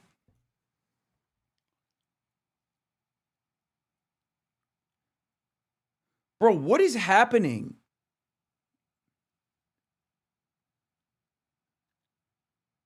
It's just, I feel like everything in the world is fucked up. 2025 is just a very strange year.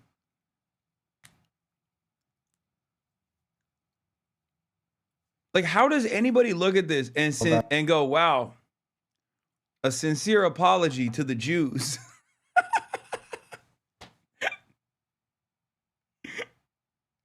What the fuck is going on? It literally feels like he was like, bro, it feels like he just hit up his boys and was like, bro, find me the most Jewish looking dude you can.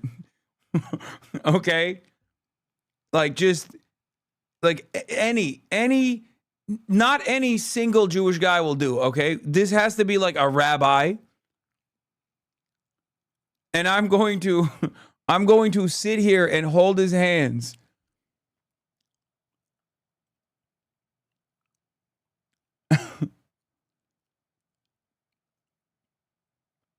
He's out of money and needs more nitrous. It's LeBron's guy. LeBron James attends New York City wedding holding hands with notorious rabbi. Basketball phenom LeBron James. Wait, that's the same well-known Kabbalist rabbi who served a year in an Israeli prison? Wait, what? LeBron James likes to draw his attention to most weddings he attends.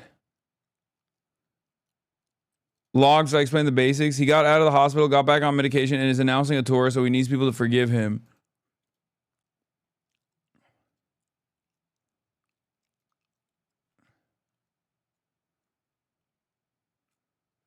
Special meeting, Prime Minister Netanyahu received a blessing from the Honorable Rabbi Yoshiyahu Yosef Pinto. During his official visit to Washington, Prime Minister Benjamin Netanyahu accompanied his wife. Okay, well, first of all, this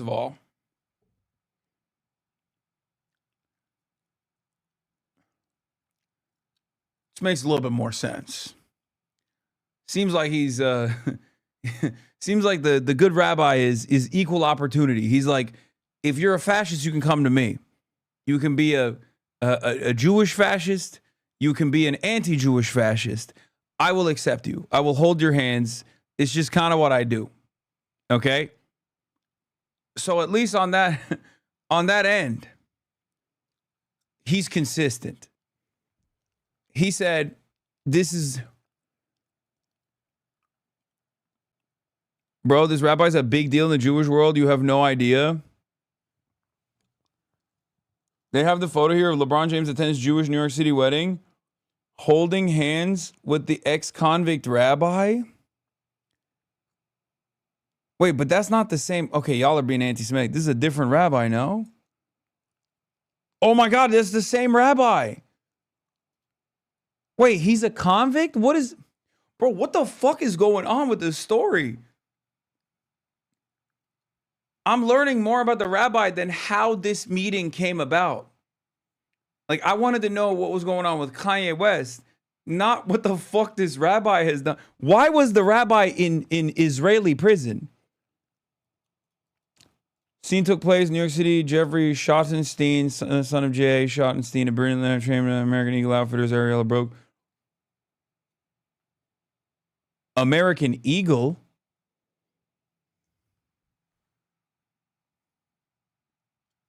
Sydney Sweeney? My jeans are superior as opposed to yours, American Eagle?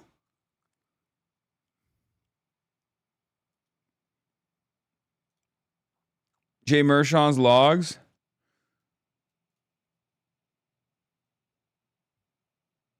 Look at what he went to jail for. In September 2011, Pinto's father-in-law, Chief Rabbi of Argentina, Shlomo Ben Hama, retracted accusations of money laundering against Pinto in the Jerusalem District Court. The father-in-law said the father-in-law said the retraction was a part of an arrangement made for legal reasons to preserve domestic tranquility. Under the terms of the agreement, Pinto was required to pay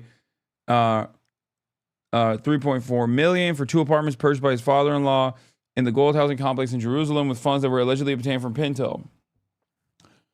October 12, Pinto was reported to be under investigation for money laundering. He was released on bail and placed under house arrest for a bribery attempt of an Israeli police involved in the investigation. On September 17th, Pinto was indicted on charges of attempting to bribe Ephraim Bracha of the Israeli National Police in an attempt to gain information about the ongoing investigation.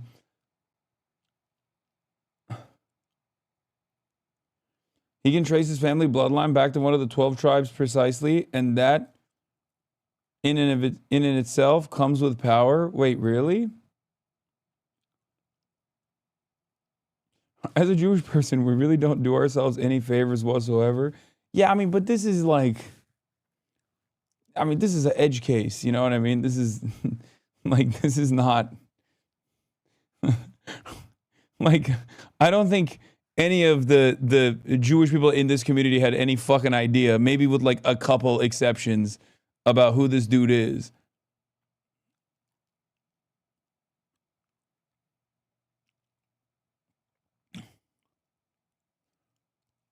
Braha, who was cleared of any wrongdoing, committed suicide on July 5th after being subjected to a prolonged campaign of defamation.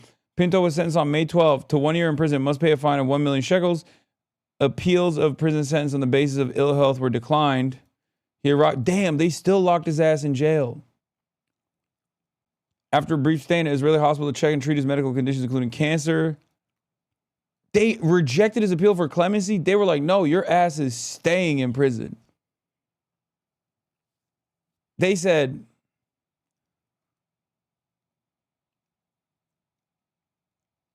oh,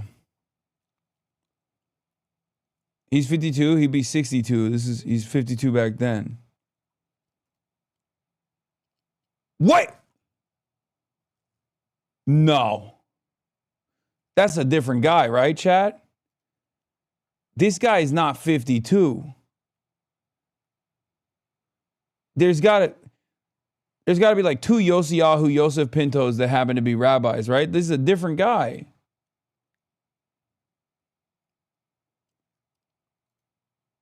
Bro, this dude.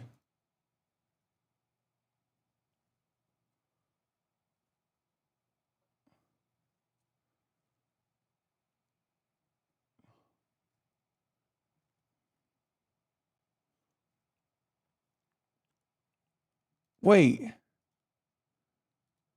This guy's 52?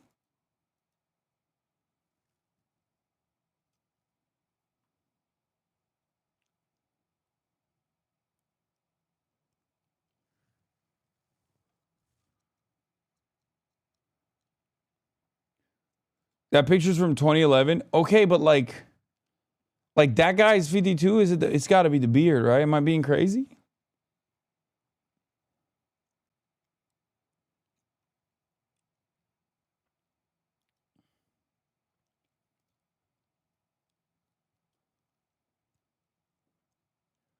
Rabbi Shmuley is 23 years old. It's just a rabbi thing.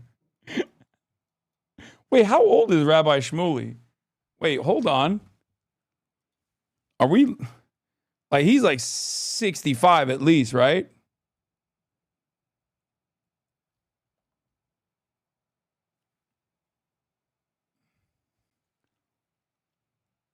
Yeah, he's 58. Okay, see? Shmuley looks his age.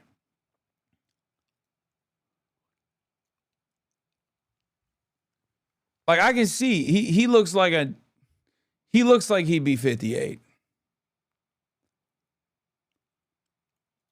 This guy doesn't look. Wait, this guy is younger than Rabbi Shmuley. That's crazy. Anyway, I just took so many sidesteps here.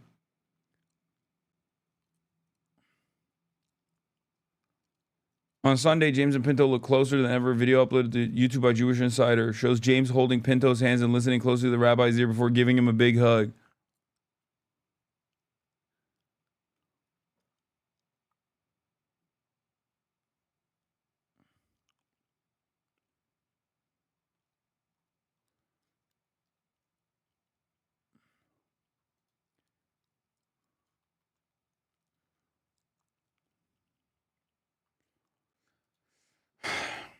I don't know, man. There is some very weird vibes in this video. I think we can all agree on that, right? Like there's just something there's something so strange about the performative nature of this.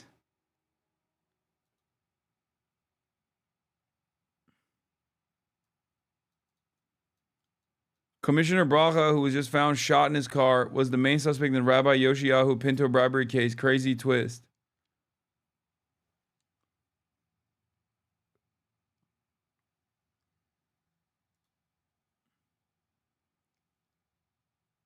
Baba Sali?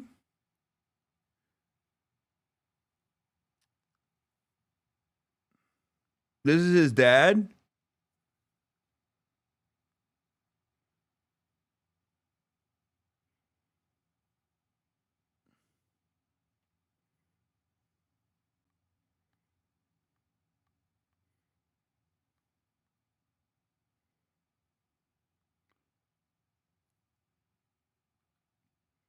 Or grandfather?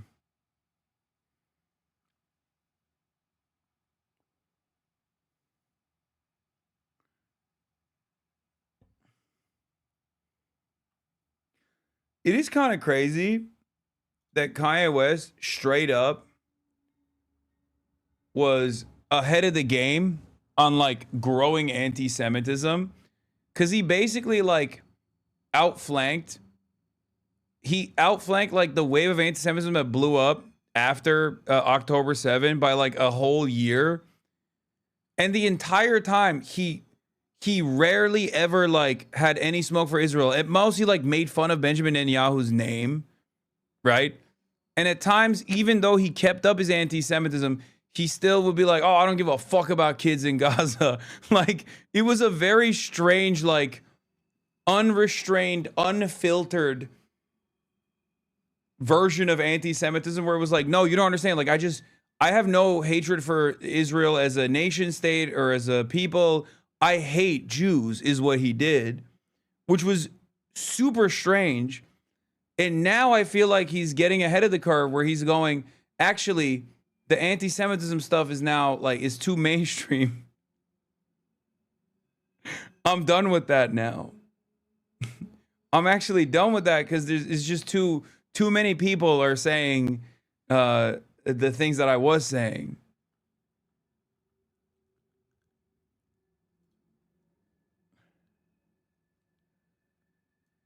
I found the video of Kanye West with Rabbi Pinto to be totally unremarkable. If someone wants to change, particularly someone who has played a significant role in the explosion of Jew hatred globally, it takes years to prove it.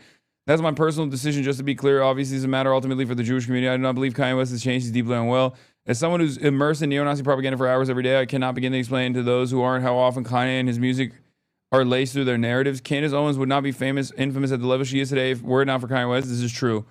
And let's not forget about Kanye's relationship with Nick Fuentes. I can go on and on.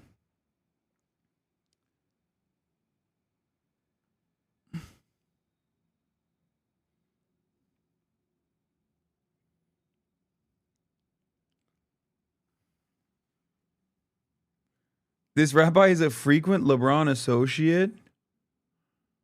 Tablet. LeBron consults shady Kabbalist rabbi.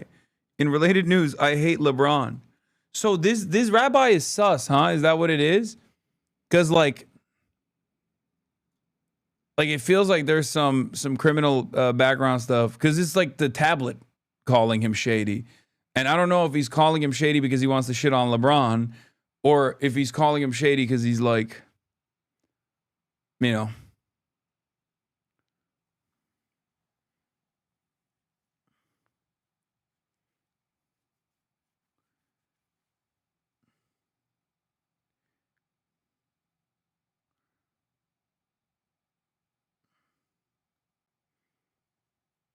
Go ahead, defend LeBron.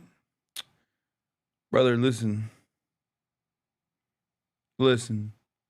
This is way before, brother. Way before the allegations. Okay, he didn't know. He didn't know he actually is holding his hand to lead him down an honest path. It didn't work. But he saw the promise that this good rabbi had in his heart and his soul. And he said, let me guide you. Let me guide you down an honest path. And sometimes it fails, but you can't fault a man for trying. You know? It's really messed up. So was it LeBron James? Okay, stop.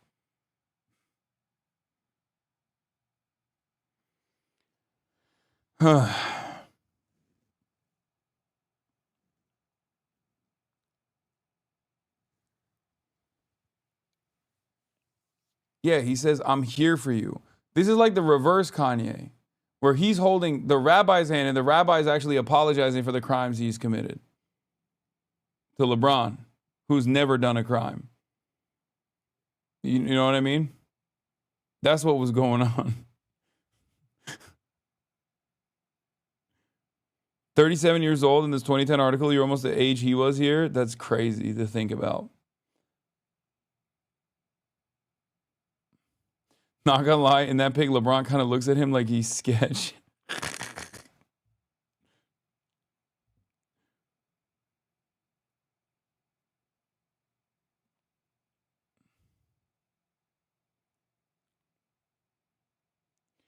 I don't know. The convicted financial crimes in Israel and the shady business dealings related to that seem pretty bad. Not sure. LeBron is king. What allegations? Why is he such a bad rabbi? We just covered it. Yeah, I mean, he's done some sus shit. I don't know. And like one of the